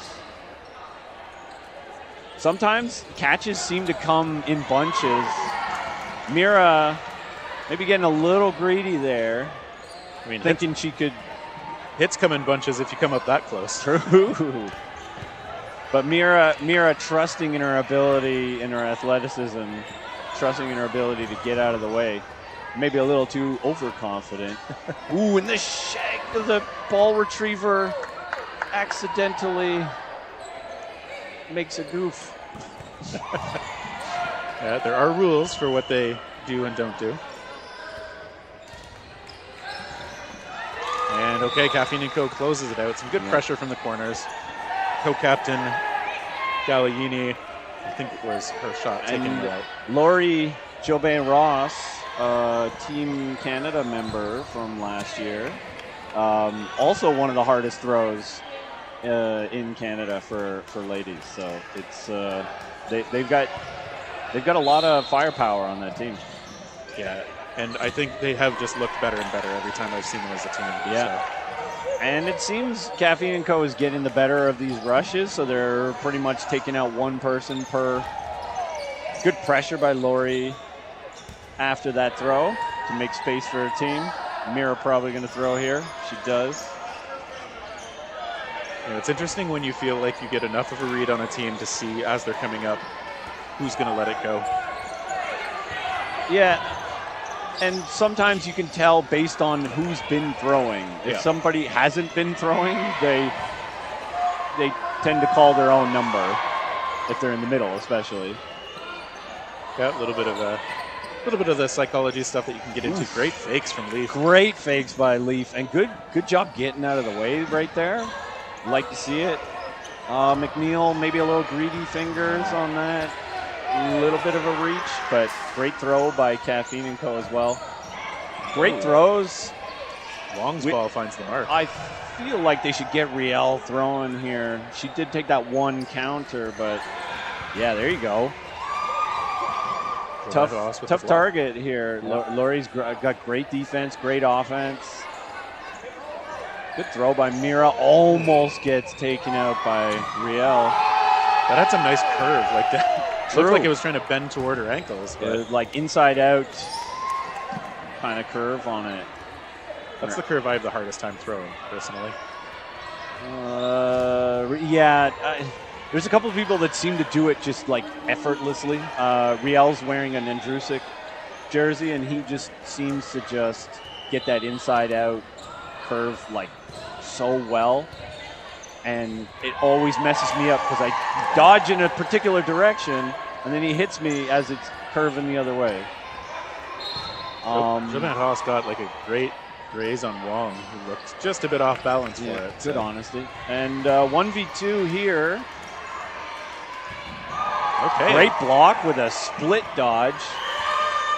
And gets Leaf and takes them all out. Jobin Haas coming in clutch. I was gonna say it's about a 50-50 with Laurie Jobin Ross. She plays it so smart, and when she sees an opening, and she's really good at dodging, like her defense is great too. When she sees an opening and she takes it, she's so deadly. Yeah, we saw her full skill set on display at that point. Sure. She was out, I think, 1 on 3, and even when she had a teammate still on the back line with her, she's a great teammate herself. But we go right into no blocking. 4-0 for Caffeine. Do we do the thing where we talk about rules every time, or we just assume people know don't block in no blocking? I feel like no blocking is a pretty straightforward one. It's in the name. Looked like a hit there, so 6v5 now. Oh, Wilson, great concentration to get that and then take a shot. Good awareness by Wilson there to not only make that catch, but to notice that Riel was a little up high on there and took that shot. McNeil going for a catch. And that was Wilson's throw, just coming right in on her knee as she went low. So what I like too, Leanne Wilson waited to celebrate her really good catch until it was actually a good moment. So. And she just got another hit. Yeah, so huge point from her. Wilson, the MVP of that point, at least. They've had a lot of their Decisive. ladies have had moments like they're spreading it out. It's not just one person carrying this team, and that's what you want to see. You know, this is, I don't know when the Quebec provincials are, but I'm assuming ramping up for provincials, and that's the kind of momentum you want to see going into provincials. Yeah, and if this is the lineup that they are bringing to that tournament, I mean, you got to think they're going to be a favorite to emerge from Quebec. I didn't know Mira was in Quebec. I don't know if that's a recent move, but for some reason I thought she was Winnipeg. That was my understanding when we were in Austria, but yeah, I think Kevin was saying he thinks she may have moved. Okay. I don't know, but it's also a big pickup for them. Even if she was making some hits, but even if she's not, she's. You know, some of the things she doesn't show up on the stat sheets unless you count dodges, because she's got those, a lot of it. Yeah, I think if you're trying to figure out when I don't have a ball, like what should I do, she is one of those players you can watch to get a good idea of what you could do. Yeah, and we played against her on our co-ed team, and my team was literally telling me to avoid her because she does essentially what I do on my teams, and then she baited me into a couple of throws, and as soon as I missed, they're like, we said don't do it, and I'm like, I know, but it's tempting, it's there, and then all of a sudden she's not there anymore. So I think it's a really good feeling when your teammates are like, I told you so. Yeah. But I acknowledge it. I'm like, I know. Ego probably took over for a second there. That's usually the answer. Well, and sometimes, I mean, I obviously get baited into those too sometimes. Sometimes you think, like, I do have a good shot here. I can't just not take these like all the time. Just like anything in dodgeball, you need to take some chances, and you need to switch it up. You can't always just be doing the same thing. You need to be unpredictable in everything: dodging, throwing, target selection. Other than blocking, you don't change your technique on that. True. Just always go for a good block, not a weird, fancy one-handed block. And a card sends one in, and then a return shot toward Wong. So one thing I notice about Jobin Ross's throw is it seems like a little bit of an unorthodox motion too. Like Cassandra Paris-Jodoin we've called out as having a great throw. Leaf as well. Very conventional motions. Comes out really well. Yeah. That's almost like you could watch that in slow motion for tips on how to throw. Lori's a bit of a whip. Yeah, it's a little different. It comes out almost sideways from her body more a lot of the time, but super effective, obviously. Like a cool whip. See if she throws here. Good fake by Caffeine & Co. I had no idea who was throwing there. Yeah, I really respect when teams and players, but like when a whole team has a good way of disguising where it's coming from like that. Riel throws. So hard to play against. I take it back. I think Riel has the hardest throw for ladies. It's probably pretty close. We don't have a speed gun out here, but she's taken after also for her brother, Zion, also one of the hardest throws in Canada. I don't know what they're feeding them out there, but yeah, both of them have that kind of lanky build that they're really able to get a lot of whip onto those you shots. can get a lot of power out of long arms like we just saw right there. But Lori sussed that out, knew it was coming her way, and went defensive. Yeah, able to get Leaf off the court. Card's going to take over that corner. Yeah, and that was a big out for them because like Leaf is just, you don't want to be facing against her. As soon as you put her on the sidelines, makes your job a little easier. That being said, they just lost another one, so a 2v3 for Caffeine & Co. They're still in this, Coastals. Wilson again showing that confidence, kind of like slight intentional juggling of the ball as she ran up to take the shot. Yeah, that's the thing. I mean, she put her head down and still made that block, but sometimes when you get hits beget other hits. You feel like you're on fire, and you start taking more chances, and you might as well. And she got some catches too, so she's probably brimming with confidence right now. Exactly. Her play has earned that confidence so far. Ross taken out. A very rare sort of defensive lapse. I think she was kind of turning her body all the way and like didn't square up for the block. Nice blocks by Wilson, even though she's putting her head down. You don't like to see it, but good idea there, throwing a ball to try and self-clear. Yeah, keep that ball on her side. It's sort Players of are allowed to do that. Yeah, retrievers are not. Not retrievers. Good blocks. Keeping your head up this time. Yeah, true. That's the thing I tell people. Like, I get hit in the open eye a lot. And I tell people all the time, you got to keep your eyes up and you got to keep your eyes open. If you close your eyes or you duck your head, you're not going to be able to see a second shot coming in, and all you're doing is hoping that they miss you or throw it into your ball. Yeah, and I think if you're small enough to get behind a ball, that's a good play. That's one thing, but a lot of us aren't. I think she has a tendency to put her head down when the ball's going over her head. And, that could just be to avoid getting a drop shotted in the head. Yep. Probably going to throw two at her. And they do, and they get her. Yeah. Really smart, confident, and poised plays there by Coastal. They didn't get rattled. They lost Riel early, but they just stuck with it and take their hits. Yeah, I mean, they're not people who play together all the time, but they've got a lot of talent on that side, obviously. Very true. With Tiffany Wong, we haven't mentioned that she's also was on the national program last year. Oh, that's right. And just obviously a lot of veterans. And I think a lot of, half the team has played with each other a fair bit, just depending on which coast you're looking at. Great fake there by Riel, drawing a lot of attention.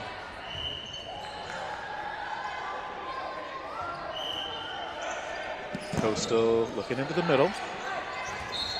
Decent throw there by Coastal. Unfortunate for them they didn't hit one, but looked good. Paris Jodelin. Yeah, if you miss, as long as you don't miss by much, it can feel okay.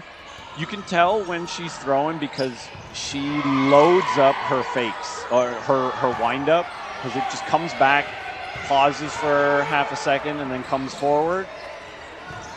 And see, on her fakes, it's just waving. Yeah. As soon as she loads, I tell that to people all the time. If you're gonna, sometimes I'll fake and load as well, just so that they don't get used to how I fake.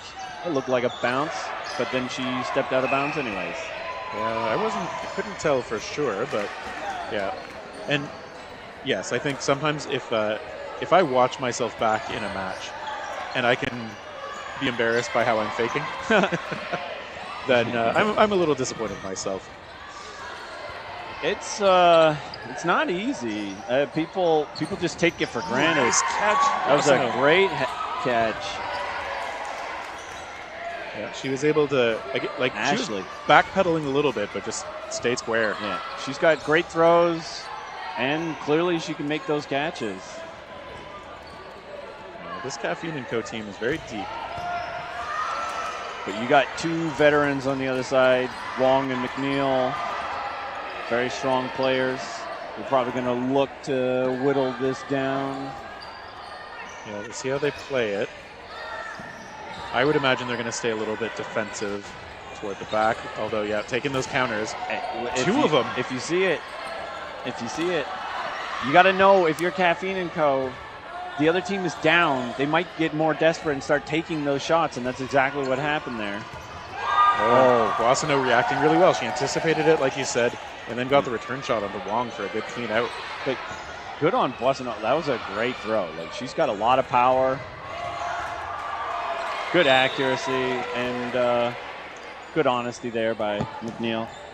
Yeah, Caffeine & Co. able to get through the blockers there and give themselves a 6-1 edge with 5 minutes to go. So I think this match result is pretty certain. In the bag, there's what, 5 minutes left? I mean, 1 point per minute. Anything's possible, but it's doable. Less likely. But as we say in these tournament matches, the plus-minus matters for standings, and it's a long event. You want your team to feel like you're executing well, you're still playing well. There's a lot of reason to keep playing together as well as you can. Ooh, good shot coverage. Great take by Mira, seeing that pressure there by McNeil. She takes one step. Mira didn't back off. 2 balls going in on Lori Jobin-Ross. Probably smart. You got to put a couple on her. She's probably going to catch if you don't. Well, they send her off to the side. There's another Speaking of catches, Karine Biron. Caffeine & Co., that's one of the big differences in this match. They've just got more. Oh, Jobin-Ross off immediately again. Yeah, well, maybe they'll make another catch and bring her back. At least she's laughing about it. Yeah. You can see on Karine's face, she's just stone cold. Yeah, I think composed was the word used earlier, and I think that's a great word for it. Oh, there's a great follow-up from Mira Duarte. Second follow-up there by Mira. She's finding a lot of success with that. The Coastal's getting a little complacent after one throw comes their way, and either that one was they're not putting on pressure, and the last one they were putting on pressure, and Mira took her out for it. Yeah, we can definitely see that she's looking for those openings. True. Of any sort. Yeah. And yeah, there's multiple types of openings. If they're not paying attention or if they're being too aggressive. You got the body count here. You can stand to take more chances, like they just threw 3 balls there. They only have 2 players. They can't, if they have 5 balls, they can't throw more than 2, so. Yeah, that's one of the, ooh. Throw 2 singles, and they do hit one. Gill heads off to the sideline. Yeah, that's one of those lessons try to impart to some players who are newer to competitive play is you can give the other team more balls if they don't have enough arms to actually throw them sometimes. If they have less than 4 players, give them 4 balls. It's a decent strategy, putting 2 on them. Good job getting her legs out of the way. Wilson again. She looks fairly effortless out there in the court sometimes. Okay, there's a hit. Coastal trying to get a little bit of momentum for themselves late in this match. Yeah, they're making it close now. It was 2v5 or 6 at one point. Good throw by Wilson, but better block. Let's see if they throw 2 here. They do, but at different targets. And Karin, steady as she goes, tells the team, hold up, let's reset. Yeah, I mean, ooh, there's 2 right on the same target. Yeah, see, that makes more sense. If you're going to throw 2, you might as well throw at the same target. Okay, Card taking the safe shot from about 1/3 of the way up. Now coming a bit closer. And good patience here by Caffeine and Co. They don't need to push this. Yeah. Okay, some good defense by everybody involved. Oh no, Wilson. I thought it was hit. a good block, but Yeah. good honesty for her. Mira not paying attention there. Card hit. Ariana Card has a nice kind of a flick, so her shot comes in with a lot of curve, even though she hasn't stepped into the throw all the way. Who? But Card. She's rocking a Martin Dutil jersey, I believe. I but- see. I was like, she doesn't look like a Dutil. Oh yeah, a little over 40 seconds to go, so they will start this with the normal rules, and we're going to quickly get into the no blocking rules. Mira again winning the rush. Not much you can do against that when one team has a much faster rush. Beating them by a couple of steps there every time. Yeah, that's good rush play. Jordan Haas taking out. Card taking a hit and then another hit. It's now 5v4. Good fakes once again by Riel.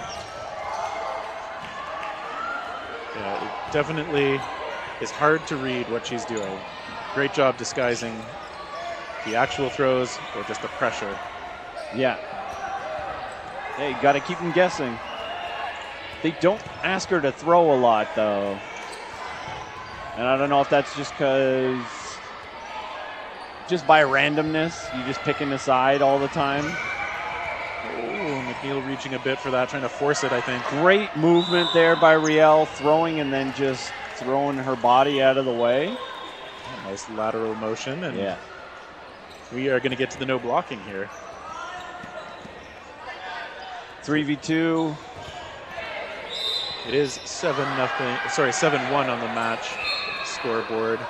So obviously, Coastal is going to go down in terms of match result, but again, they might be able to finish strong here. Okay, Wilson grazed, I think.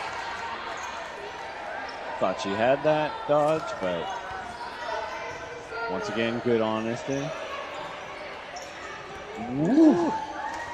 Yeah, some close calls, and it's like Leaf taken out this time. There's a catch. Beatrice Fortier, great catch. Good throws. Just missing. So 2 balls for Caffeine and Co. It's going to be on Coastals to throw here, at least 1. Yeah, Fortier's done a lot and finishes it off too. Caffeine and Co. bringing that one back from a tough position, but it's a good result for them, 8-1. The most games were pretty like the score doesn't really indicate how close most of those points were. So both teams played really well. Good display of athleticism and sportsmanship here at the end. Everybody's friends once it's over. Yeah, as we were saying, there's a lot of talent on both sides. Caffeine and Co. really great team play, though. I feel like they really know what kind of pressure they want to put on the other team. For sure. And they're very in sync when they do it. And like you said, a lot of the points felt pretty close, but that was a decisive win. Yeah, you gotta feel pretty good if you're Caffeine and Co. That's a strong team and a good score to come away with. So they're gonna bring that confidence into their next match. Yeah, and our next match coming up on this court looks like pitch perfect. Nope. Well, they're walking by. They're. We've got Rack Attack and Whisker. Ooh, will be showing up. My oh, first the time Whiskers. Oh, I might want to stick around for that if you'll have me. Well, you're welcome to. Just like the viewers, we hope you'll be back for this next match here at Dodgeball Toronto's Kickoff 2025 tournament.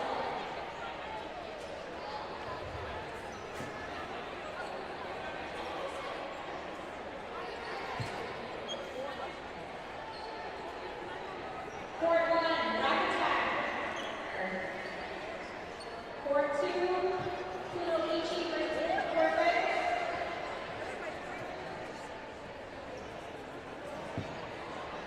Court 3, Ola versus Rochesters. Court 4, Aggression versus Venom. Court 5, Phoenix versus Armada. Court 6, Coastal versus Panic. Court 7, Outsiders versus Supernova. Court 8, Brandon versus Actors.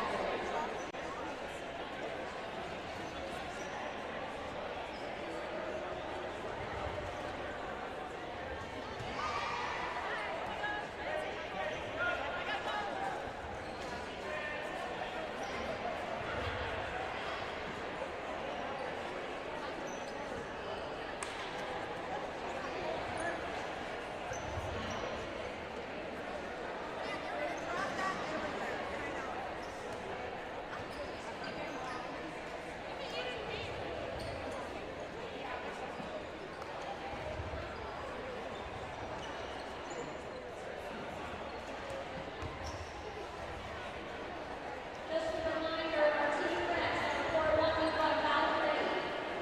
Court 2, Bloom. Court 3, Reckless. Court 4, Kathy and Company. Court 5, Kathy and Company. Court 6, Reckless. Court 7, Bloom. And Court 8, Valkyrie.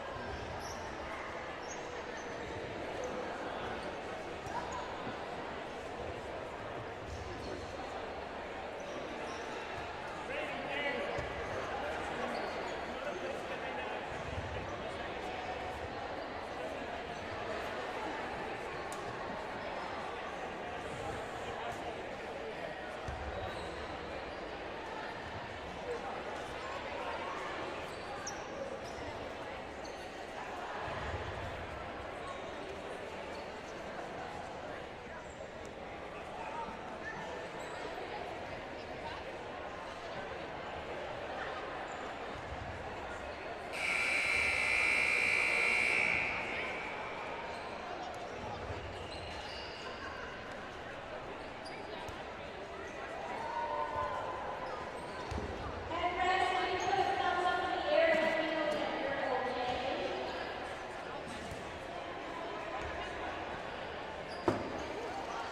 Thanks, Joe. Appreciate it. Everything's good? Joanna's good. Yoshi's good.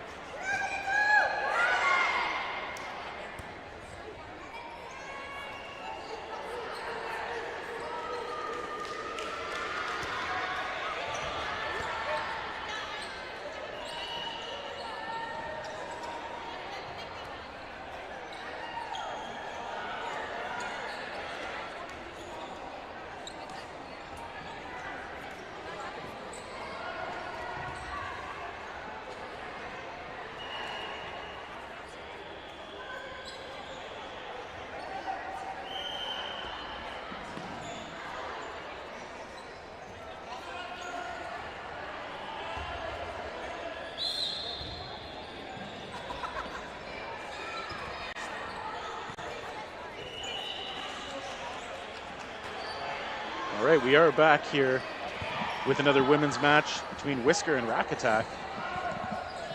Whisker, they're all in black here. Actually, they're both black shirt teams, but Whisker, they're not wearing their characteristic kitty ears. Were they wearing kitty ears before? They were. It was amazing to see. Huh. You love to see that, but I guess you can't play with it because they'll fall. Interesting choice not to go for the player that went down right close to the line.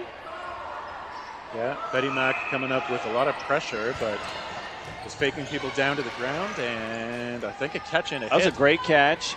Very poised. 2 balls coming in. She went for the catch, secured it. Good hits. A lot of Both throws sides. here by Rack Attack, taking out one more.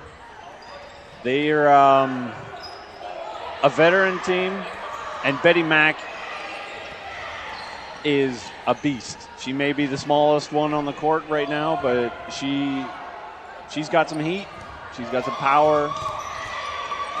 And another player who's risen to some big moments. We've seen her on the the world stage representing Canada at the national level. That's right, yeah. I think that was the inaugural co-ed division at Worlds. She was a star. She had one game where I think she drew out like 5 minutes, slowly whittling them down 1v whatever, and then ended up winning the point. That was pretty boss. Yes, indeed. And okay, Rack Attack, great throws. I thought Betty was going to throw that. As soon as you look away from her, she doesn't take all the opportunities, but the ones she does are very smart. Good fakes here, and good that was her trail ball to finish it. Yeah. Really well placed shot, right low onto the ankles. Yeah. There's nothing you can do about that. And meanwhile, this Whisker side, a lot of players you'd recognize from Team USA. Most of the players are American. And is that why I don't recognize any of them? Were you not watching Team USA in Austria? I was kind of in my own world, just focusing on myself, so I didn't pay too much attention. Good thing Betty was paying attention. She gets that catch. Nice pop-up catch. Good awareness. Good fake by Betty. Looking, posturing. Sam Greco laughing a little bit as that ball was caught. Yeah. But Whisker now going out. See Sydney Somerville, one of maybe the only Canadian on this team. I don't know where everybody's from, but they are definitely from the Hamilton area. Yeah, Sydney gets taken out there, and that's probably a good choice for Rack Attack because they are one of the strongest players on this team. I don't know most of these ladies, but Sydney always in position to dominate on the court. Lisa Westman taken out. She is the captain of this squad. Oh, she's been around for a bit too. She's a strong veteran. Yeah, I think last year, was her first time in the national program. But as you say, I mean, she's been doing foam and elite dodgeball too for quite a few years. Mm-hmm. Just really great all-around player. And I think she's married to Glenn. Yeah, Glenn Spacher. Yeah, and a great couple, very, very experienced, very high-level players. Very nice people too. Also, yes, wonderful people. And there's a preemptive try, but doesn't find its mark, but not a bad idea. Take some of those shots so that they don't just come to the line for free every time. Look at that power by Betty. Went a little high, but she hadn't thrown in a while. Yeah, Betty Mack, one of those examples of your mechanics are so much more important than how tall you are, how long your arms are, or whatever. She's just got great mechanics. I don't know if she's super jacked underneath that jersey, but she gets so much power out of it, she must be. Because the only reason why I throw even halfway decently hard is because I got long arms. And she's much shorter than, well, not much shorter, sorry. I don't want to call her out like that. But she's always one of the smallest people on the court, and she's got so much power. Yeah, great mechanics. Go a long way. Some of that comes from core, too. She might have a really strong core, just muscling her way through it. And Molly Pelletier lets one roll by her. She's from BC, so this is a big pickup for them. Yeah, this team's traveling from the further reaches of Canada, and don't know how many. Oh, there's a catch by Mac. And a hit by Mac just saying, you know what, I'll just do this myself. What was so good there, she took a shot. Yes, she also hit, but she was ready for that throw coming in, and she secured it, and she's so good at that. And her hitbox is so small, and then you throw really low, but she's also really low, so I don't know what to do there. Yeah, and she's very smart about positioning herself on defense too. So Yvonne attack off the rush. Yvonne winning that rush for Rack Attack, and they take one out. I think actually she got the blocker up. Okay, well, what do I know? I don't know. Yeah, I mean it was it was a falling back, kind of rolling back. Yeah. So tough spot to play defense. I'm kind of obscured here by some of the netting. Probably middle going to be thrown here. First time we've seen her throw. That's a decent throw. I don't even know who that is. Yeah, I can't see the name, and sometimes I don't recognize the player. Yeah. So. Sydney wondering that bounce, thankfully.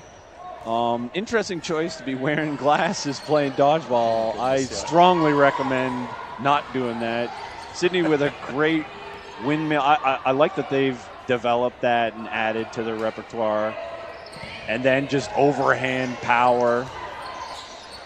Yeah, and this is why they targeted her earlier. Yeah, I mean, Sydney's throw, very strong. Longtime cloth player, too. And formidable at both sides, although taken out there. So Westman takes over that corner, Rack Attack, finding a good shot on one of the big arms for this Whisker side. I feel like if these are all like mostly American ladies, we can see a lot of catches on this team, because from what I know about the players from the States, they go for catches and they full sell for it and make them. Hey, but they're dodging real well too. Yep, good movement out of these players, and some good shots there too. Yeah, playing in glasses, I mean, I'm wearing glasses now, obviously, but even at a tournament where just a spare or like a rogue ball could come my way, I feel aware of that. Anytime I would wear my glasses and forget my contacts, that's exactly when I'm getting headshotted over and over. Ooh, just dropped one right on her back there. Yeah, Westman heads out, so that was Yvonne Scher. Good long-range shot. Gonna need a few more of those, though.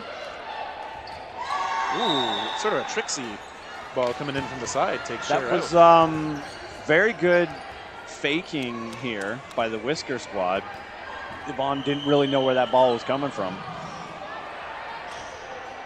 Yeah, disguising it well enough. I mean, if you can come in from that slightly tougher angle. Yeah. Because she's got the blocker ball in front of her. Yeah. And Yvonne's such a strong player, like to get her confused on some of those, that's a feather in your cap. She doesn't often make a lot of mistakes. Feather in your cap, a whisker on your side. I don't know. Sure. You got a false start from Rack Attack. You get one per half, I think. Sure do. Nice block there by Eastman. Westman. East, West. East Coast, Best Coast. Didn't even do that right, but Yvonne making that catch on Sydney, that is probably the strongest thrower on this team. That's a whisker in her cap.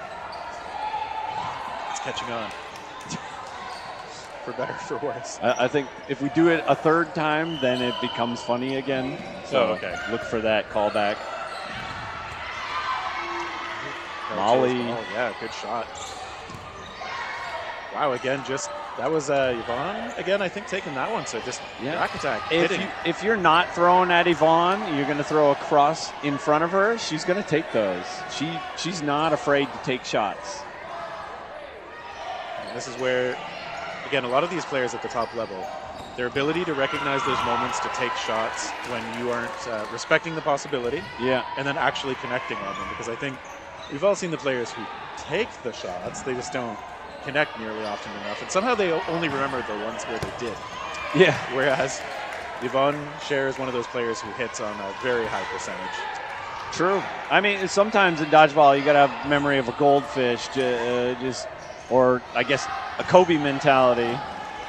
Even if you're 0 for 18, you're assuming that 19th and 20th one is going to go in, or in this case, hit.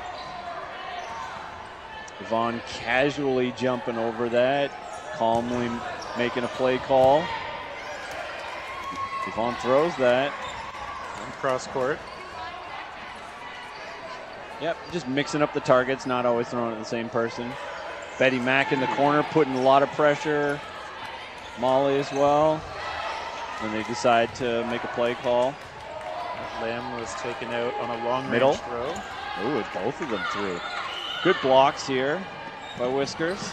Yeah, the timing a little too far apart, so able to get those blockers. Yeah, they don't always have to be at the same time. It's good.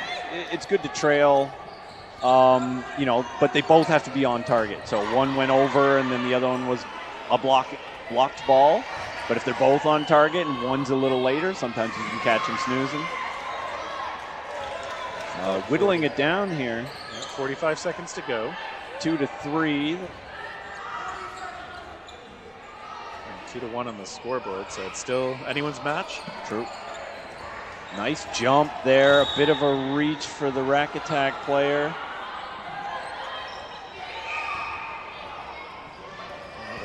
Sugden. It's 2v2, but I like our chances with Betty Mack out here. I'm thinking she's due for a catch in this one. Okay, there's a couple of tries from Whisker. And somehow nobody out. Okay, now 1v2. I still like Betty Mack in this situation, mostly because I don't know the other ladies on the Whisker squad. Whiskers content to take this one into no blocking. They might think they have the advantage, but they're going against Betty Mack. And you never know what you're going to get. Well, but they do have that player advantage. We'll see how they use it. She's a great blocker, Betty. And dodging. Well, she correctly Great reads throw. that one's coming out, and now she's going to Two face coming in. Yep.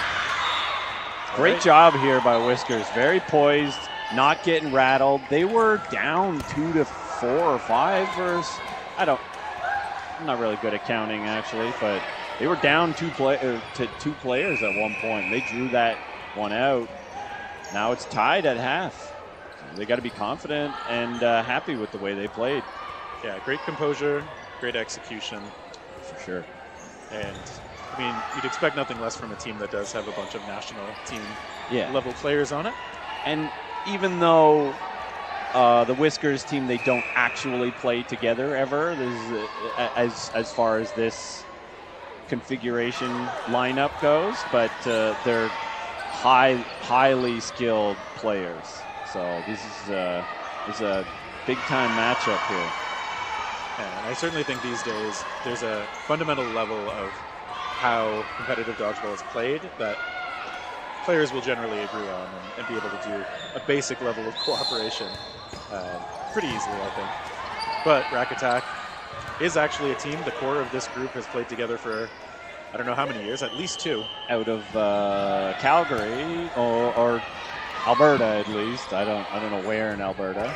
Maybe Edmonton. Nice folding dodge there. My knees hurt just watching it. Yeah. I could never. 20 years ago I could, but 20 years ago. I could never. I include a long time in the past too. Maybe when I was like 1 year old, I could fold like that without blowing a knee out. Don't try this at home with your babies, please. Yeah, I mean, I don't know how you train that. Somerville, that was a little risky. I think they were up high without a lot of protection on the other side. The really scary thing about Sydney is even though they take some shots, they are always ready for catches. That is true. Defensively, it is a confident move. Very much. And if you're Rack Attack, you're scared to throw those sometimes because, you know, you don't want them making those grabs. Hey. Greco, I think, was hit out, so Whisker still have 3 out there. Somerville gets away from. And you're going to continue to see that at this point. They're just going to keep throwing balls at them. Sydney throwing. Nice underhand, switching it up. Sugden stays in Sugden bound, but is gone. thought maybe She gone. She's on the sideline. Doesn't matter. Doesn't matter how. Inconsequential now. And a great pre-throw by Sydney that doesn't connect, or maybe it. No, I don't think it did. And then almost had that catch. It would have been nice to be proven right. But I'm sure they'll get another one later. A great finish from Rack Attack. Yeah, especially when you see the leaders on this team, Yvonne and Betty, just commanding the line. Just like, you don't need to overcomplicate this. There's one person left. Let's just throw all the balls. Throw at least two.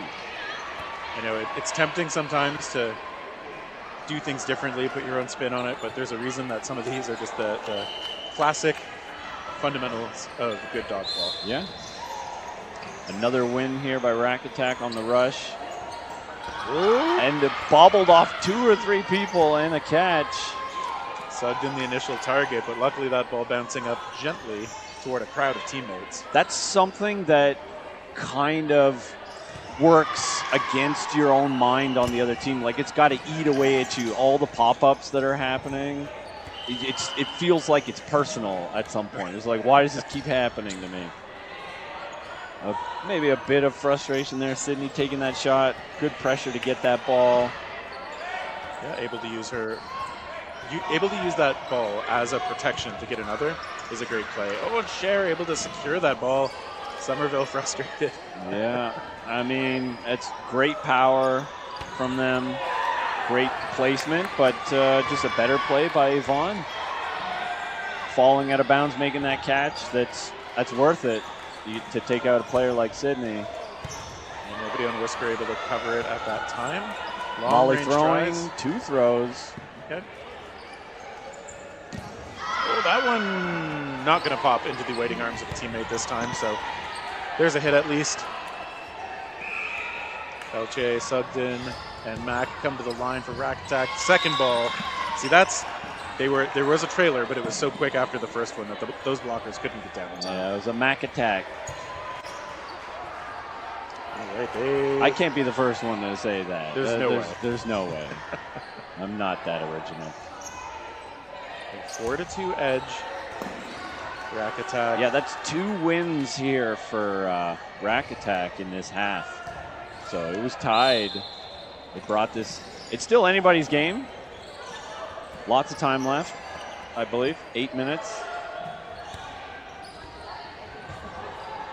Yeah, plenty of time. Whiskers have the talent to get some points, but there's a catch. Again? Yeah, that one, not a pop-up, just a good, clean catch. Rack Attack can do it all in this one as they take out another opponent with just a single throw. Lamb in the middle is making the calls their own number this time.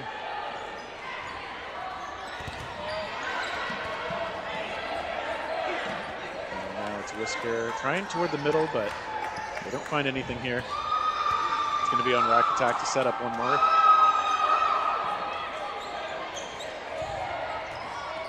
Throwing 2 at 2 different targets. Sydney realizes the imbalance, takes a shot, but doesn't connect. I like the idea. You're down, take some shots sometimes. Really nice throw there by Molly. Sidearm, getting real low on that release. And Westman taken out as well. So again, Rack Attack just making those solo shots work. And 2 very strong players here for Kittens. Whisker. The Kittens with the whiskers.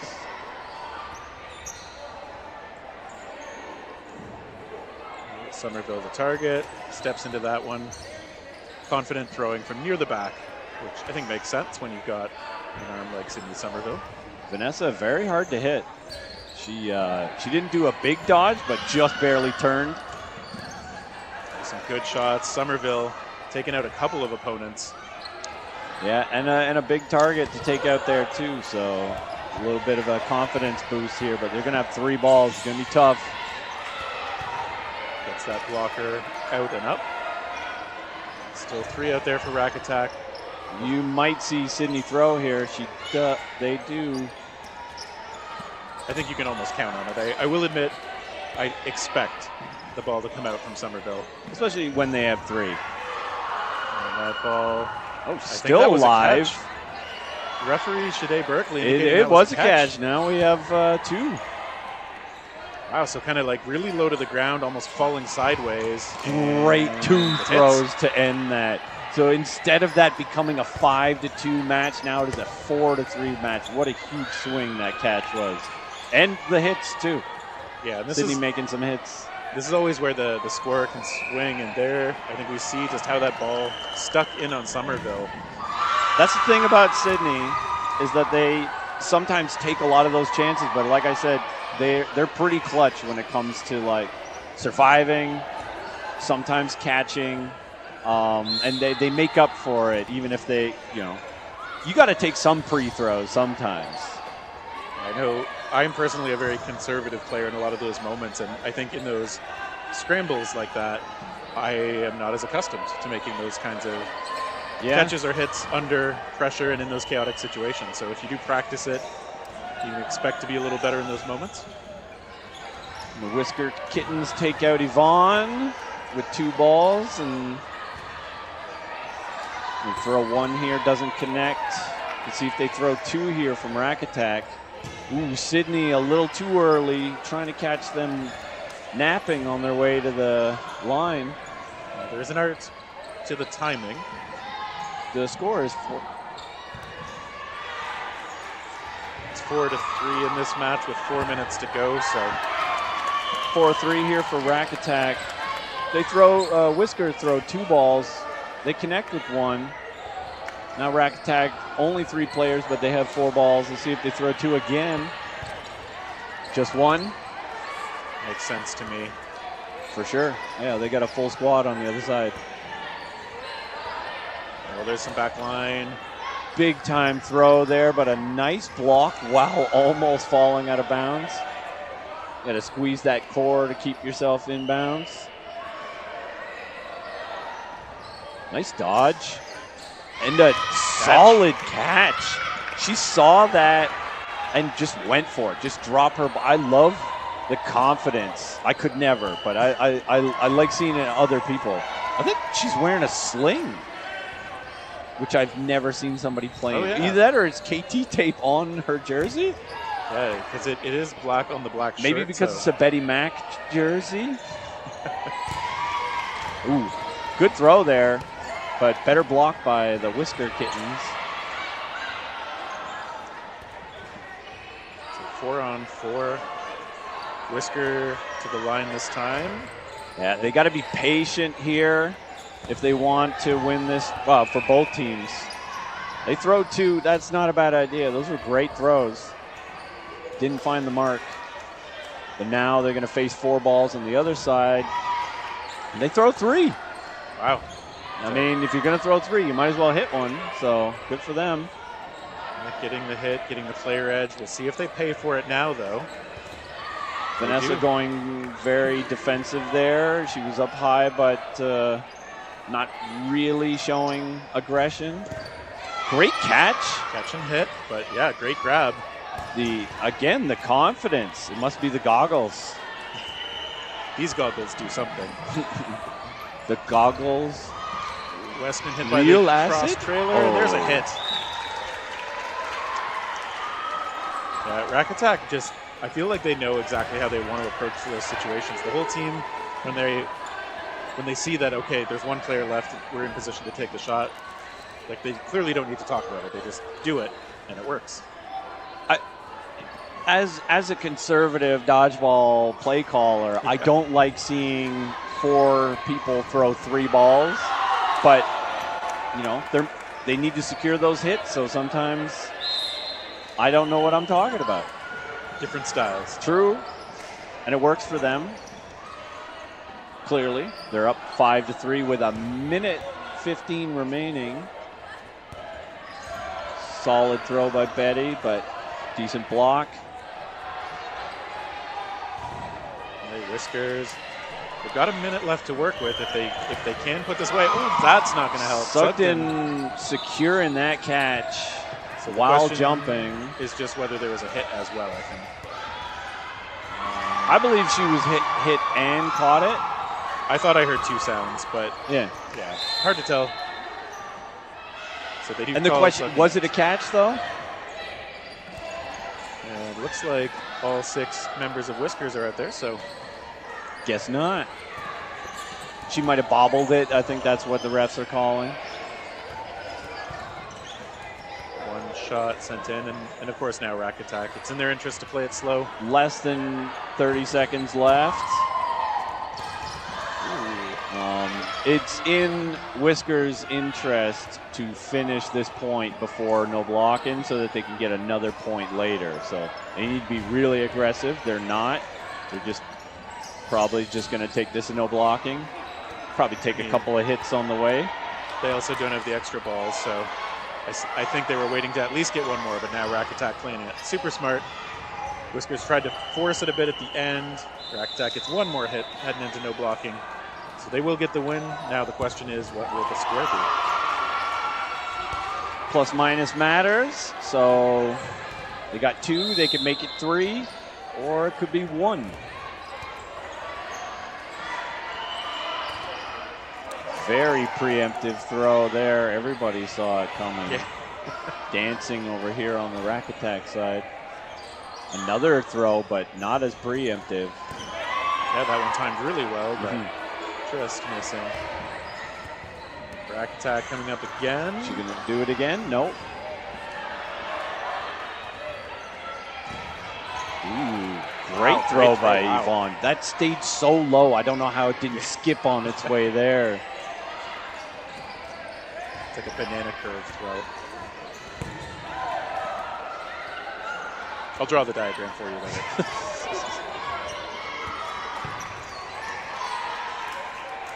Rack Attack, very poised. No rush, no rattle on these veteran ladies. Get another hit. Looking for the trade was Whiskers, but just off Full the mark. slide by Whisker. Good job getting out of the way there. Now they have 4 balls to deal with. Oh, 3, I can't count.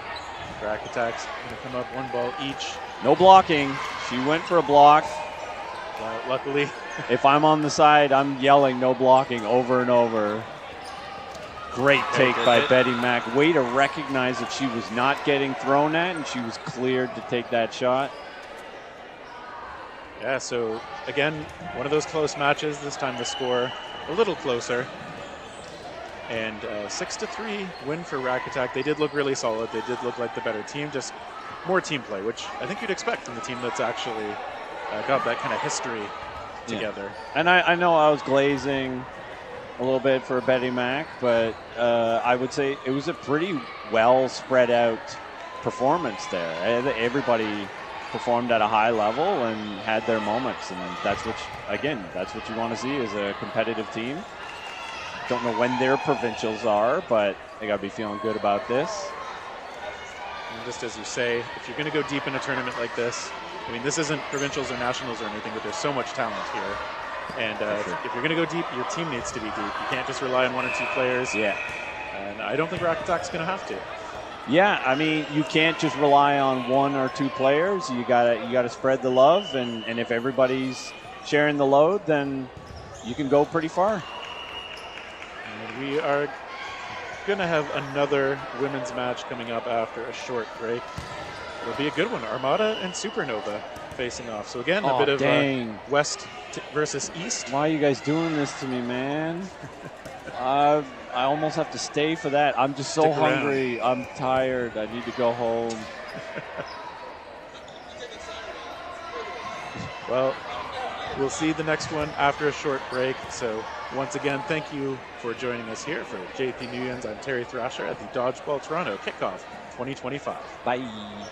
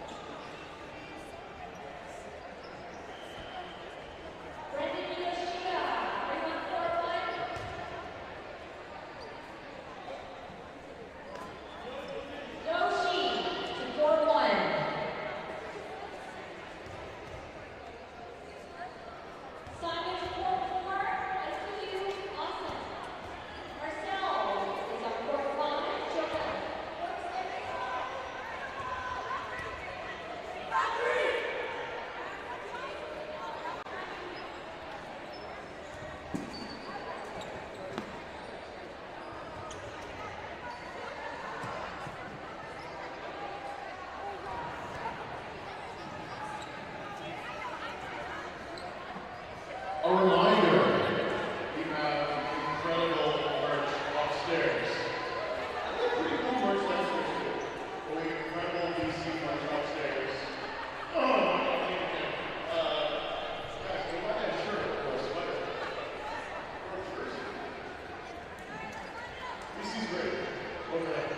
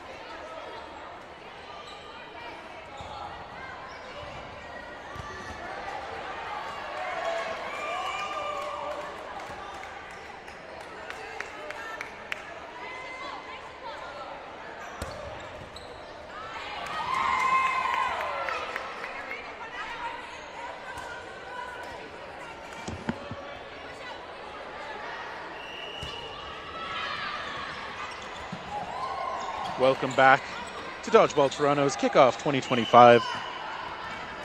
Terry Thrasher back here with you for another women's match. This time we've got Armada out of PEI facing off against Supernova out of a few places, it looks like, skimming their roster. A lot of this team based out west, and we got a back line right off the bat. Backline ref ready to wave the flag. It's not a way that feels good to get out, but I mean, we all know where those lines are.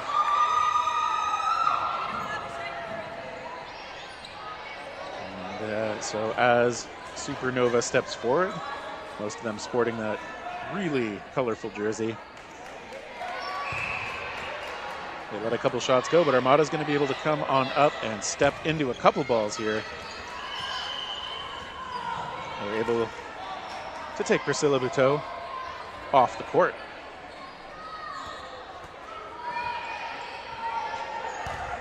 And 2 balls sent in toward Jen Rempel, assistant captain. Armada actually has 3 assistant captains and no captains listed. And you know that means there's a lot of leadership on the team. Quite a few of these players have been playing together for I don't know how long, like as long as I've been aware of Armada as a team, for sure. And there's a pop-up catch. That's a great effort extending for that ball off a teammate, sacrificing the elbow to make the play. Yeah, handing that ball off to a teammate now. Halen Sky's going to get that. You love seeing players lunge for that ball, but it can be tough on the elbow if that's what comes down on the ground.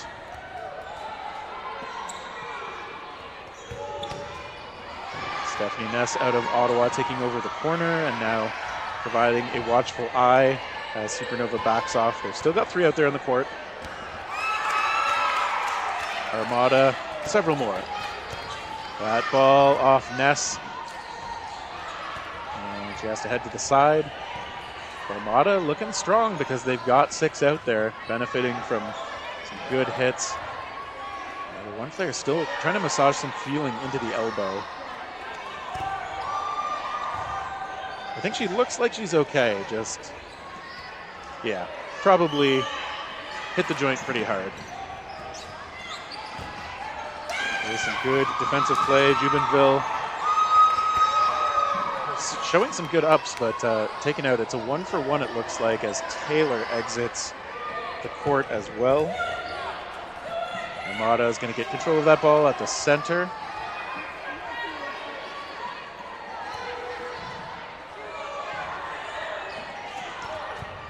Okay, that second ball comes through, and Armada takes the first point pretty convincingly.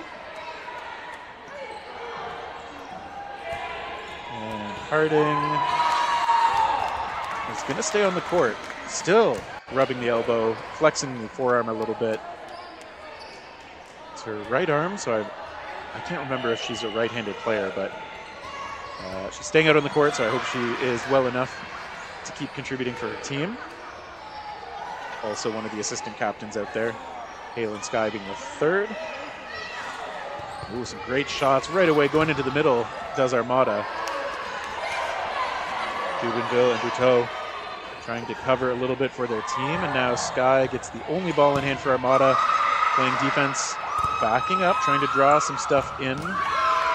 Inadvertently sweeps that ball back the back line.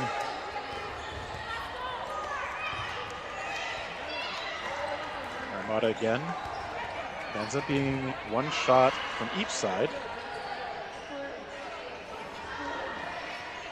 It is Kira Monroe in the middle, I think, for this side. In addition to this Supernova squad.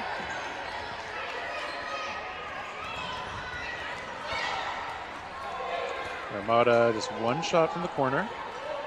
And now backing up. Content to play defense with 3 balls in hand. Meanwhile, Supernova. Ooh, that one coming through nicely onto Rempel.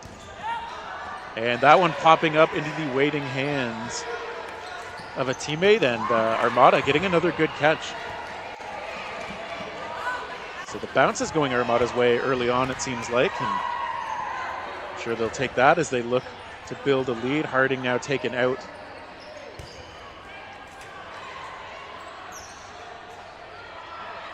And Armada stepping back up to the center. They send in a couple. Supernova trying to capitalize on the back pedal, and then Buteau just draws out a fake.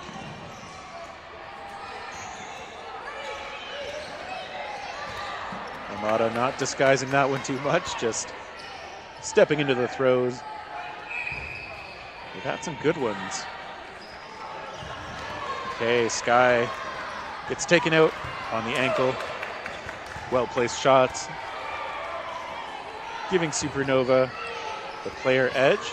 Now we'll see if they can survive the return. They do. Monroe gets hit as that one pops up. Yeah, she shows fingers to her teammates. Just not quite able to get everything behind the blocker. 3-on-3, good lateral motion. And again, as Armada gets away from those shots, Ness hands the extra ball over, and Armada is going to go, shot right up high on Buteau.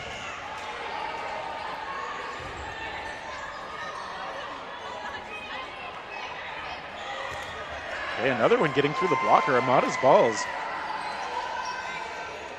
have been tough for these Supernova players to block, and now Ness, wearing the coach jersey, is going to have to do it herself. Steps into that. And now backs up, playing it a little bit safer now. Waits for that one ball to come in, tries a long-range shot. Has the option of a third ball. Maxime Cloutier doing retriever duties on the side. Naz coming very close to the back line, but keeps the heel up just enough.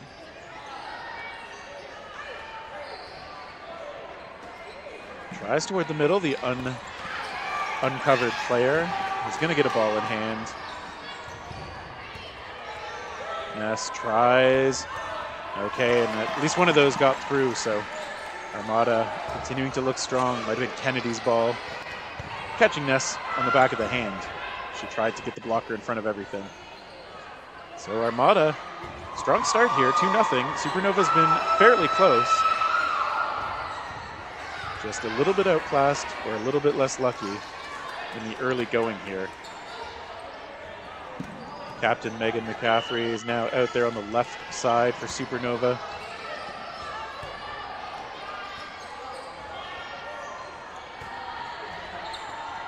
And it's on the Armada to throw.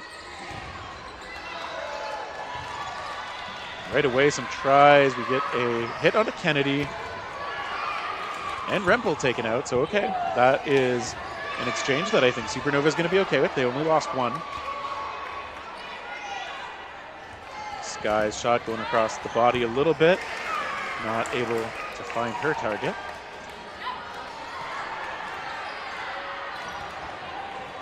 Just one sent in, Monroe's ball. Not going to do the damage she hopes it will. Chu sends one over to her. McCaffrey shaking her head as she let that one go.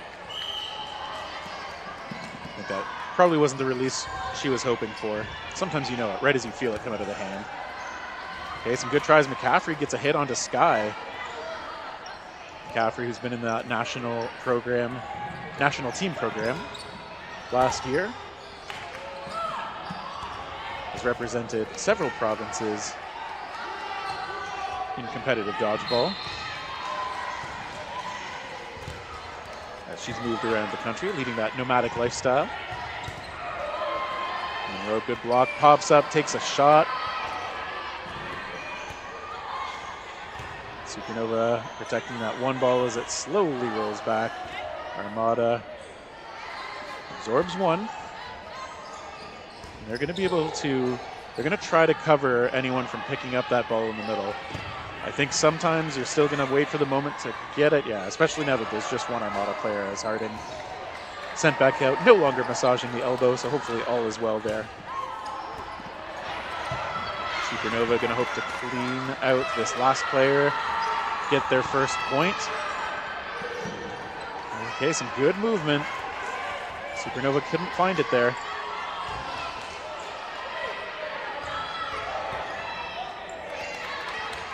There's a try back, and there's some risky dodging.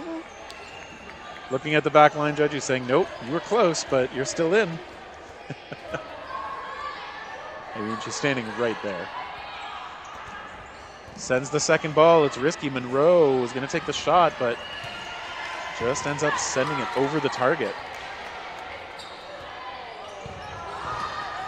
We got a little under 2 minutes left. Monroe again goes aggressive and forces the trade this time. Finally able to send Sarah McVarish off. So Supernova will get at least one before the end of the first half. They're down by one. Armada is checking on McVarish a little bit there. Hopefully just a bit winded. She was out there for quite a while. Rush looking a little bit casual from both teams this time. That ball, yeah, I think that was a hit. Referee confirming, but as we always say, just check with the ref. Taylor heading off, and now her Armada teammates are going to come back up. They let a few go in toward the middle. Harding taken out. I think that was Monroe's ball. It's a good aggressive corner play coming from her with good counters. It's McCaffrey's ball missing high. I think McCaffrey hasn't been able to warm up her arm in this game all that much yet.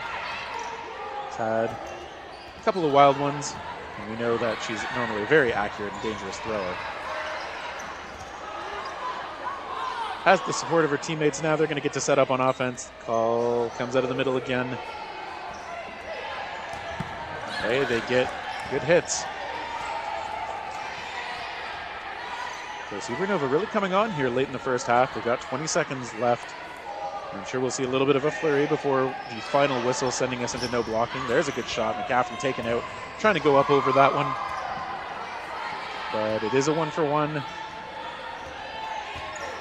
Co-assistant captain Sky and Rempel out there. Sky sends one. Monroe with a block. Sky looks to take one as time expires. Rempel gets one off too, but neither player hits. So we're going to go into no blocking. And obviously it's a pretty sizable edge in terms of players right now for Supernova. No edge in terms of balls as both teams get 3 when we start this period. And right away, Supernova coming up, controlling the space, getting a good shot. Rempel misreading it. Sky's going to be alone. He's going to have to look for something. Extra balls on the side of Armada, so Halen Sky is going to need to throw, sends it from about halfway. Not wanting to get too aggressive, but it's going to be tough and no blocking. And yep, one of those low balls finds the mark. And Supernova ties things up. Side from out west, mostly. Tying things up with the side from out east. 2-2 now, as these teams move across the court.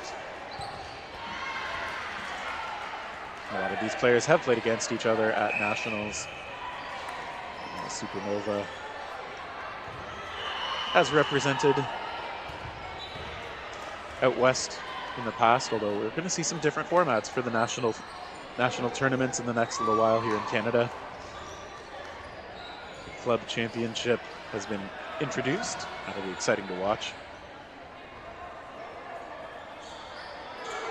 Now, of course, I'm always curious how some of these teams choose to use their halftime. A lot of teams will try to talk through anything that might be a little different and try to adjust a little bit in the second half.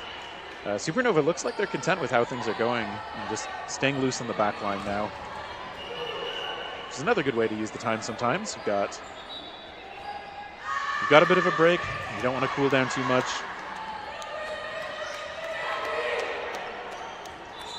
Just a little bit of high stepping on the back line.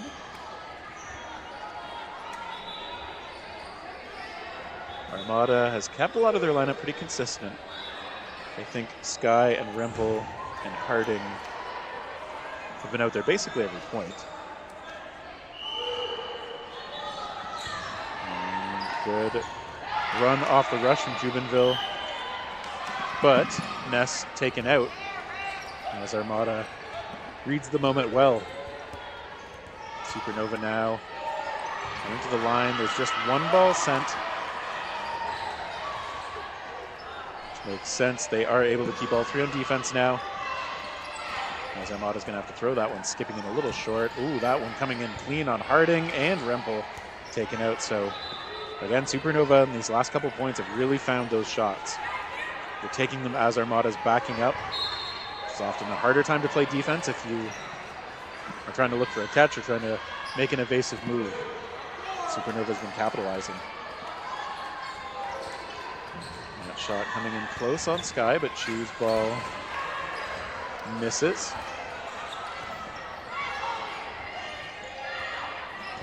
Chu sent in. Jubenville heads to the side.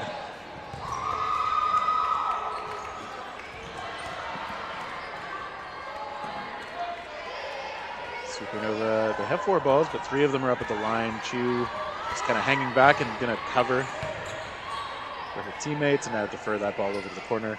Buteau is back on the side. And Armada sending a couple into the middle. Supernova makes a gap for those, though.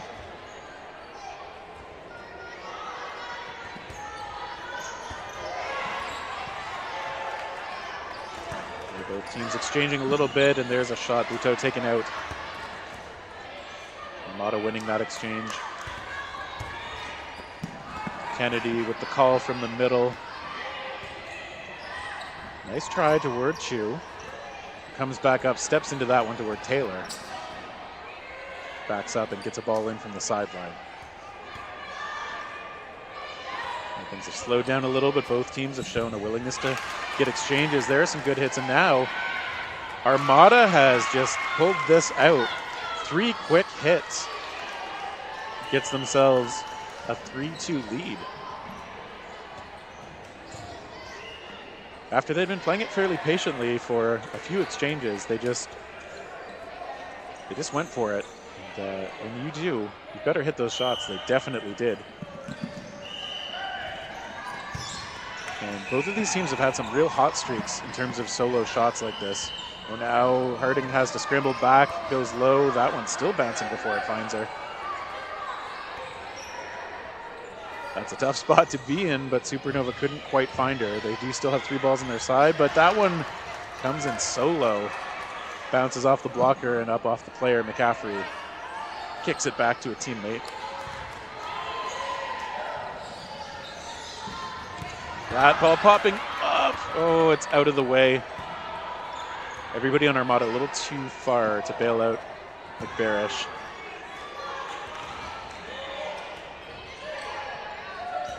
Couple balls sent in toward Buteau, who survives the volley. McCaffrey with the call again. Coming up with 3 teammates and a good shot. Jubenville finds the ball low onto Halen Sky.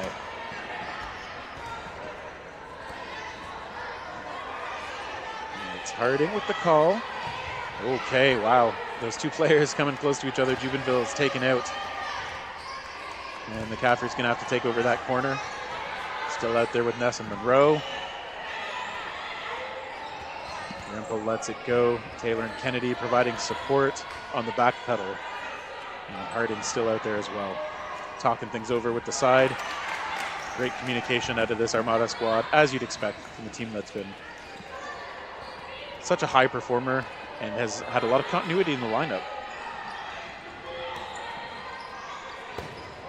Supernova gets one away toward the middle, but McCaffrey misses. They still have 3 balls. I think we'll tend to see just 1 let go from the Supernova side until they maybe find a high quality opening. There is one such opening as Rempel is sent to the side.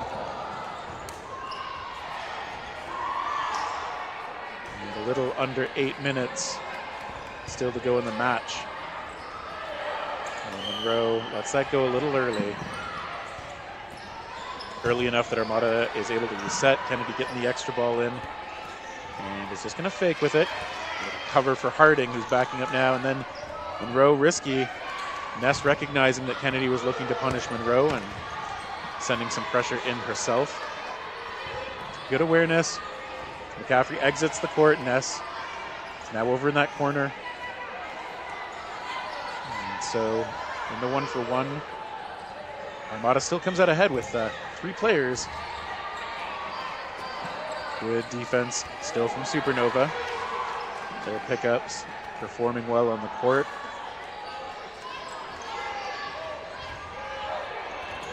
They send a couple into the middle. It's Harding the target again.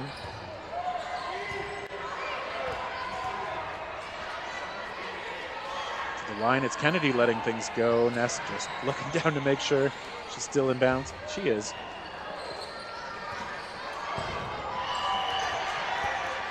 Monroe really stepping into that one. But just off the mark again. And Armada still content to play it slow for the moment. Ness draws in another one, this time out of Kennedy. Ness goes cross court. Taylor with a block though. But in blocking that way, the ball heads back the Supernova side. So Harding has the only ball in hand for the PEI squad and taken out. So 5 balls in hand for Supernova. Turns into an elimination and a 2-on-2. Everybody just looking for the right opening. They don't want to overexpose. Good block with both balls from Ness, who then elects to go across toward Taylor. Kennedy, no ball in hand yet until now. There's 1 ball. Monroe comes up and charges and goes across. Kennedy taken out. Taylor's still in it, goes low, gets under it.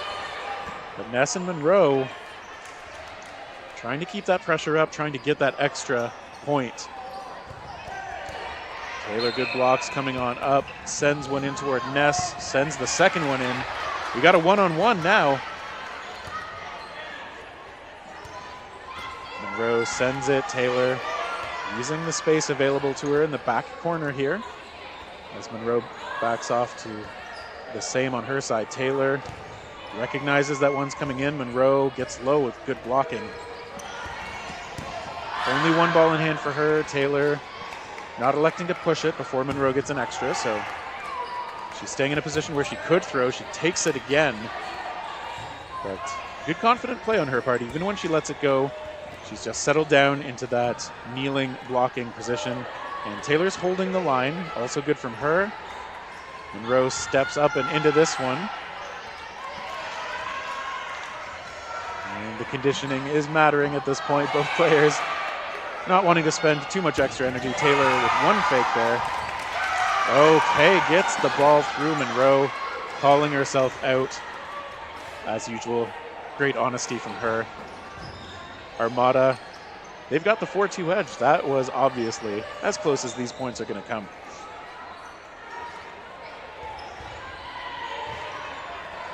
Both teams hanging in there, showing tenacity. But Armada with a slight lead. Now with 4 minutes to go, obviously there is enough time for things to change. Supernova has the time and the talent to tie this thing up. Armada sending them toward McCaffrey. He's in her side's left corner now.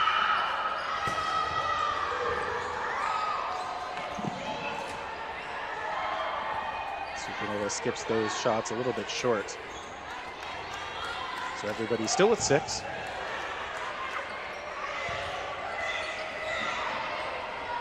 They go toward McCaffrey. That ball ends up harmlessly on the sideline.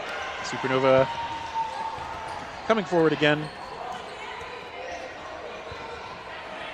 And McCaffrey showing an underhand fake this time. They do finally get an out as Hayner is sent off to the side.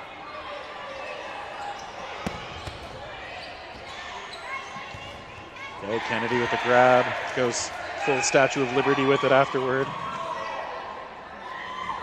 And Monroe heads off. So Armada with 6. Supernova at 5. Still a close point, but Supernova, I'm sure, very aware of the time. They don't want to get reckless yet. They don't need to. But 2.5 minutes to go, and they need at least one cleanly before we get into the no blocking period if they want to play for a win, or at least a tie.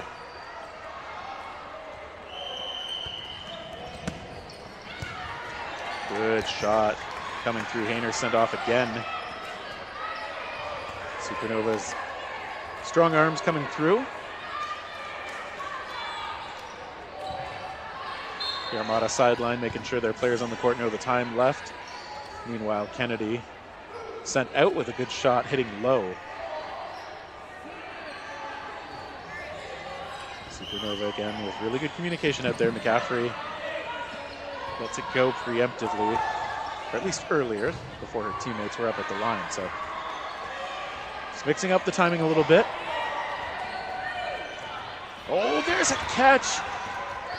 And it looked almost like it might get out of her grasp, but yeah, McVarish knows that was a tough break, but a great play by the opponent. So big catch for Supernova now. Monroe, who's back out, has to play high, ends up getting taken out.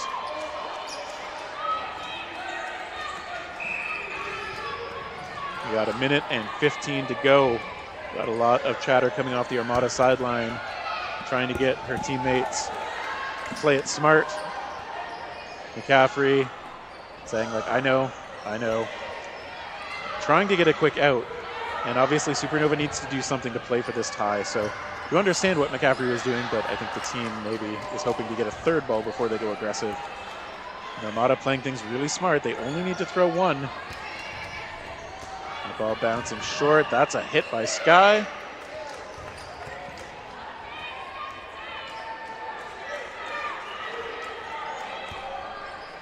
Active communication. That ball popping up and into the hands Rempel does make a catch, does get taken out, but I think she'll be okay with that. Hayner back out there for the Armada side. Harding making the calls from the middle. Sky sends a quick one in. Chu comes on up and gives a good fake. And now that we're looking at about 10 seconds to go, Armada just needs to avoid anything ridiculous. There's one hit though. Sky still up at the line. Okay, wow, that ball released before the whistle did hit Sky, pops up and into a catch. We see some of that exchange, and right at the end, that is an extra body on the court and one off the court from Supernova. And so heading into no blocking, after Supernova secured that point, they are up 5-2. Didn't think we were actually going to have an end in regulation there. But we're going to get a no blocking period with the full 6 on each side, because that point ended right as time expired. Oh. Luckily, no ref was looking because the balls weren't ready, but one player coming off the back line a little early. Not that we need to worry about false starts anymore. Right away off the rush, Jubenville taken out. Armada still showing a lot of confidence in those solo throws and able to get that ball back. They get another hit onto Ness.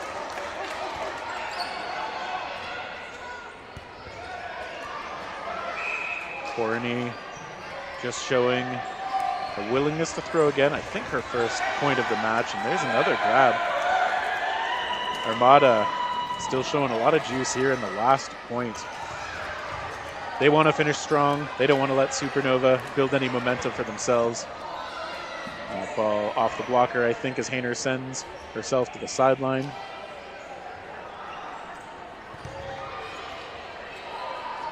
Long range try. Chu was hoping for a catch, but again, those shots from Armada just a little too hard to handle. Corney lets it go into the middle. Supernova, they still have 2 out. Got a lot of targets to choose from. McVarish, I like that move, just throwing and almost kind of sliding forward a little bit to stay out of the way of the incoming counter. Armada lose one. Buteau's ball connects. And Supernova, they're still in it here in this no blocking period.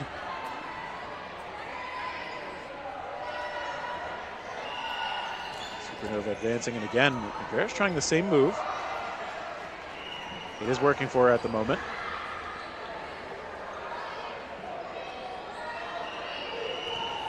And bouncing in on Corney a bit short. Everybody missing. There's a bonus throw. Kennedy lets that go, and Armada clearly okay with no balls in hand. All 6 are out there in the hands, or at least on the side of Supernova. They make Kennedy pay for it. And they bunch up a little bit and step into some throws. There's a return, finally. McVarish feeling safe to take it. Corney can't corral that.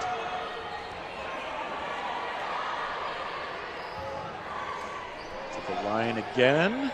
Buteau's ball missing. Everybody missing, in fact.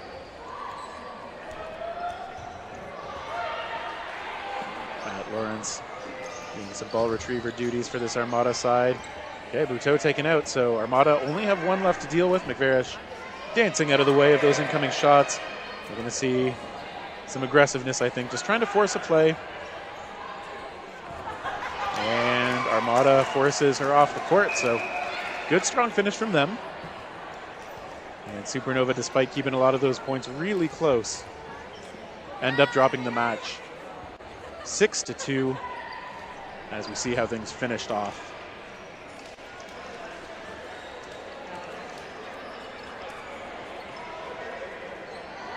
And so as these teams go through their handshakes toward the end, or high fives, we'll let you know that that was the last, or that was the second last round robin match.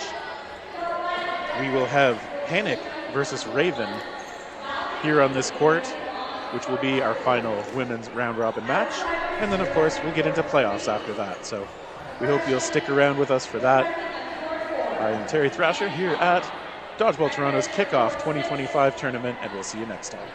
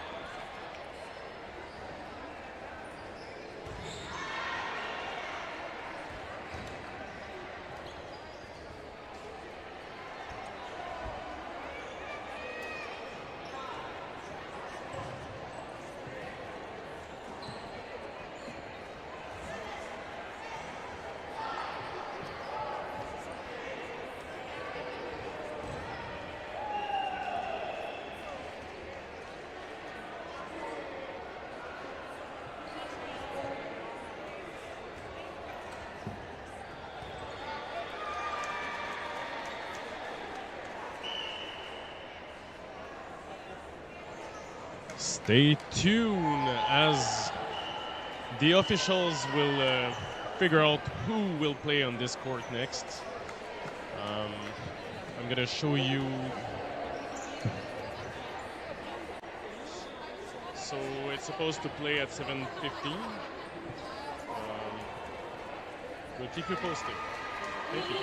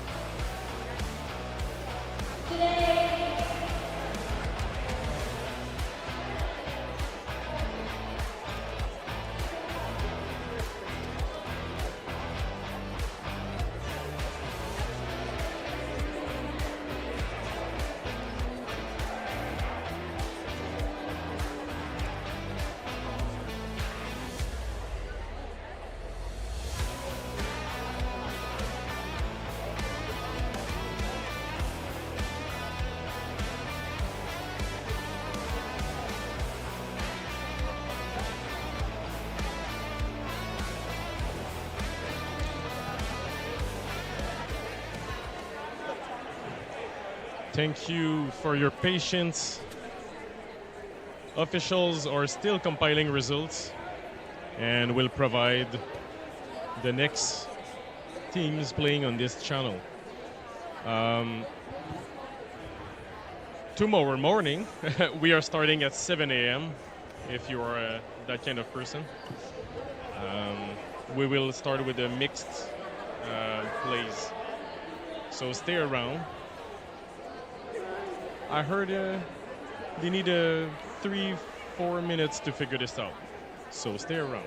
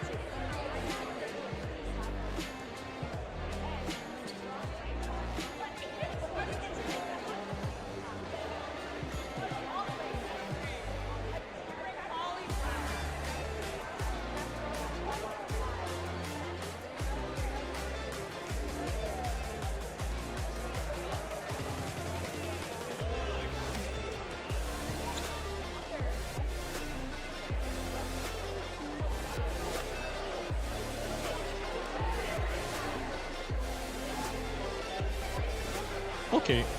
Still, they need some time to figure this out. I think they have an issue trying to figure out some information.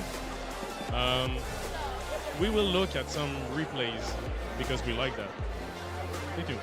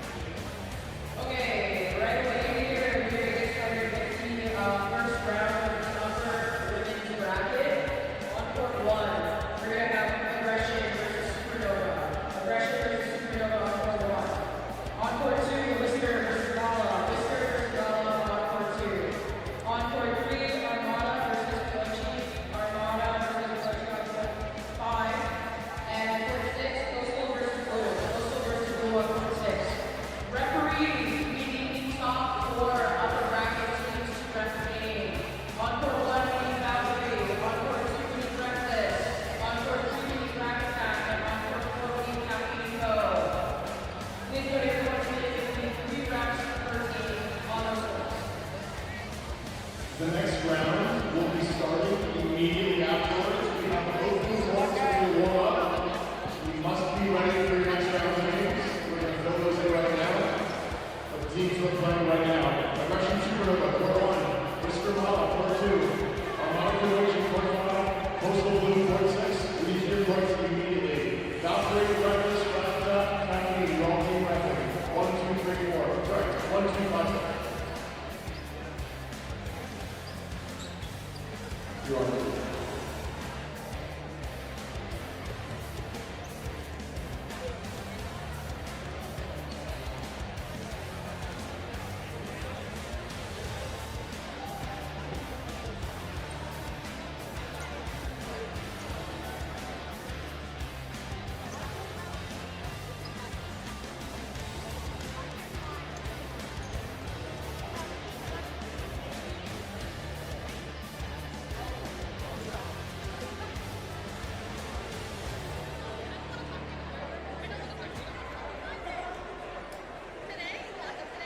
We are starting games in 3.5 minutes.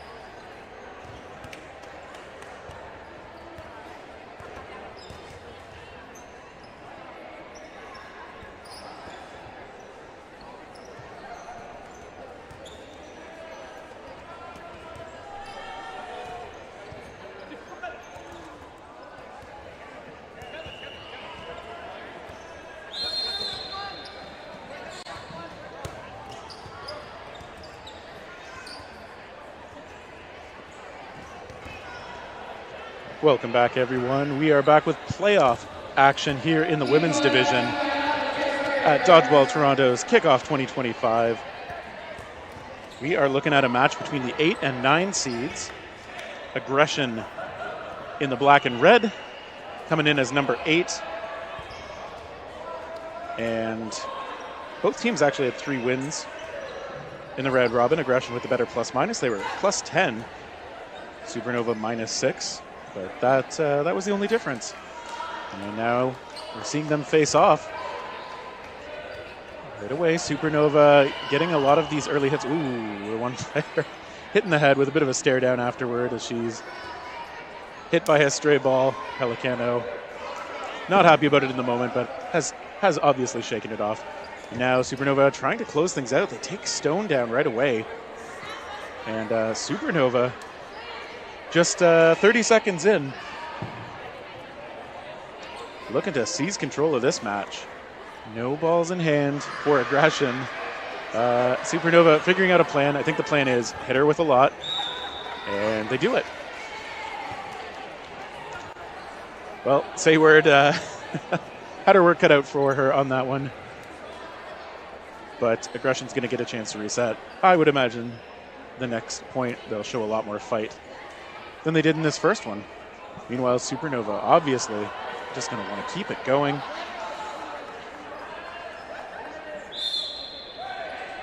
And off the rush, Supernova there a little quicker. So as we like to say, that's a big edge sometimes. Right away they get a hit.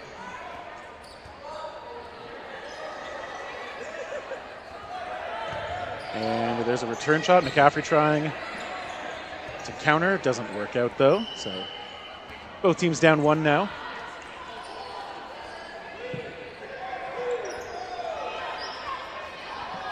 It's on Aggression to throw. Shots toward the middle and toward Fox on the left.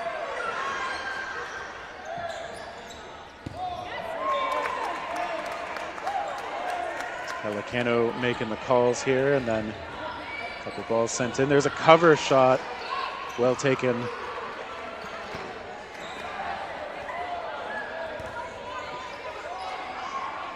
And so Aggression obviously looking better now than they did in that first point. Supernova just going to try and get the numbers a little closer to even.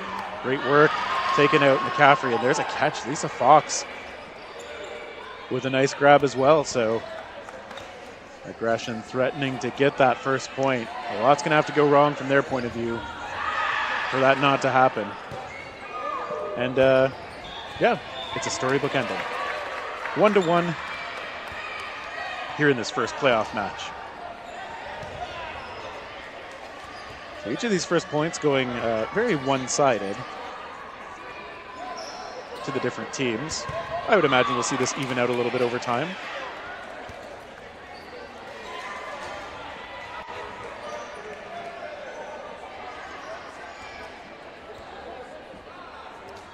Earlier in this tournament, Aggression faced off against Armada, Reckless, Phoenix, Venom, and Outsiders. So they did not meet Supernova in the round robin. And Supernova, we saw them on this court against Armada. They had also faced off with Pitch Perfect, Outsiders, Kunoichi, and Valkyrie. A lot of strong tournaments. A lot of strong teams at this tournament. As that shot from the middle, wow. Great delivery, just caught Jubenville.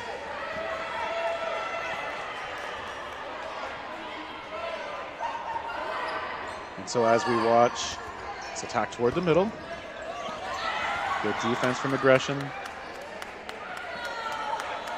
They're another team rocking some national team talent. Players like Lisa Fox have represented Team USA at Worlds. Formidable squad out here. Look at that ball just swatted away.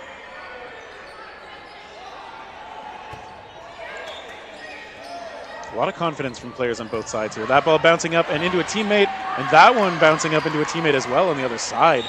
So friendly bounces for the Aggression team. That swings the point their way, 2-1 edge for them.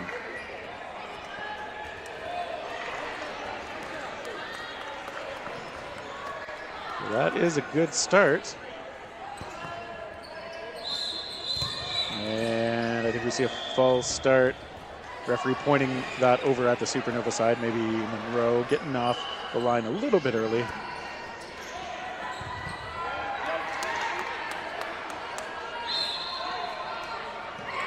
Off the rush. Okay, Supernova still gets there quickly with no false start. That ball popping up. Ooh, Ness couldn't get forward enough to bail out her teammate, so it's a 1-for-1 off the rush.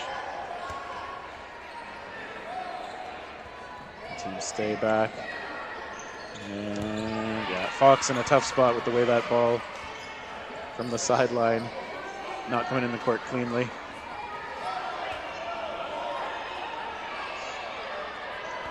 Aggression sends one into the corner. Jubenville target there again. And it is Jubenville with the throw, and now Ness playing protection on the retreat. Jubenville getting low under a couple of shots.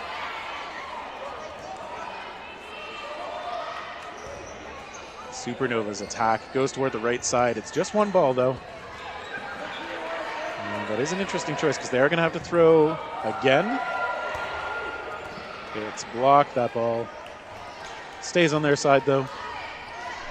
Aggression. Going to get to come up. 4 balls in hand, still 3 players. Jubenville, good lateral move.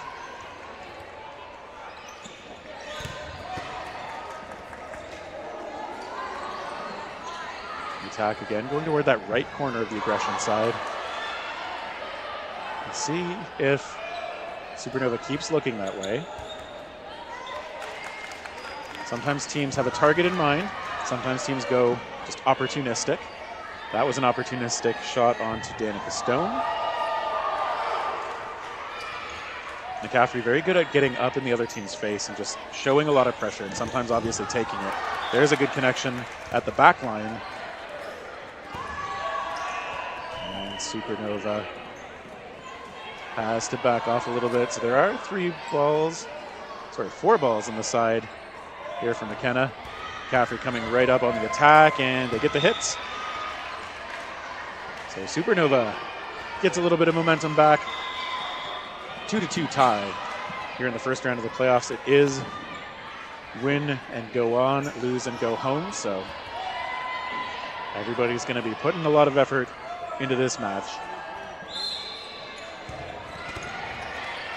Rush happens.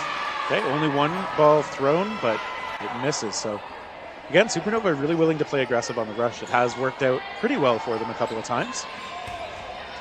Jubenville gets away, gets a shot off. Okay, and just Stone hit out.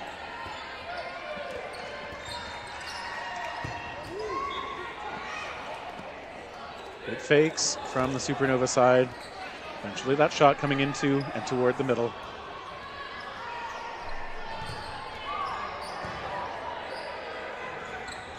Okay, they look toward Ness. Ness checking with the ref. I think, yep, looks like she was okay. Okay, good shots this time. Berteau, I believe that was taken out from the Supernova side. So aggression living up to their name on some of these shots.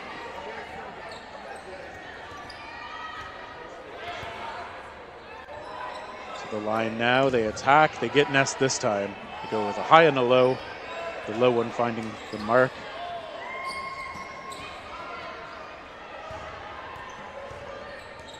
That ball bouncing, I believe. Yeah, referee confirming. There's a try from Monroe. I think was using that throw just to provide a bit of cover while she fished that ball back to her side. Aggression goes middle. It's Fox's shot that time.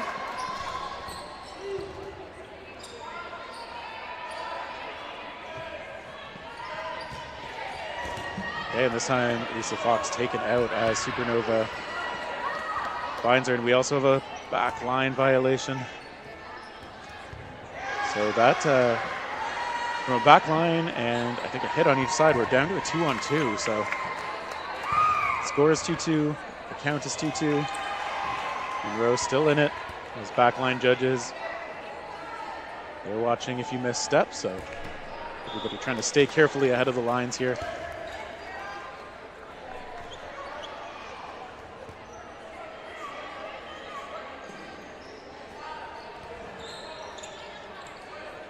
Okay, McKenna was the target there. And McCaffrey just catches McKenna up a little bit high and with nothing in hand. And now Sarah Wood has to dodge and stay alive out there. Good work, really close to the back line, but she kept her heel up. One of the players just keeping an eye just in case. Wood now has to back up, has to scramble out of the way, gets hit. You see Supernova really likes those rush counters. They're really timing them aggressively. They work really well if the opponent is going to come up that high to take their shot.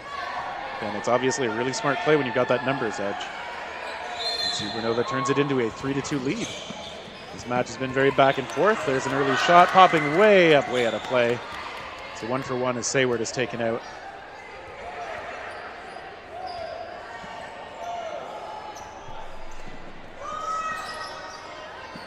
And referee confirming it's on aggression here. And right away, Supernova really likes that counterplay. Jubenville taking out Fox too.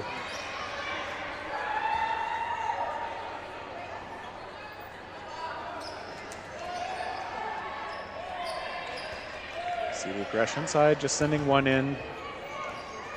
They are keeping one ball in hand per player to play defense. They got about 30 seconds left in the first half. At least 30 seconds of regulation.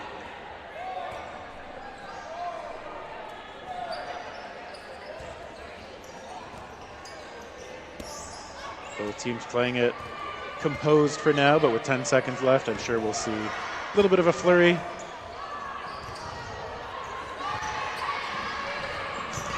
And we get a 1-for-1 on that little flurry action. I think that was it though.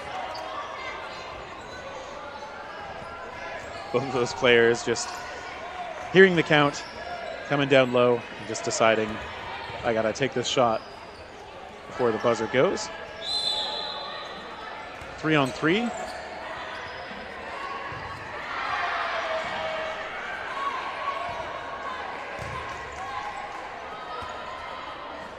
Ness looks like making the call from the middle. There's an attempt from aggression coming out early. Sayward had deferred that ball to Stone. Ooh, looked like she was blocking, but yeah, teammates reminding her.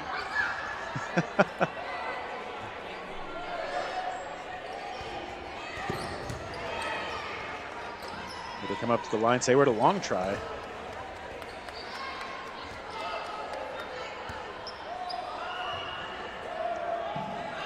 And okay, aggression, very much so. One ball in hand still on their side. Stone, we'll see if she tries to force it. Nope, she's just backing up. She's looking for something catchable. It does not work out. So Supernova able to put those 5 balls to use, taking out 2 of their opponents. Sayward is hit. Monroe finishing her off. So both teams had some very assertive points early on. Supernova kind of clawing this last one back, finishing it off in the no blocking period. They've got a 4-2 edge. They're nominally the lower seed here, but of course, 8 versus 9 is probably going to end up being really close anyway.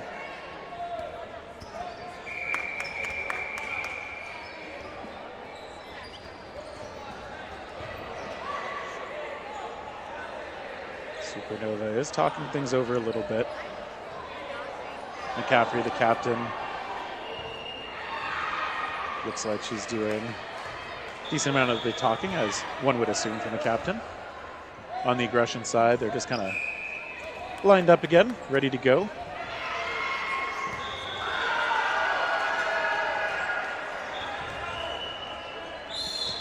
And we are off. Second half underway.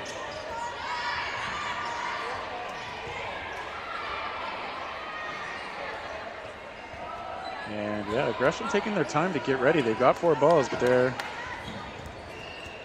I don't know how much of a plan they had to get set and get up with a good plan. Supernova's okay with that, I'm sure.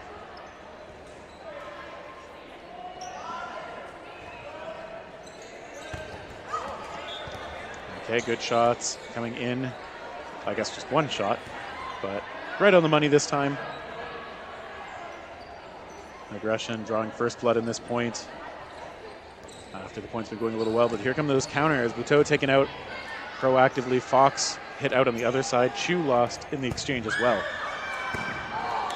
So Supernova really willing to try and create pressure, try and buy opportunities for themselves. They do leave themselves potentially vulnerable when they're rushing up. If the other team draws that rush out, they may be able to attack, but Supernova is very comfortable playing this style of game. You would assume a team named Aggression probably is as well.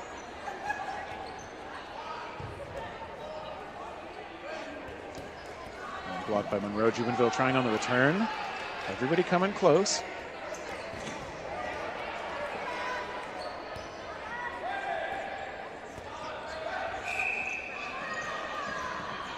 We got just one ball missing. Ness putting pressure on from the side. She's the target this time. Gets the ball in from the sideline.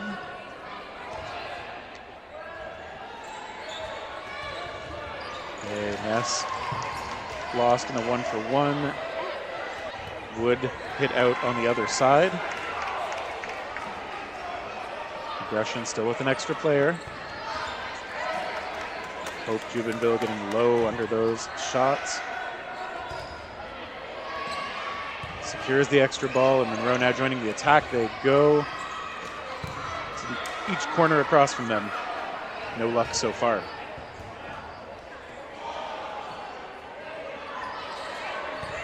Attacking again. Monroe taken out, so Jubenville's going to have to do it alone. No balls in hand either, although I think she'll be able to get one. And now two. Aggression just wants to push the pace a bit. Okay, they time them a little awkwardly. Jubenville says Robbie's that ball.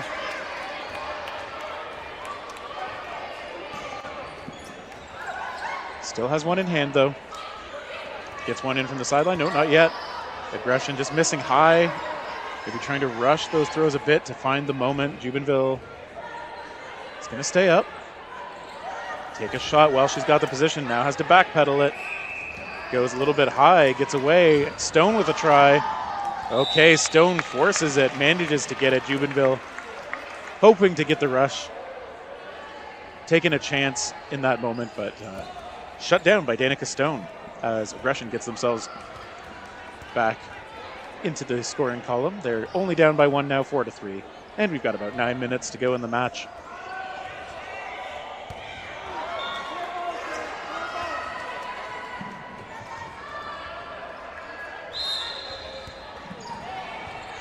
Aggression in that last point did a good job of reading some of that rush play. Supernova likes really well. Let's see if they have adjusted in a way that'll give them a bit more of an edge here in this half as they take out Jubenville. He's going to get a little bit of rest, I guess, compared to last time.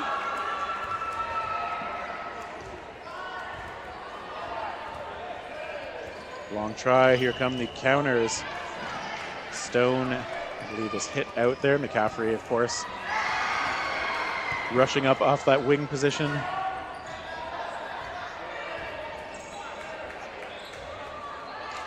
Okay, they send, I think that was 3 balls sent in. So Monroe has the only one. Yeah, I think a little bit of miscommunication in the middle there for Supernova. Third ball coming in from Aggression. Makes sense, they are down to 2 players. So I like the call from them. Just, I'm sure they would have liked to connect with a bit more. McCaffrey just showing you're not going to get to pick up that ball for free. Wood was ready. Didn't end up paying for it.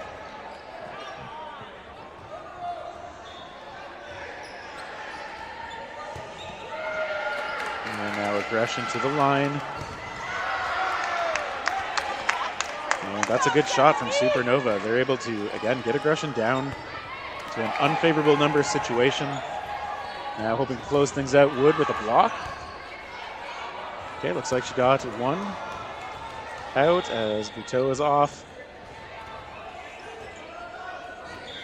Catch that Supernova made earlier. Does mean that they still have 4 out there, though.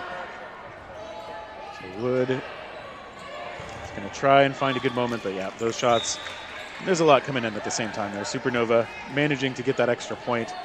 They're up 5-3 now, still 6.5 minutes to go.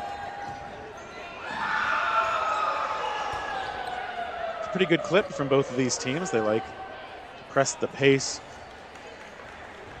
like to try and create openings and then take the shots in them, and they like false starts.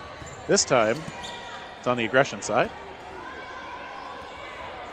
Referee Case Chandler there might have been signaling both teams have had one warning.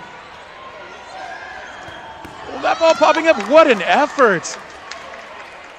That ball, she had to push off from an already on the floor position to get her fingertips on that one.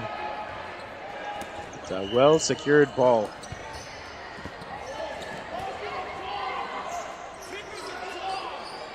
That is a good bounce going Supernova's way. Aggression going to have to try and rebound a bit from that.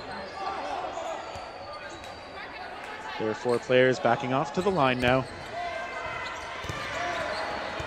And let's see what Supernova opts to do. Just sending one this time. I feel like they like just throwing one so that they have enough balls to play aggressive on defense with. McCaffrey did miss on that one, but is still trusted enough by her teammates to get that other ball back. You know, that's the role they ask her to play. She is good at it.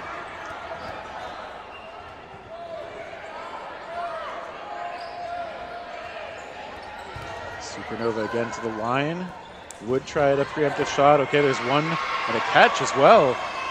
So that is a good swing this time in aggression's favor. Buteau and McCaffrey both lost in aggression. They look toward the corner. They get one off the arm.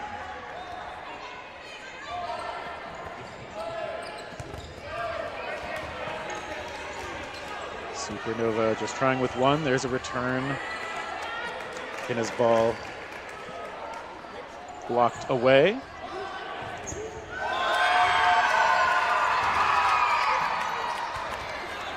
All right, everything's slowing down a little bit here. Still got 4.5 minutes on the clock.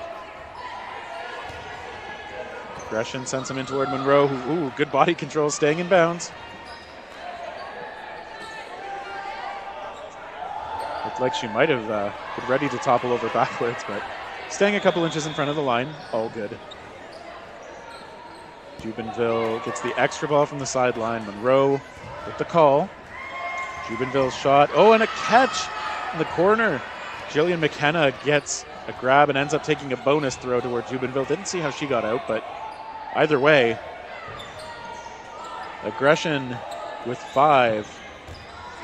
Monroe is going to have to look for something catchable, but no, not this time.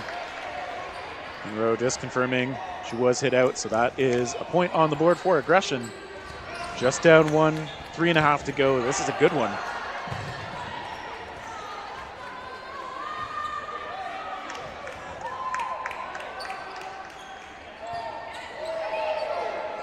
Both teams ready to go again. Right away off the rush. Again, it's chaotic. Oh, McCaffrey was running up too quickly. She just kind of outran that ball that popped up, but that'll happen sometimes. And aggression now looking toward Jubenville. He's done a lot of work in that corner opposite McCaffrey for the Supernova side. Their counterpart Fox hit out this time, and another shot from McCaffrey this time going through. Jill McKenna heads to the side. The aggression squad comes up to the line. Nothing doing this time, though. Monroe with the call. And McCaffrey gets grazed. A little unhappy with herself in that moment, I guess, but still has a bunch of teammates out there. They attack toward the middle this time. Aggression now doing the rush counters. Okay, there's one hit. Monroe getting the shot.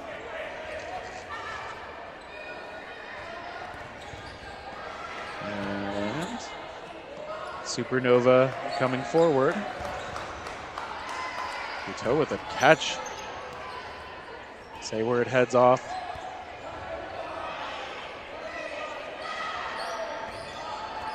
And Supernova obviously looking strong right now. And it's part of the question, if you are them, is how you approach this. I'm imagining they're going to try to close it out, but there is an argument to be made. Just try and draw things out as long as you can, because if you do get to no blocking and then you have this big a player edge, you have to like your chances at that point. And you could elect to play for that position, trust in your team to close it out. Aggression knows that too, though, and I think their player just stepping out to avoid any possibility of that scenario.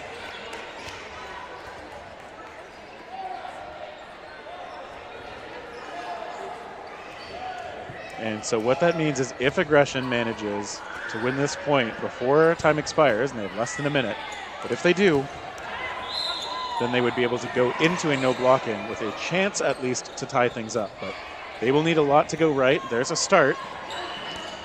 I mean, they're doing what they need to. Fox getting in a shot, but that one is blocked. They're going to need maybe a catch or two. They're going to need maybe a double hit. But they are playing in a way to get what they want. But do they have enough time? 30 seconds still to go. And be aggressive, but you don't want to let the other team draw everything out so that they can just squander more time. That ball popping up. So where it heads off to the side. McKenna's ball missing. There's a try toward Ness, who sidesteps the ball. And with just a few seconds left, going for a triple. It doesn't work out that way. Jubenville takes a shot. McKenna willing to force the catch. And that will do it as time expires. There is no need to play this out, because it is a win for Supernova. Hard fought. 6-4 over Aggression. Aggression was doing everything right to try and secure that win at the end. They had a couple of good shots, but just not quite enough time to do it. 1 minute. It's often hard to secure a whole point in that time.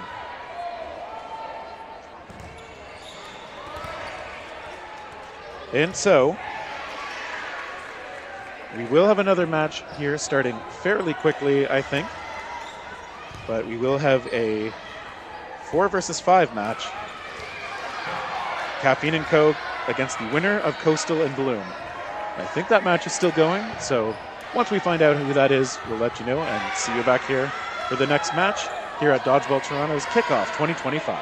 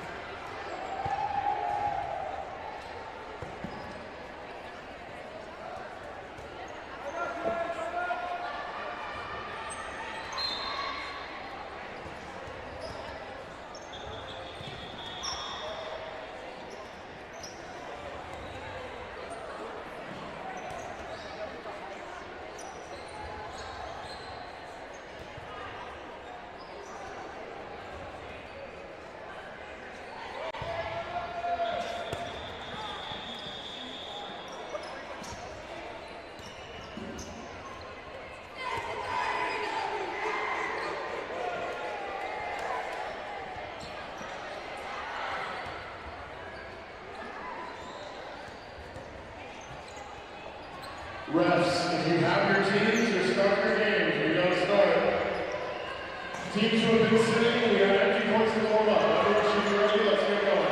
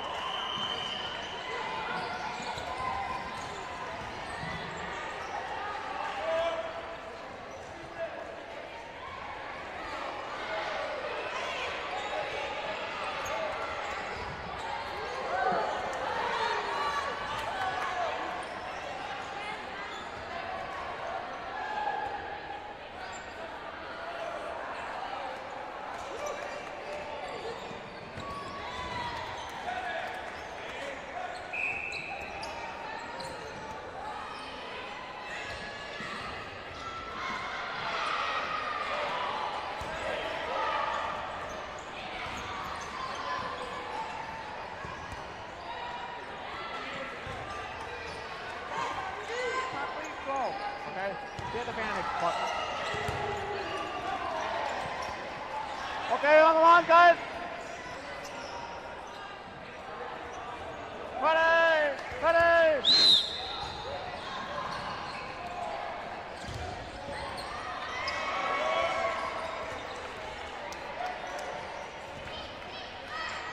Five, four, three.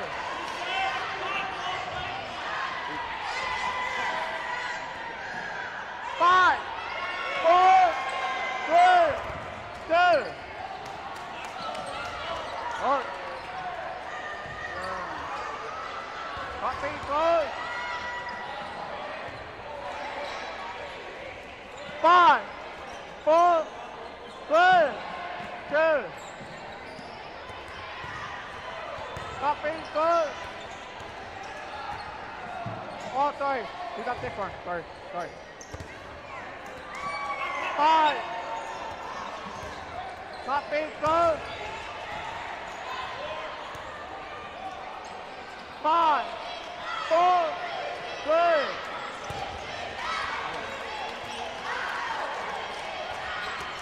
Copy, close. 5, 4, 3. Front close. 5, 4, 3. Front close.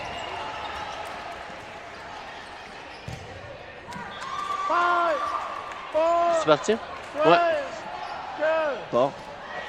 Bienvenue au match de playoff commenté en français entre Café Nico et l'équipe de BC Bloom. Bien content de faire ça avec toi, Maximus. 5, 4. Fait que, Prédiction? moi, je pense qu'on va avoir le droit à un match plutôt serré.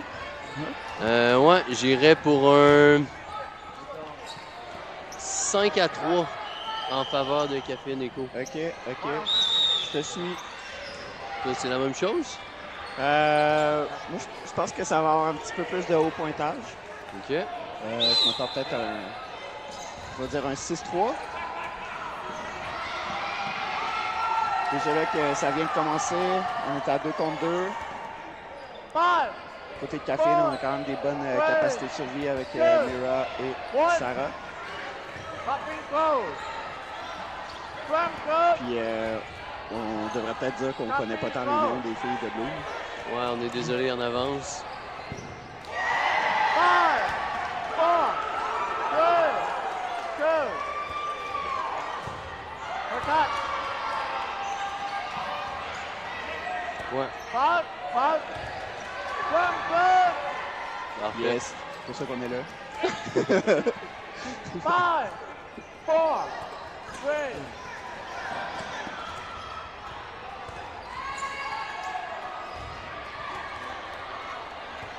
Faudrait commenter. Ouais. Peux-tu faire le play-by-play ou plus l'analyse? Vas-y. Play-by-play, Ouais, mec. bon. Ouais. Oh. Voilà, c'est la fin pour Sarah. Si je ne me trompe pas, c'est Stella qui l'a tué. Je sais pas si on peut dire tuer. Éliminé. Ouais. Mais là, Caféine réplique en envoyant un line-up plus offensif avec les gros bras. Bloom qui peut pas tant répliquer parce qu'ils sont 7. Moins d'options. Moins d'options. C'est quand même impressionnant de faire un tournoi que je pense que les filles ont joué comme beaucoup de matchs en peu de temps en ayant seulement un bench. C'est sûr que la fatigue peut... Ouais, mais c'est ça, ils n'ont pas eu beaucoup de pauses. Fait tous des matchs un après l'autre. Je pense que c'est l'avantage là-dessus que Caféine a en ayant plus de bench, malgré qu'ils perdent 1-0 jusqu'à maintenant. Ben, t'as l'avantage d'arriver et d'être déjà chaud quand t'as joué ton match un peu avant aussi. C'est vrai, Bloom vient de jouer tandis que Caféine avait une pause.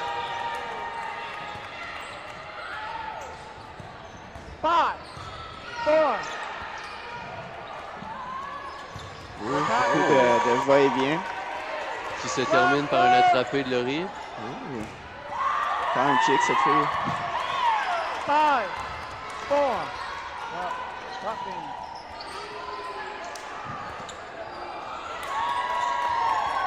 OK, 4 balles, on risque d'en avoir 2. Oh, le pré-shot qui est déconcentré un petit peu, Caféine. 5, 4. Bloom, moins de joueurs qui prend son temps. 5, 4. Moins de joueuses. From close. 5, 4, 3. Stopping close. 5, 4, 3.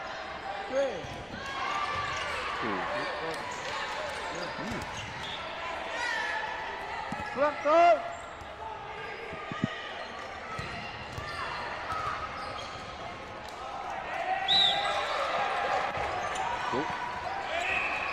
Donc c'est maintenant 1-1.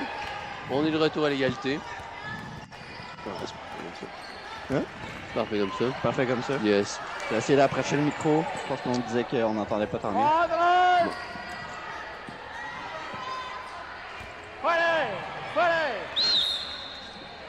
Troisième point, ça va être à Caféine de lancer. Juste au-dessus des têtes. Cette personne-là avait mesuré 6 pieds, ça aurait été dans le chest.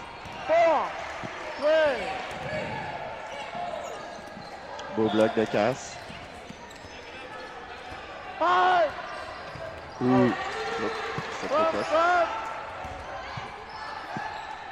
Ah, on est quand même bon. Hein? Ouais, c'est vrai, on est pas prêts. Oh, Karen qui se fait sortir, gros shot quand même.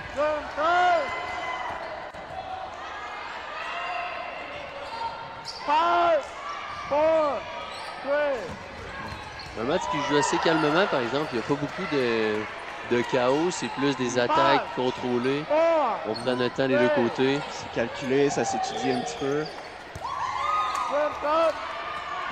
Il n'y a pas eu particulièrement beaucoup de catch. Pourtant, Bloom, qui est une équipe qui catch assez régulièrement.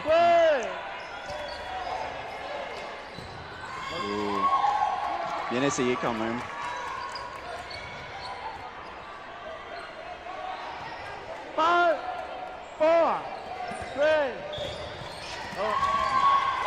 Un bon doublé pour la joueuse de l'aile droite de Bloom. Bloom qui est un peu dans une position compliquée avec les 2 balles à terre.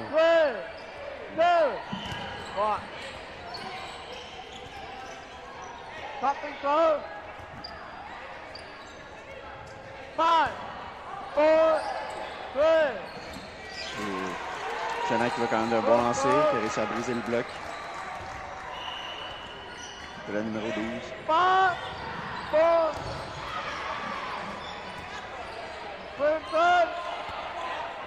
Ça semble être une tendance de garder cette fille-là pour la fin. Ouais. Qui avait les 6 balles. 5. Crimson. Et voilà.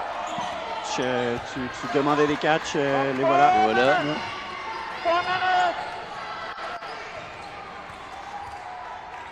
Ok, 2-1 pour Caféine. 1 minute. Ready.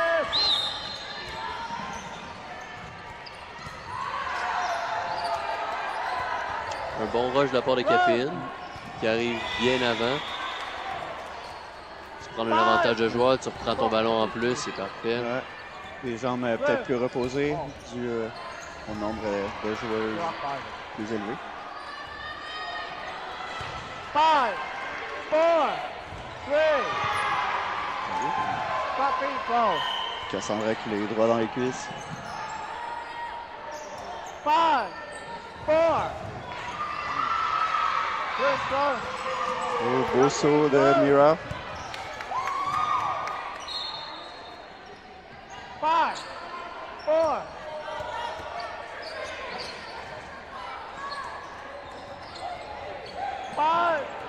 Encore une fois.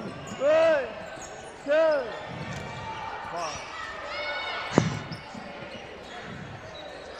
1. Ah! On va up la vie un petit Ouais, peu. on va y aller un peu plus énergique. Un beau bloc de Stella. Oh! Quel lancer! 5, 4, 3. Encore un très beau bloc de Jana. Copy, close. Jana qui lance tout seul à la ligne. Finit par s'en sortir. 5. On devrait voir une contre-attaque. Oh! Ça a touché les mains. 5, 4, 3. Oh, le up est en pleine poire, mais le catch a été fait. Le catch. Le catch a été fait. Ouais. Le catch est bon. On a sacrifié un œil, mais on l'a eu. Ça vaut la peine, ça vaut la peine. Quand tu perds 2-1. Ouais. Ça, c'est pour l'équipe. Oh, je pense qu'elle saigne. Oh, elle saigne de l'œil. Joueuse blessée. Elle saigne de l'œil. 5, 4. On espère qu'elle est correcte. On lui souhaite le meilleur. Après un Pendant ce gros jeu temps-là. comme ça, je pense que Bloom a besoin de leur joueuse en santé le plus possible. Mais je pense que pour leurs joueurs, j'aurais besoin de gagner ce point-là aussi. C'est vrai. Ça pourrait faire du bien. Les ramener dans le match. Ils sont pas si loin quand même. Là. Non, c'est ça. C'est qu'un écart d'un point. Puis on est en avance de joueuses en ce moment. Et non, presque. C'était si près. 5, 4, 3, 2. Belle survie sur les deux lancers. Oh, beau bloc à la ligne. C'est maintenant un 2 contre 2. 2 contre 2. Le lancer est à Bloom. 4, 3, 2, 1. Quelques feintes à la ligne. Crimson. 5, 4, 3, 2. Copy, close. 5, 4, 3, 2, 1. On s'est mis bas quand même là-dessus là, pour survivre. 2, 1. C'était après le sifflet. Ouais. Jana qui va s'excuser. On va lancer un peu dangereux. On assume quand même qu'il est allé s'excuser. Ouais. Ça avait l'air assez amical, là, ouais. l'intervention.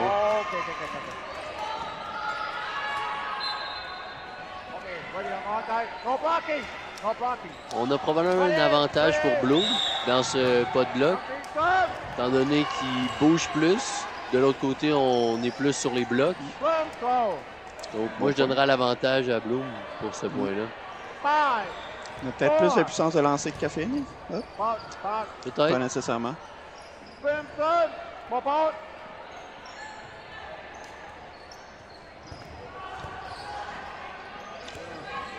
dirais que jusqu'à maintenant, ça te donne raison.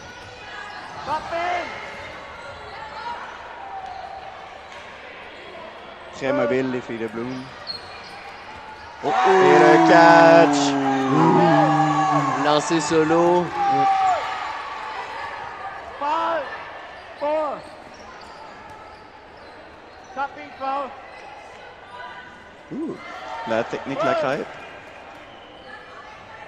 Tapping. Et le finisher. Gros catch Ouais. Jenna. Catch important. Ouais. Gros moment, gros jeu.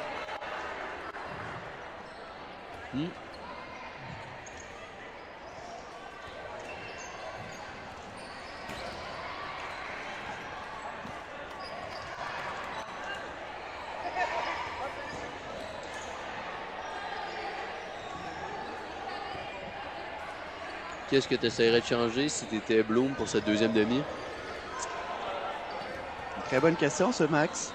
J'ai l'impression qu'on reste assez en fond de terrain. Il faudrait peut-être prendre un petit peu plus de chance, prendre l'avantage. En même temps, les filles de caféine ont quand même du bon bras, peut-être un petit peu plus d'énergie. Ben ouais. Ouais, je pense aussi qu'il faudrait jouer, pas nécessairement avec plus d'énergie, peut-être plus, c'est ça, monter la ligne après les attaques, essayer de les prendre en transition. Ouais, Caféine que... En fait, utiliser, clairement, ils ont quand même des joueurs extrêmement mobiles du côté de Bloom. Je pense que c'est d'exploiter ça. Puis on vient de regarder le match d'avant. Il avait quand même sorti beaucoup de gros catch. Des fois, c'est juste un petit déclic que ça va repogner. Ouais. Sinon, c'est juste ne pas essayer de rien forcer, je dirais. C'est encore pas perdu, 3-1. Non, c'est ça. Reste Ça à 12 minutes.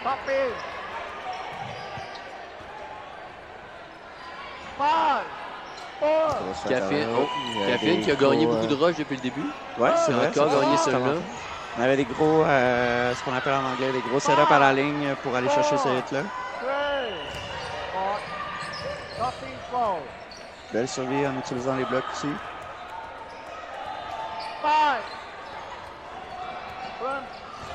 Ah, et voilà, on parlait de la vitesse. Quelques pas, bon counter. Toujours efficace.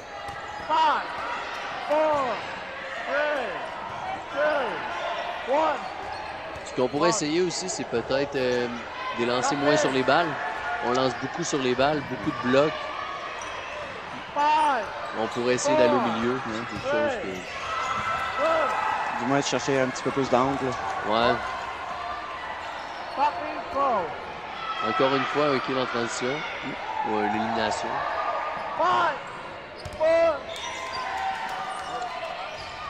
Ah, ça... De notre angle de vue, ça semblait peut-être plus être un bounce. On n'est pas les mieux placés pour pouvoir. C'est vrai. Tout ça pour dire belle honnêteté. Ouais, c'est... Oh! Il reste à la ligne un petit peu plus longtemps pour aller chercher le hit.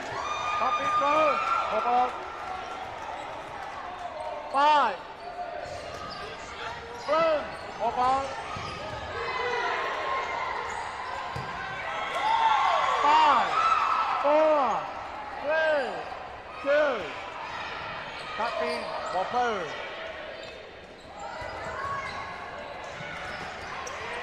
5, 4, 3, 1. Gros bloc. Tapping, whopper. Un gros bloc, là. Ouais. 5, 4, boom, whopper. Oh, décision de l'arbitre. On dit qu'elle s'est bloquée sur la poitrine.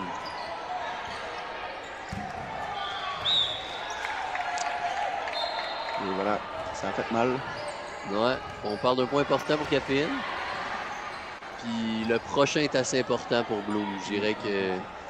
Ça peut être le plus important de la game jusqu'à maintenant.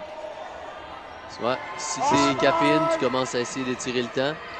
On bouge bien les pieds. On n'essaie pas trop de rien trop risquer. Ready, ready. Après un lance à la ligne, on peut reculer le plus rapidement possible. Encore un fois. rush très rapide de la part de Caféine. Ah, le joueur blessé est revenu sur le terrain.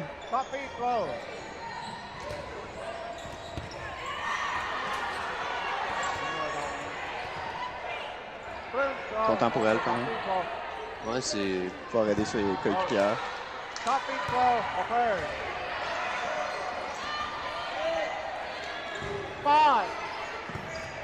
Et voilà. Des gros lancers, de la puissance de la part de Caféine.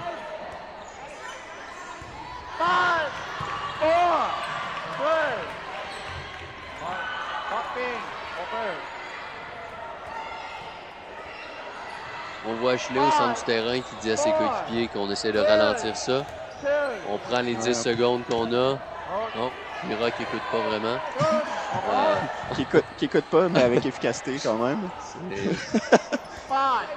On peut prétendre que Ashley l'a peut-être dit en français, ça n'a pas aidé Mira.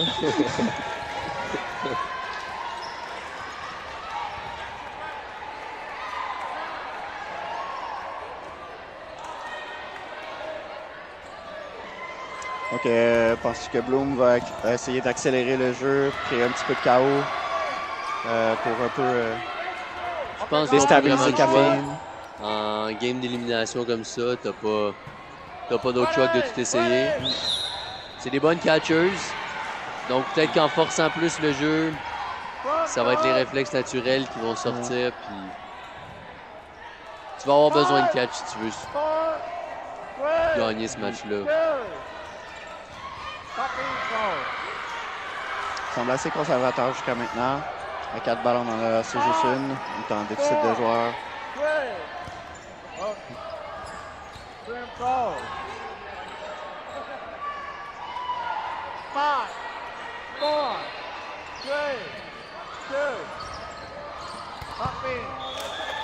Il reste quand même encore du temps.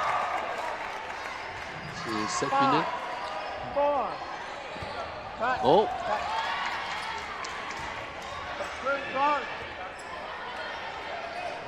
Five, 4, 3.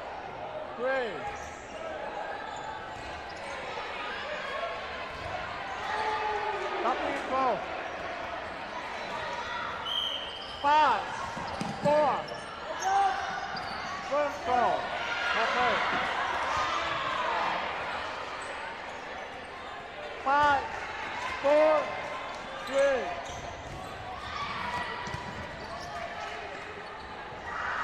On vient de voir notre premier KO qui a tourné en faveur. Ah, Quand même assez surprenant le nombre de counters qui sont partis. Même du côté de Caféine qui essaie probablement d'étirer un petit peu le temps.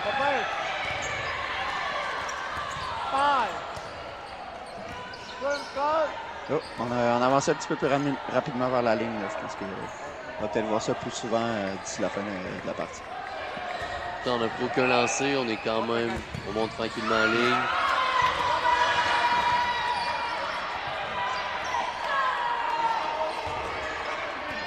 À ce point-là, chaque lancer devient important. Tu ne peux plus te permettre de rater.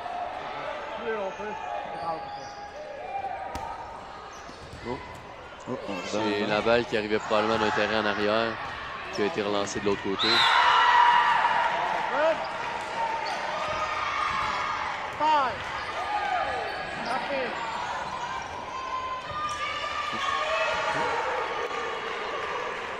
On a vu quand même une belle opportunité.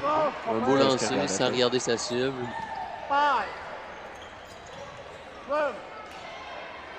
Karine qui essaye un petit windmill. Je sais pas comment ça se dit en français. Moulin avant.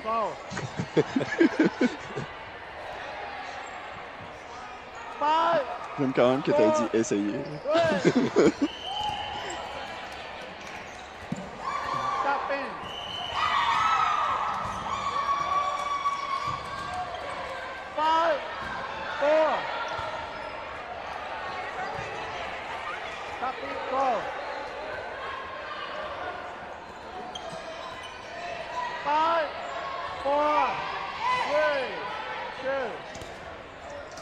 Oh, une bague s'est rendue jusqu'à nous. 5, 4, 3, 2. Copy.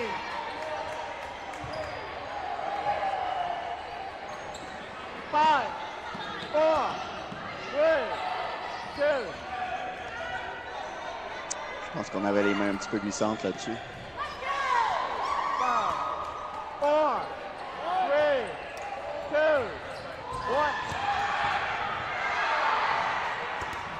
On va voir Josh Lamayoche s'occupe du shagging de l'autre côté.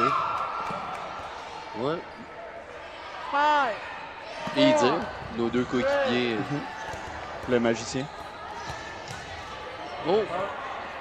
Ah, encore une fois, on va vient de avoir revoir un un petit peu de échange. KO, un échange. Encore à l'avantage de la caféine qui a plus de joueurs. Mais Bloom prend un avantage de balle. 4, 3, 2. Hot. Copy. Go. Oh! Ouh, Copy. ouh. On est tombé, on a l'air d'être correct en se relevant. 5.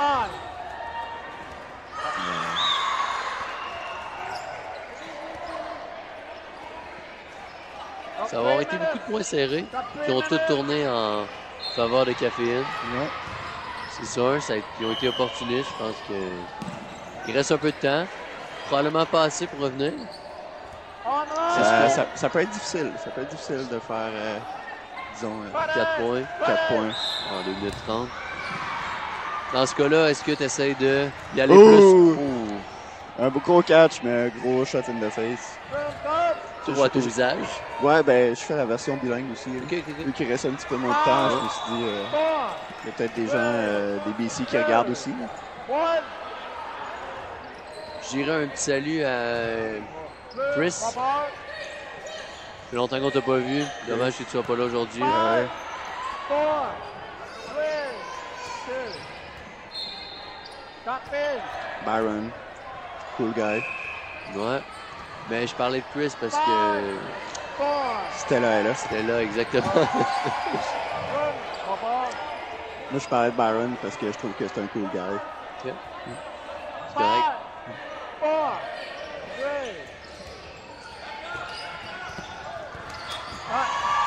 Ça, tu vois, ça, je trouve que c'était quand même un move de chick, ça. T'es pas d'accord? Ouais. 5, 4. Oh! Presque retourner son move. 5, 4, 3, 2. Room. 5. Copy. Go.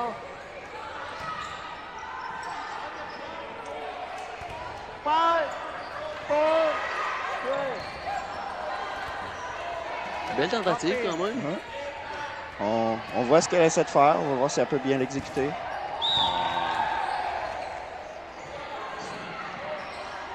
Malheureusement, je ne sais pas si on va avoir le temps de partir un autre point. J'ai l'impression que ça pourrait se terminer là.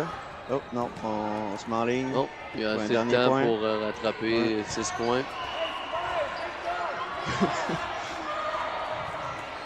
Mais c'est un dernier point. Celui-là, c'est plus pour le fun. On le fait pour le plaisir. On voit déjà beaucoup plus d'action. Ils ont décidé de se laisser aller. T'es moins besoin de perdre du temps. Ben, c'est ton dernier point. Pour Bloom, c'est pas leur dernier match de la journée, donc on se dit pourquoi pas lancer tous nos ballons. Ah, non, finalement, il en garde 3. 5, 4. Oh, un bloc avec les genoux. C'est rarement efficace. Ouais, ça. 4.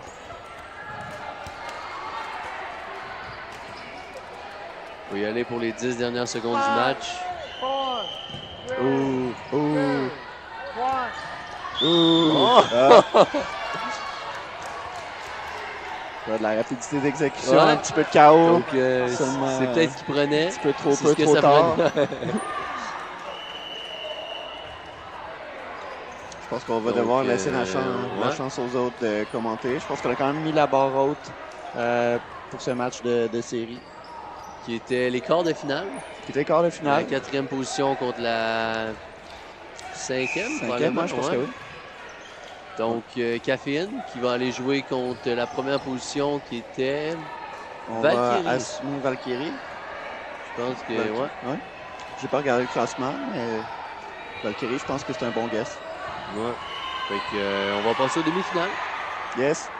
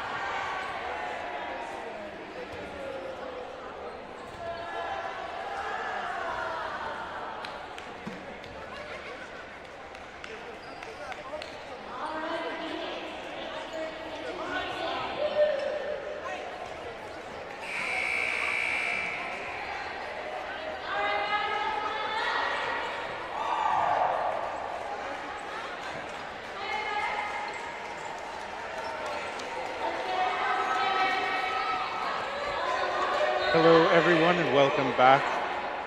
Dodgeball with their kickoff 2025 tournament.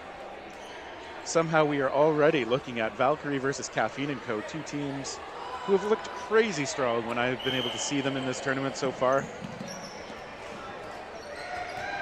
course, we've seen both teams on the stream court here a couple of times.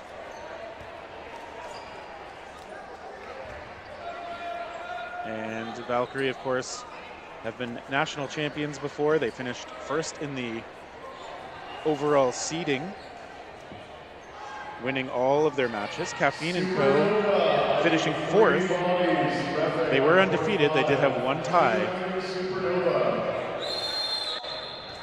And so off the rush, we'll see which of these unbeaten teams keeps it up and which one has to suffer first defeat. There's a friendly bounce that ends up knocking Camilla Presenti off the court. And so the first nice bounce going the way of Caffeine & Co. Looking to continue their ascension here in women's dodgeball. Valkyrie sending a few in, taking out Jobin Ross. Brenda Kramer out there now in the left corner. We didn't see her in the earlier match that I was calling at least, but we're just saving her for the playoffs. Brenda, who does a lot of her excellent workout videos on Instagram, and get a lot of how she trains.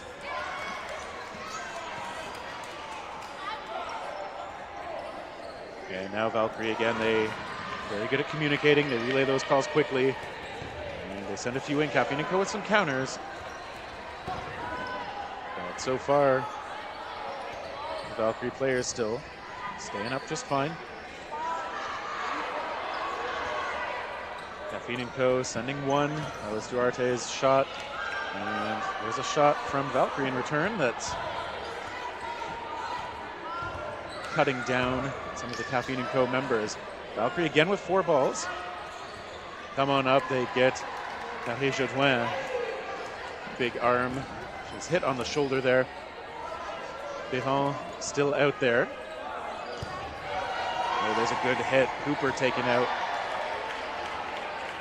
Galliani's shot is true to the mark. Valkyrie down to 3. Counter shot, Biron missing high. Mira Duarte just doing some pressure work up high for her side. Now the side from Quebec gets a ball onto Flanagan. Biron traded out, so national team teammates will be on the sideline on opposite sides. Kramer, the last one left for Valkyrie. With some of the extra balls, though, gets Galliani, and now it's 1-on-1. We'll see if Kramer can attack. Okay, gets that first shot. Just a nice little grace shot. And so it was looking a little bit dicey there for Valkyrie, but they're able to take the first point.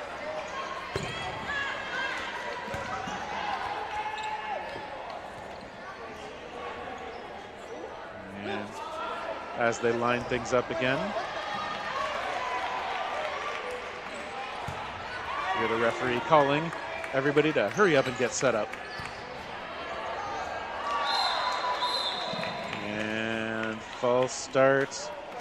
Referee Case Chandler pointing toward Duarte there. Using that false start early. Let's see if it costs Caffeine & Co. eventually. They're taken out early. Good start from their side.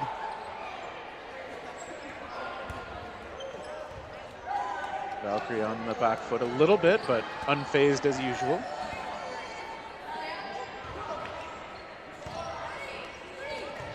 Okay, there's a try. Jobin Ross. That sidearm delivery, this time toward Kramer. He's able to get out of the way.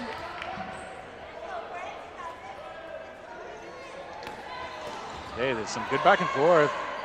And yeah, Kramer just saying the ball that ended up in Jobin Ross's hand, I think hit another ball in the air. So not actually a catch, but good heads up play regardless. Good try from Kramer, the return shot, missing into the middle of the Valkyrie side. Valkyrie hasn't really changed their jersey in years, so a very recognizable look out of this team. They've got a great team identity. They've been able to maintain it in part by just having so much success on the court. Here Jodoin, again, just really stepping into those shots. I'm sure Valkyrie's going to look for chances to take advantage of that big windup. It's a powerful throw, but it might leave them a window to attack. And there we see Jodoin having to kind of get under a ball coming up high as she was winding up and delivering that ball. Valkyrie has some players with really quick releases. Let's see if they're able to make that work. A couple balls going all over the place. Paris Jodoin trying to secure a ball that popped up off of her, but no such luck. She's out of bounds anyway. Valkyrie playing it smart. Now they go toward the left side.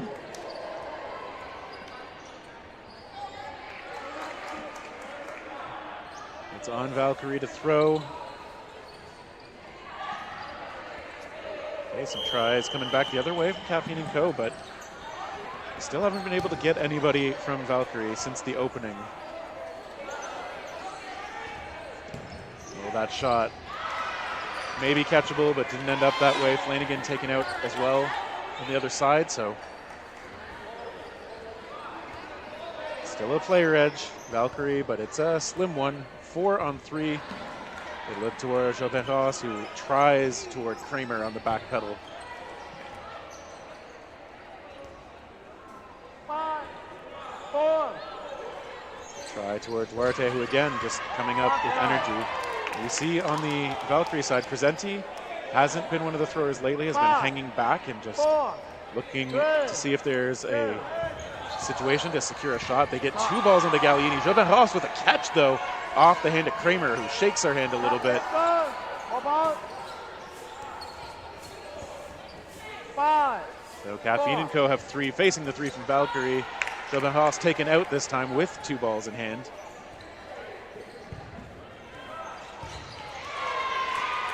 Buckeye. 5, 4.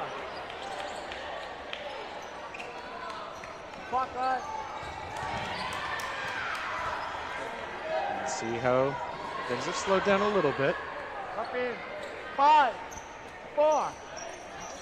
Buckeye. 5, 4, 3. And as they try to finish off Caffeine & Co. here, Duarte out there alone. We've seen so much energy come out of her, but Presenti and Gray going to try and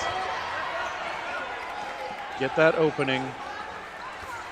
5, 4, 3. Duarte just taking a shot. Gray looked like so casual as that came back her way. 5. Good movement. Valkyrie not able to find the hit yet.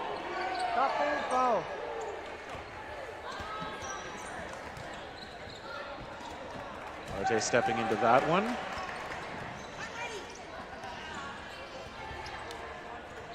Again, really committing to some of these throws, but doesn't want to overcommit because, of course, she's going to need to be ready to move out of harm's way if Valkyrie rushes her. 4.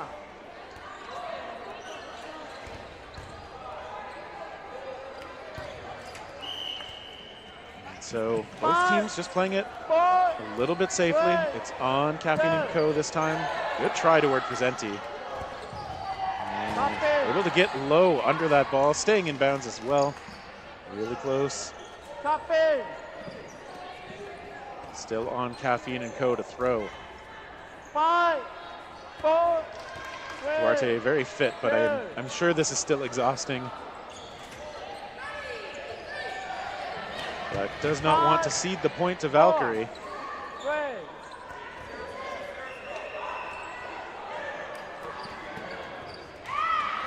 5, 4, 3. Valkyrie has to hurry up to the line. Duarte still pure defense and then sends a second ball that's risky, goes low. Comes close to the side, but still in it. Presenti maybe stuck up high. That ball bounces in toward Gray. Duarte trying to take advantage, really pushing things there. It's a couple times she sent that ball in A little bit of a flick delivery that ends up missing high and outside on Presenti. She's got two in hand. She takes it again, tries again. Comes pretty close that time. Presenti's shot finally closes it out. Point number 2 going Valkyrie's way. 3 minutes. 3 minutes. 3 minutes. And as we take a look at some of the dodging from Mira Duarte, some good highlights out of her. But finally, Valkyrie able to take her off the court. Off the rush.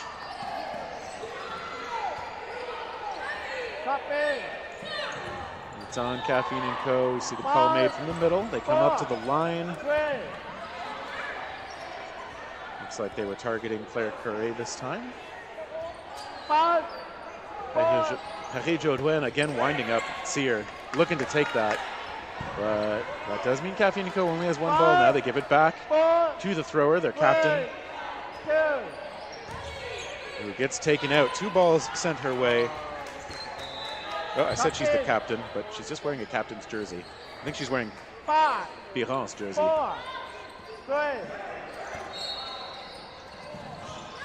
Biron and Gallieni, the actual captains here. Gallieni taking over that corner now. Meanwhile, Biron taken out. Curry just on the back up, making the catch, and now making the calls. 5, 4. Flanagan playing defense. That ball was behind her. So Valkyrie again doing well to keep that pressure on Caffeine and Co., trying to keep them away from high quality chances, and trying to do that without putting themselves in really vulnerable positions. Although Berkeley was hit there out of the right corner, Gray's taking over. 5. There's a shot from Curry, but missing, and now Caffeine and Co. to the line. 5,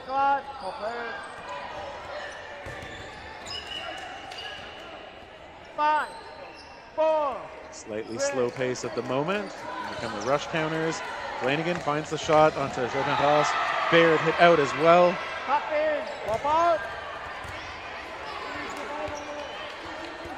5, 4. 4 balls in hand for Caffeine and Co. Just 1 cent. I think that's going to generally be what they do. While Valkyrie has 4 players out there, I doubt Caffeine and Co. are going to send it in. Oh, there's a disarm. Powerful shot out of Curry. And that ball out of the hands. I think that was Boissonneau. There's a 3rd ball. Okay. There's a lot invested there. But so far, Gauthier is okay. Sends that one in. Good block by Curry. No, blocks it into Flanagan. I mean, a good block from Curry to save herself. 5, 4, 3. He's apologizing. 1. And that's a lot of time used by Caffeine and Co. That was but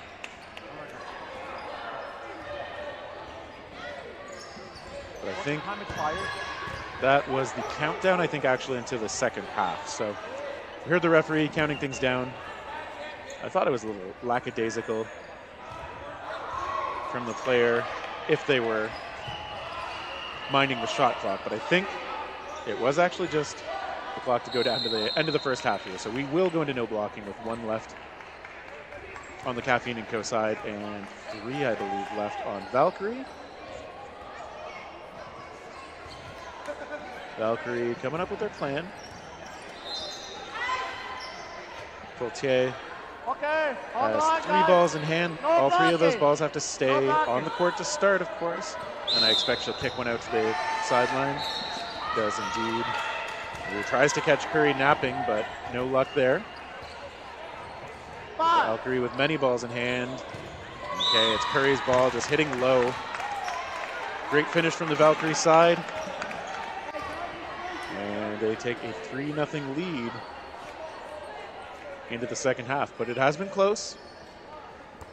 We've seen a lot of fire and skill out of Caffeine and Co., so certainly they are not out of it.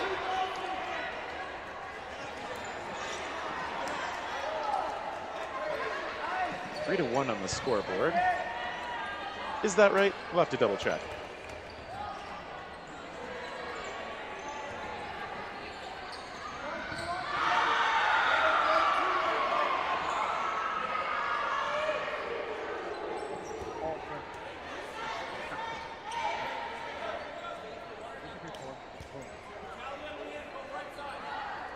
We have a 4-0 now. So I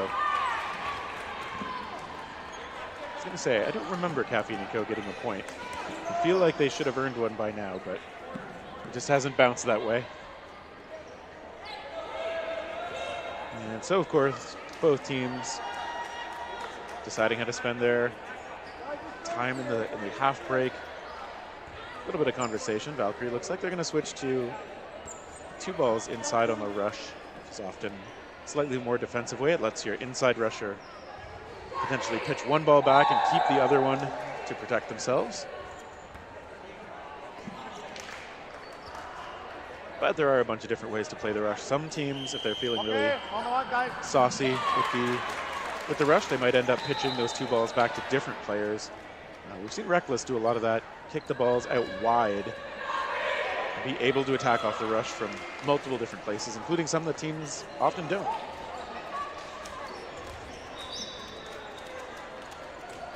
Gray, okay, just rehearsing the rush. Okay, on the line, guys. Ready. Second half underway. Caffeine & Co. there really quickly, but those passes back not quite as clean as they'd like. 5, 4, 3, Gray with the call. 2, Steps into a good shot. clock on. Jess Gray, co-captain of this team, along with Flanagan. 5, Oh, good shot coming through onto Wilson. That one sounded real solid.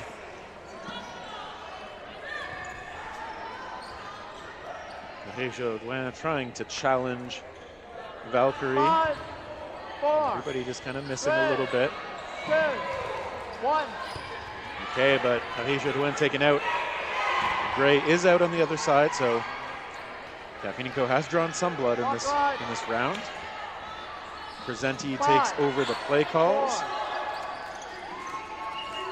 There's her taking the shot. 5, 4, 3.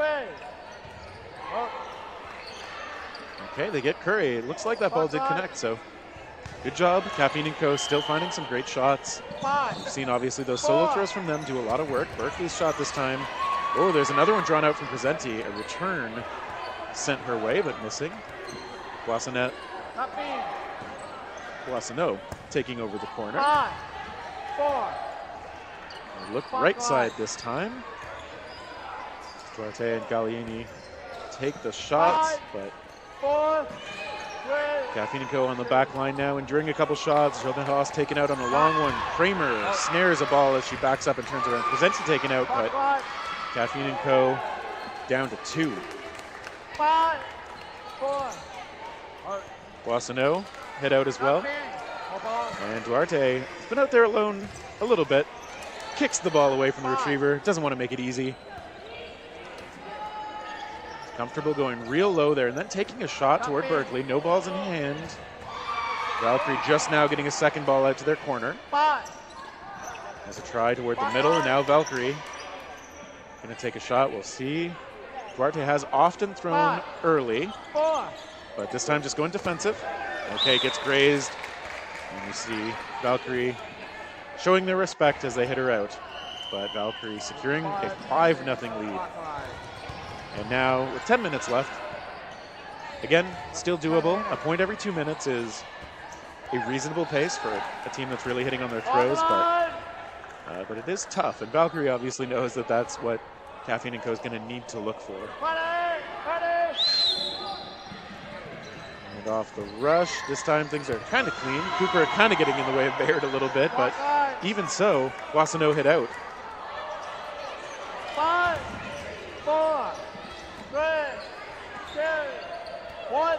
Curry sending one. There's a few balls sent in a few directions here. Flanagan hit out. That looked a little disjointed from Valkyrie, I thought, but now Caffeine & Co. protecting that one ball that's in a dangerous area. Valkyrie have to throw because the ball is on their side. When they get an out, Curry manages to get a long shot. So I like what Caffeine & Co. did. They kept Valkyrie back from that ball. That ball is in a place that they could reach it if they want to, or they could just leave it there to manipulate where the burden ends up. They finally collect it after a while. 5, 4, 3. There's a shot, Baird. Oh, it bounces off of her and onto Curry. That is a caffeine-friendly bounce. 3-on-3 now. 4. Clock right. Valkyrie to the line now. And it's Cooper's shot. Wilson gets under that. Wilson, okay. I thought that was a fake motion from her, but doing a good job of disguising her deliveries. She's got a couple of different releases. And now just posturing a little bit. Clock right.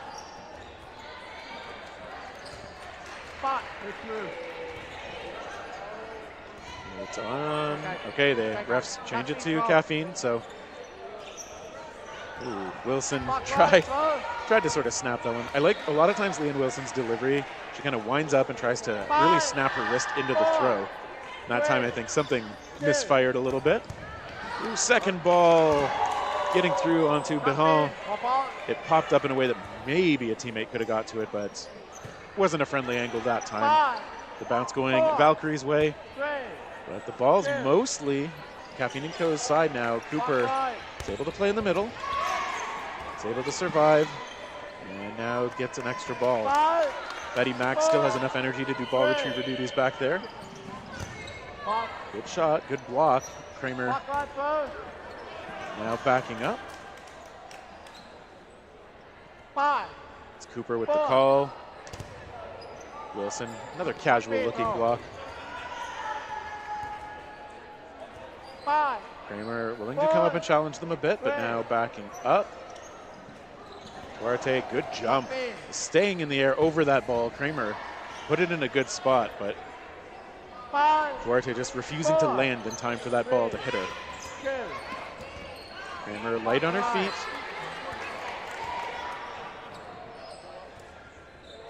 Valkyrie to the line, trying to finally take out one of these players, but great block by Wilson again.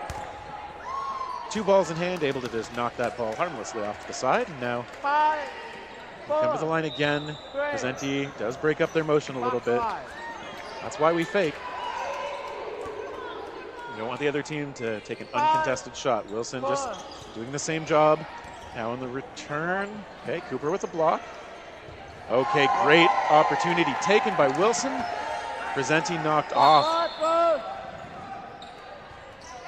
And of course, all that said, we are down to 6 minutes, and Caffeine & Co. still on the hunt for that first point. So Valkyrie, of course, want to take the point, but if things take a long time, that works out for them too. Duarte hit out. I think I missed exactly what happened to her. Valkyrie, though, is using 3. Wilson tries to force a catch. Makes sense. And good sporting handshakes on the Valkyrie side. Kramer, very business-like approach to finishing off that point.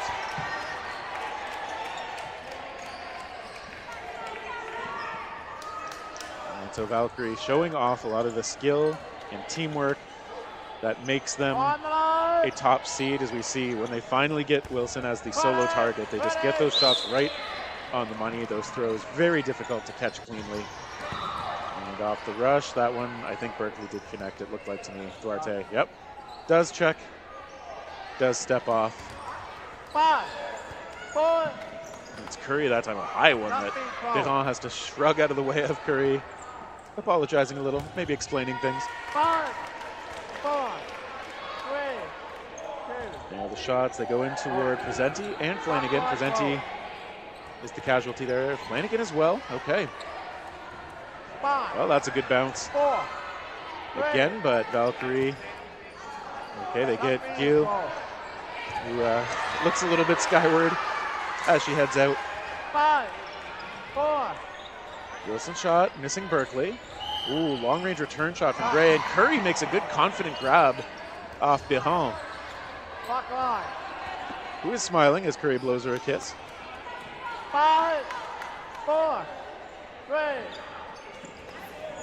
Okay, good defense. Top being called.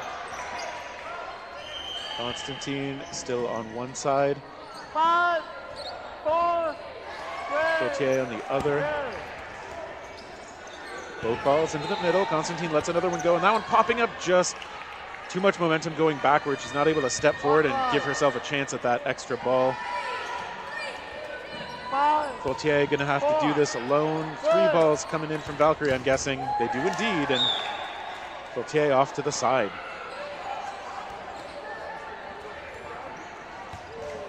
3 minutes and 30 seconds. 3.5 minutes to go. And it does look like the undefeated run of Caffeine & Co. is going to run into the brick wall of an even more undefeated Valkyrie here in the playoffs. But Caffeine & Co. has looked great in a lot of their matches. Clearly a formidable squad. But as we get this deep into the playoffs, somebody has to lose these matches, unfortunately. And Valkyrie does not intend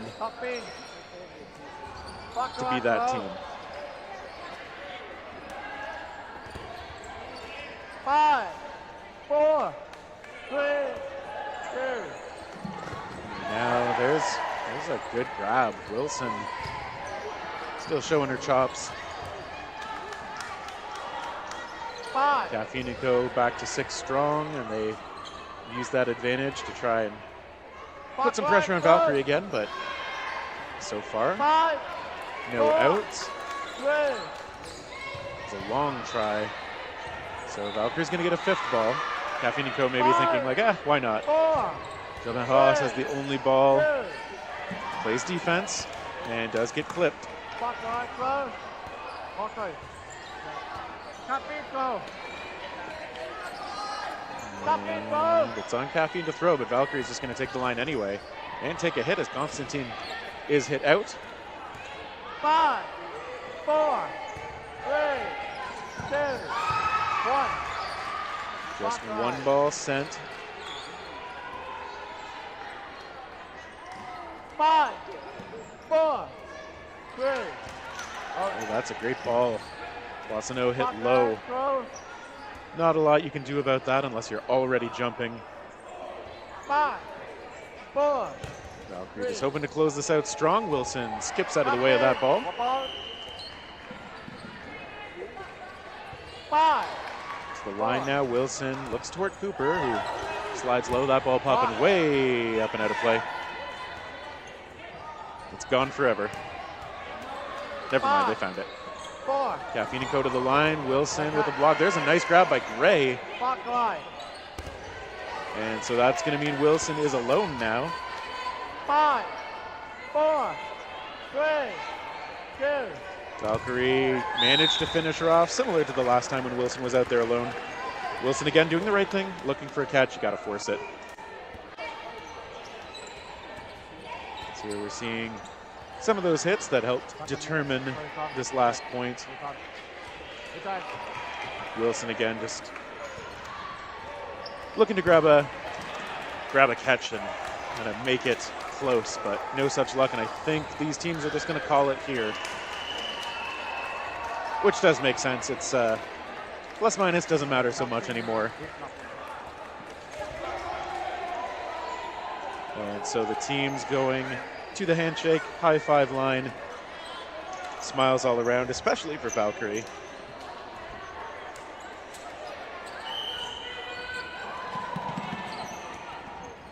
So that was the 1v4 match.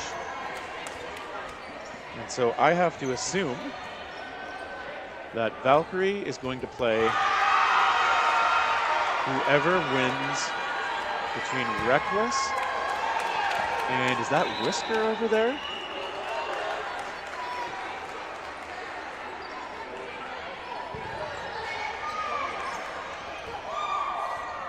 I can't quite see how that one's going. I think Reckless is leading 4-2. Got a good look at the scoreboard, so it's all right. If I am correct, then we will shortly see a match between Reckless and Valkyrie, which feels pretty familiar. So we'll be back with that shortly, which will be our gold medal match. And that will be a good one to watch, as it usually is, I'm sure. So we hope you'll be back with us for the final match of the day here at Dodgeball Toronto's 2025 kickoff tournament.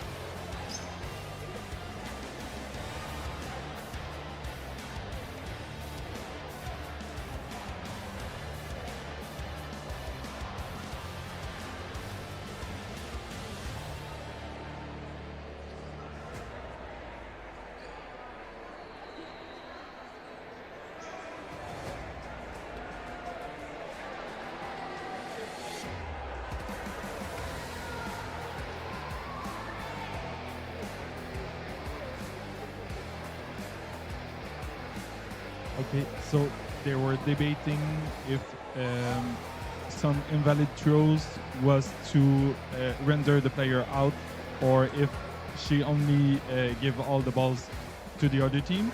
So now the other team has all the balls and 5 seconds to render the last player out. So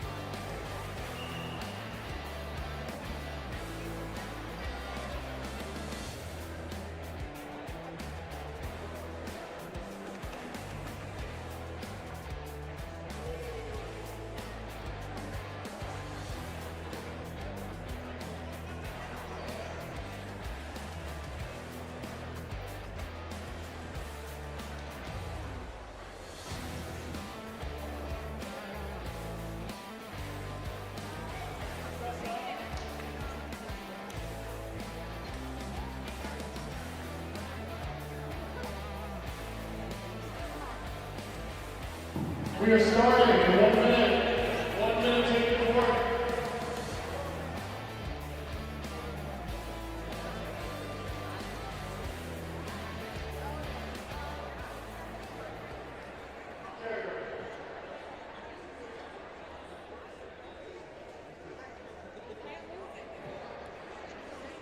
All right, folks, we are back for the final match of the day. Should be starting in around a minute. It is the gold medal match of this women's division. And as you're used to seeing, Valkyrie and Reckless out there together again in the finals. I feel like this is a story that we're used to seeing here in Ontario and sometimes at nationals too. Both of these teams have been able to claim the gold over each other in different events over the years. And of course, we'll have to see who does it this time. A lot of continuity with both of these teams. I think if you've been watching tournament dodgeball in Canada, you'd recognize an awful lot of people in these jerseys, although there is some new blood. We've mentioned some of the Valkyrie members that are not always on the team, but have been featuring lately. And Reckless as well has a few members guesting from other areas. Cynthia Lee is on the team today, sporting a Del Rosario jersey. Cynthia, who is on the national team in Austria earlier this year. Oh, that was last year now. Okay, 2024. She was out there for the women's side, and Yanis Wan out there too for Reckless, wearing a Chung jersey.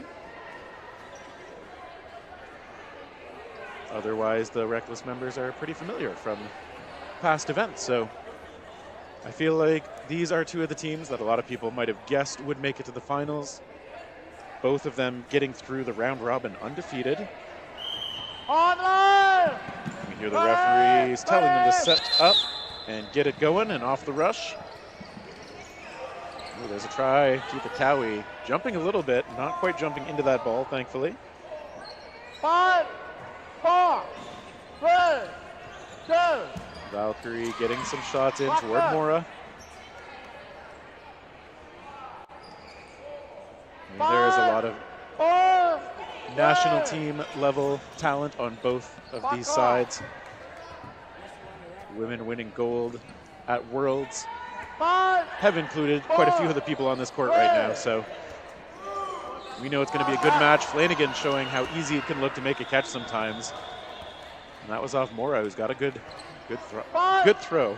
4, 3, 2. And they get a couple in on Kenley Croft. Sent off to the side as well now. Valkyrie still holding strong with 6. There's a shot toward Curry. Gomes there missing a little high. Curry stepping into that one, sending it into the middle. Lee returns. Cynthia Lee, another one of those players who sends her whole body into the throws. Really makes it work. She gets low now in defense, but the shot actually goes the other way toward the opposite corner. 5, 4, 3, 2. Okay, Pereira hit out, but Flanagan traded.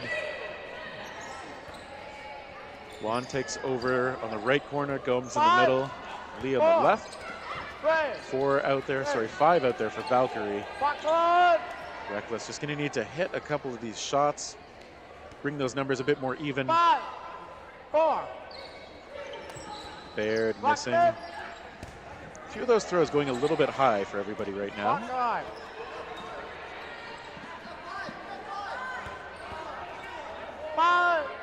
Baird again making the call from the middle, and it is a long one from Kramer. There's a try from Curry as well, taking out Juan on the side. Valkyrie gaining control of the balls again. They've got 4. Looking to take out the remaining 2 players from Reckless. Oh, there's a good shot connecting. Kramer takes out Gomes. And Valkyrie threatening to take this first point of the match and see what Lee can do about it. Good defensive work, staying low, keeping those 2 blockers extended out in front of her. 5, 4, 3. Kramer with the block. Bucket 5, 4. That ball a little off the mark. 5. There's a try toward the corner. Curry puts on her serious face, but just putting the pressure on for now. Valkyrie going to elect to set up. They want to close this out properly. I think they have the numbers and the patience that if they elect to just keep waiting till they get a 3rd ball and actually setting up on offense, calling a play, I think it's a very reasonable thing for them to do. Force Lee to beat them one at a time. Lee still all smiles out there. 5, 4. And that one gets a little high. One day when there's a 17-foot tall player, that will hit him. 4, 3, 2. Lee is the target. Good defense again. This time Valkyrie going with 2 balls. Lee, very hard to hit when she has enough time to see it happening. Oh, look at that. She takes out Borghese in the back there. How dare you retrieve balls against me.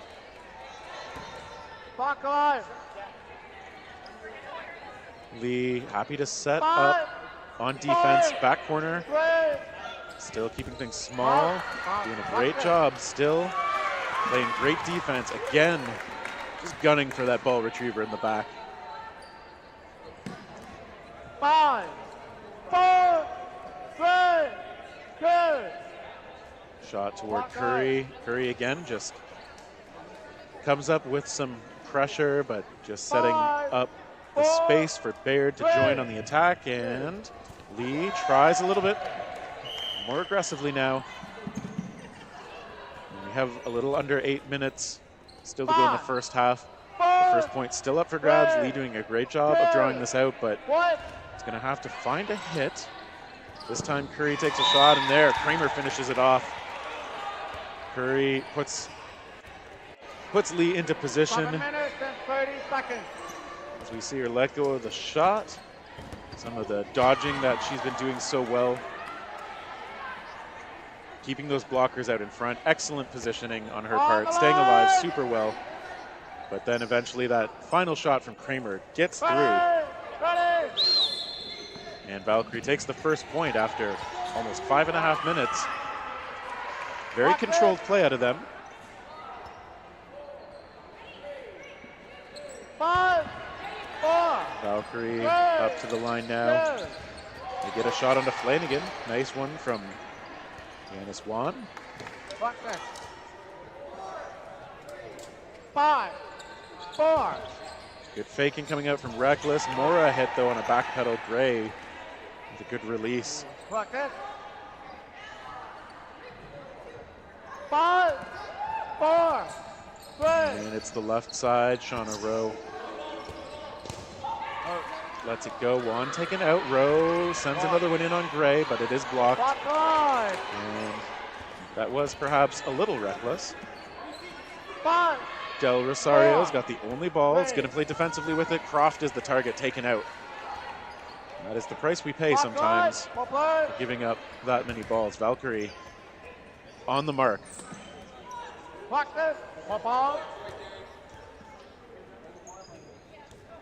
Reckless to the line again. Gomes making the call. It is a shot from Rowe. That ball bouncing up off the blocker of Berkeley.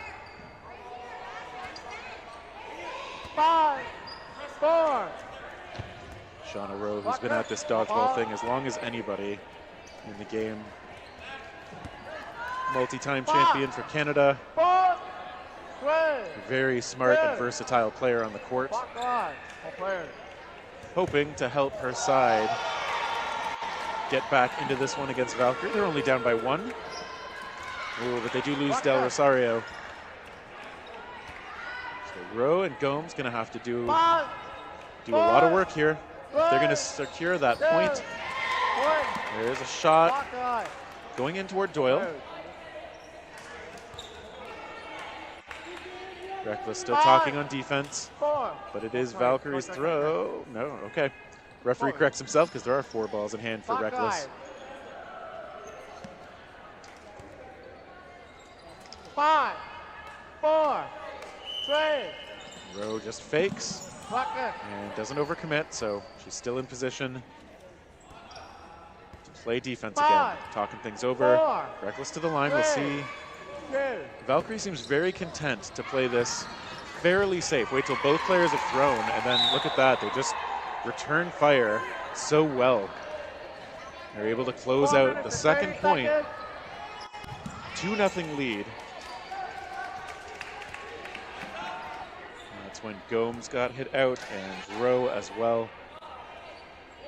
Again, Valkyrie just waiting until they have those good clean shots straight ahead. Reckless hasn't been able to dent their armor yet, so Valkyrie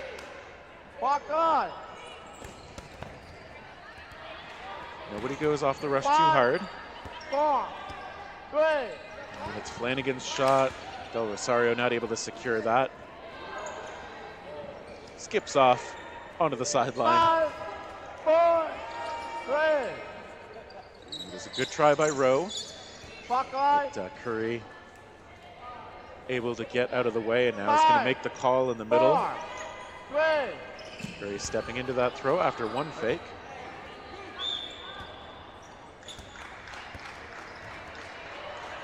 Five, 4, Reckless figuring things out again to the line. 1. They go toward Flanagan. Buckeye.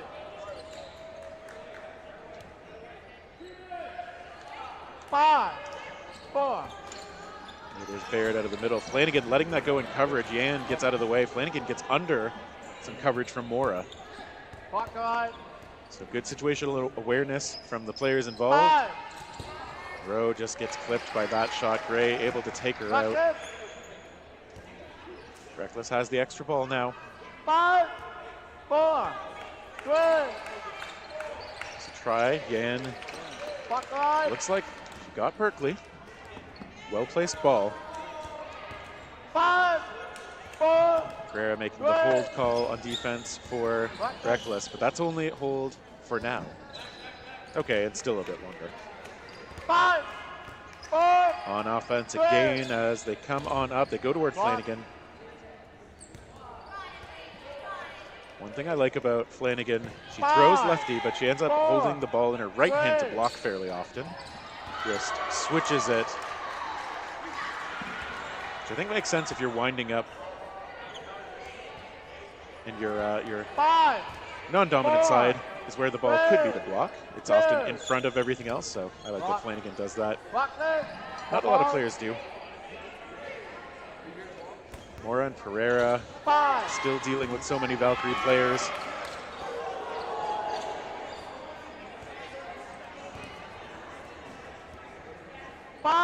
Mora with a call. Good shot, finding Baird. Pereira doing well to just get under that return shot. Only 5 more to go. 5, 4, 3, 2. That ball slipping out of the hand. Pereira sending it high. Valkyrie is going to come back up. 5, 4, 3. Curry's shot gets through the blockers. Mora had 2. Wasn't enough. Claire Curry doing damage as a thrower out here, and now corners come in on Pereira. He went low, tried to get those blockers in front, cutting down the angles, but that is why Valkyrie opted to attack from the wide sides. Really challenging to try and get your blocking balls spread apart in a way that can handle shots coming in from those angles. So I'm not sure if you can see it cleanly enough on the stream, but if you ever see players, a lot of times the common hand signal is thumb and pinky together to just say corners throw. Timeout was called here. That's why I've got a little bit of extra pause. And 48 seconds still on the match clock. So very likely this point is going to end up going to the no blocking period.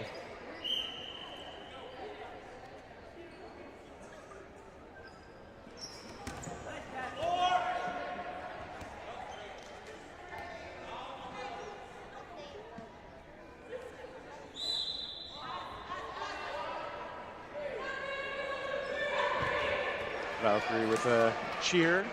They break the huddle first. Reckless still getting some conversation. He's not officially listed as the coach, but I think Josh Sakura has been acting as coach for this team the last little bit.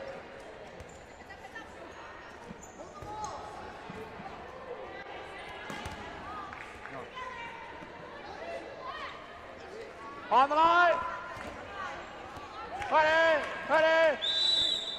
And as they start things again, we have Reckless trying that shot off the rush, but 5, 4. moving toward no blocking here. See if either side's able to get a significant advantage before then. 5, 4. Reckless.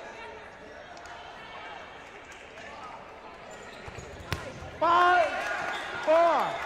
We've got the shots going in toward Cowie this time.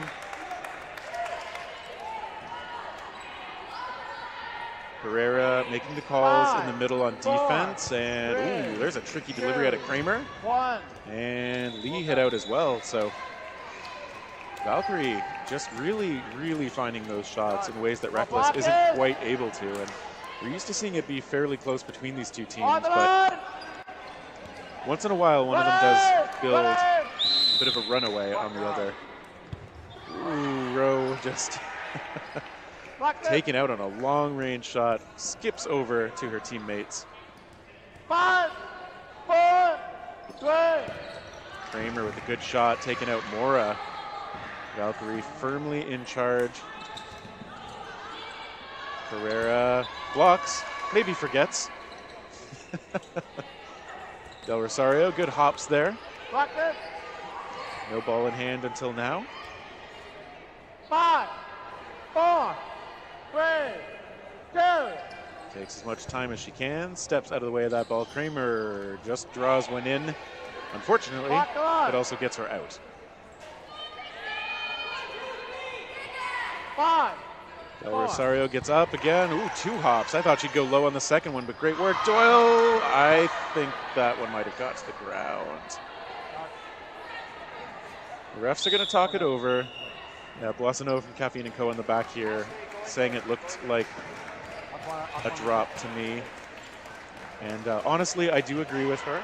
I didn't have a perfect angle, but yeah, but I do believe they got it right. So Doyle off to the side. It was a great effort, obviously, but that ball had enough time to get to the ground. And Del Rosario, ooh, comes close on Cowie, who had to make a big move to the side. Del Rosario holding vigilance now. Gray takes a long shot, gets the hit. Valkyrie closes it out. There's a little bit of drama at the end. But they're up 4-0. It is a very strong showing from them. But Reckless, with so much talent on their side, it's hard to imagine that they won't be able to find the scoreboard fairly soon.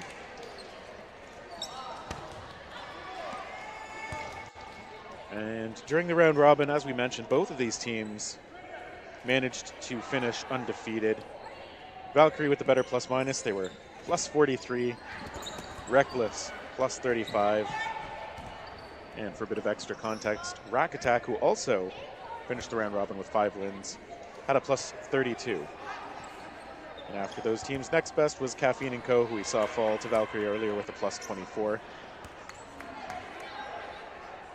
A lot of talent up in these final 2 rounds of the playoffs, as you'd expect. This is a very deep tournament. There's been a lot of talent here for the last couple of years. Dodgeball Toronto doing a great job growing this tournament and making it a prestigious event in North American dodgeball.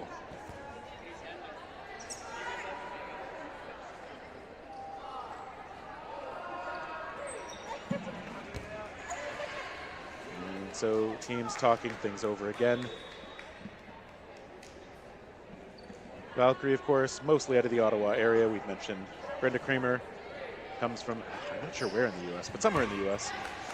Sydney Doyle from the Hamilton area, Veronica Baird from the Hamilton area as well, and Claire Curry from the GTA. So they've diversified a little bit lately. Reckless also mostly GTA. Where they are featuring some guests from further west with Cynthia Lee and Deanna Swan. At least I think so. I'm actually not 100% sure where Juan is from.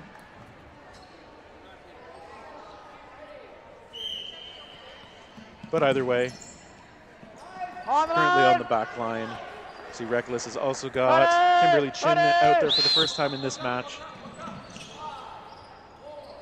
Reckless keeping with what's working on the court. They've been able to rotate through their players pretty well. Although Presenti does currently have a sweater on, so I wonder if that means we'll see her much in the next immediate future at least. Valkyrie again. Call is made by Cowie. He's going to let it go. Great shot onto Pereira. Flanagan taken out as well. So it's Back 1 line. for 1.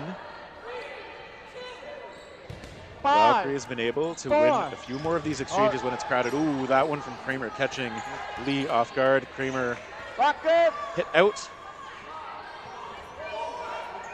Valkyrie 5, down to 3 players as Cowie takes over the near corner. Curry still in the far corner. Curry taken out as well. Good shots this time from Reckless. They've come out in this half looking pretty good. 5, 4, 3, 2. There's a shot. Ends up connecting with the ball retriever in the back, but 5, no credit given for that, even if we like it. 3. Cowie and Doyle on defense, 1 ball in hand each. Cowie, good movement, but better shots from Reckless. Doyle's going to have to do a lot of work. 5, 4. Back up. Oh, back up. Doyle 5, staying back on defense. 4. Valkyrie staggers the timing. Gomes and Mora taking shots. There's a coverage from Juan, who stayed up high, but now Doyle with the ball. He's going to have to detect an opening. Ooh, almost kind of mixing up the shot toward Nicole Gomes there. 5, 4, 3. And they get through. There we go. Reckless on the board. They start the first half stronger than they finish any of the points. Sorry, they start the second half stronger than they finished any of the points in the first. And of course, with 10 minutes remaining and a 3-point deficit, it is still plenty doable for them now that they're on the side that scores all the points. Ready. Off the rush, Valkyrie there a touch faster, but nobody letting it go this time. 5. A good try toward the middle. Alive. And it looks like, I feel like they just got the ponytail of Baird there. 5, 4. To try Lee, able to get the block, and Kramer is countered. So Reckless again, just they found their accuracy and timing on these shots. Oh, there's a shot that finds its way onto Gomes. That ball rolling in a friendly way back to the Burgundy side here. 4. Flanagan this time lets it go. Great shot, taking out Juan, and then Doyle hit out as well. So the team's doing really well to exchange shots here. Reckless with a bit of an edge though, as they have a 4th player. Go toward Gray. Gray's shot. Mora sees it coming and gets into that low defensive stance. Good high percentage way to play defense. Herrera letting that shot go.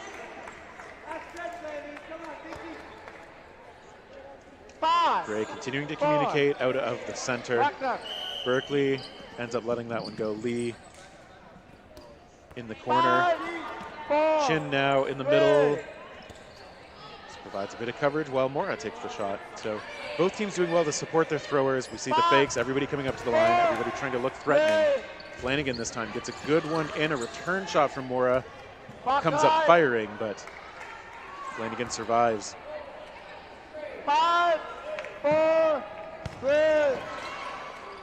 Lee the initial target, and nobody else takes another shot, so this one's still going slowly. 8 minutes to go in the second half. Flanagan taken out. There's a good ball. Mora pretty happy with that. 5, 4, 3. Mora good ups to get over that ball. It's another player who's a lot of her fitness regimen you can catch on Instagram. Herrera putting a bit of pressure on Gray, but not electing to throw it. Once Gray is too ready. Ooh, Mora tries, sends up the sorry hand. Lee's going to keep the ball, going to be the target, and is taken out.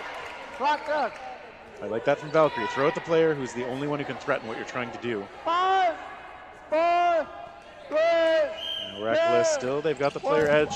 Mora goes cross court trying to take out Berkeley. Herrera with a good block. Gray lets this one go.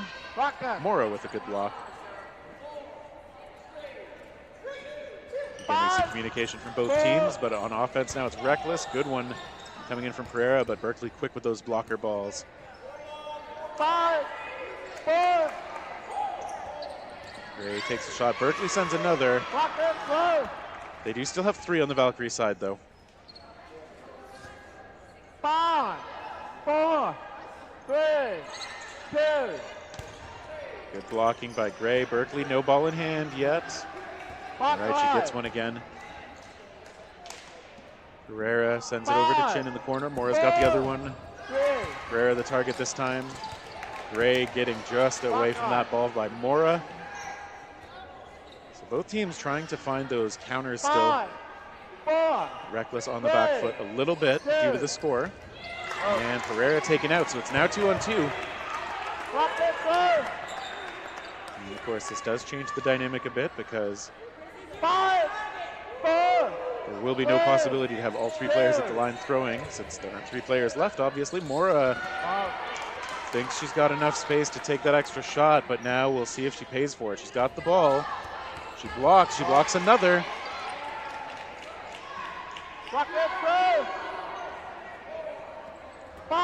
Mora and Chin still fighting for this point.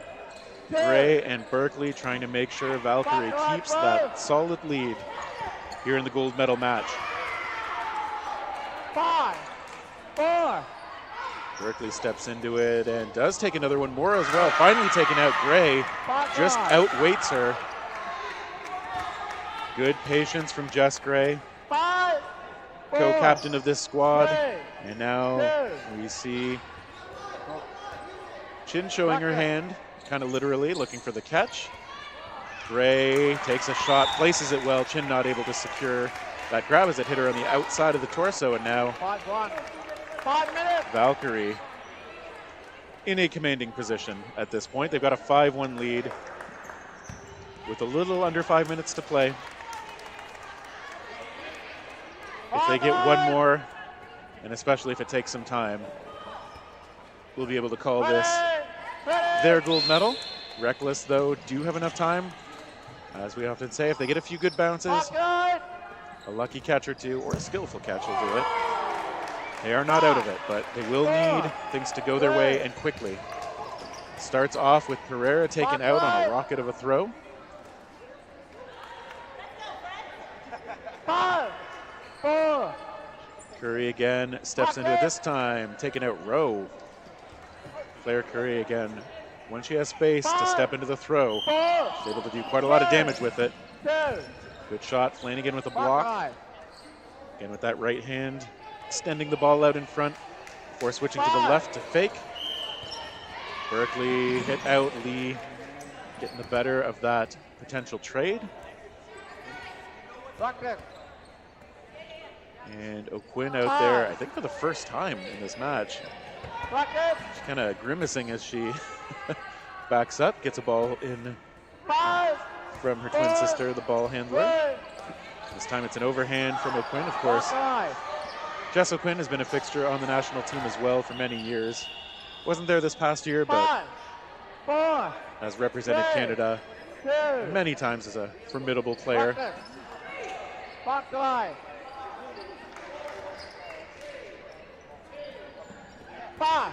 Gray in the middle with the calls again, absorbs a shot there. There's a trade. 1-for-1 with Juan. 3 minutes to go. And again, just faking. Ready with the block.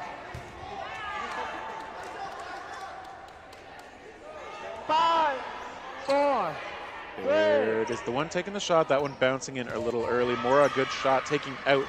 Flanagan gives O'Quinn space. O'Quinn, though, just pressuring. Baird does now get a ball. Thought maybe O'Quinn would take that before Veronica Baird had the ball in hand, but not this time. They get Curry. I think that low ball found her. So Cowie's going to have to shuffle over to the side. And Valkyrie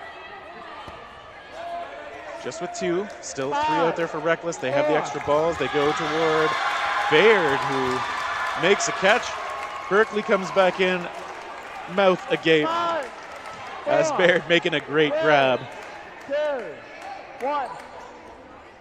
Okay, they get the hit on a Quinn. She tried to get under that, and now Lee alone and is taken out. So Valkyrie, that could have gone poorly with Baird trapped a little bit up high, but she was able to make a great catch. As here we see those final 2 outs coming through, securing this point for Valkyrie.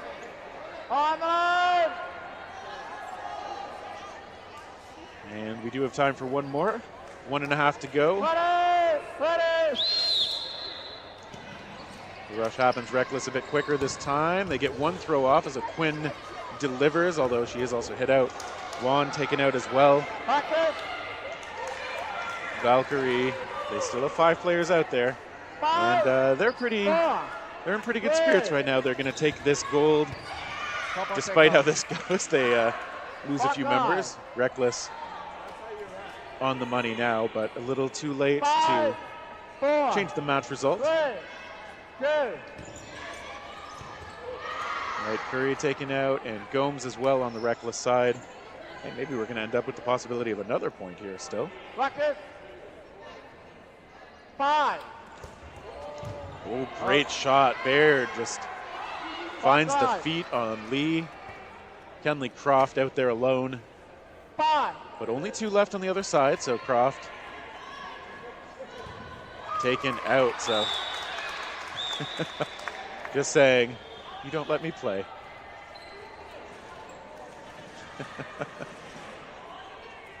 Yeah, and obviously these 2 teams know each other really well. They've met in the finals, so many tournaments. They've played against each other so many times. Full of wonderful talent and good sports. But only one team can come away with the gold. This time it's Valkyrie. They are the champions of the women's division here in Toronto, or Markham as you might want to call it. So the first division to be fully finished. But we are going to be back with quite a bit more action tomorrow. There will be mixed rec early in the day. There will be men's playoffs happening at 11:05 a.m. on the schedule, as well as mixed competitive later in the day. So quite a bit of dodgeball still to come.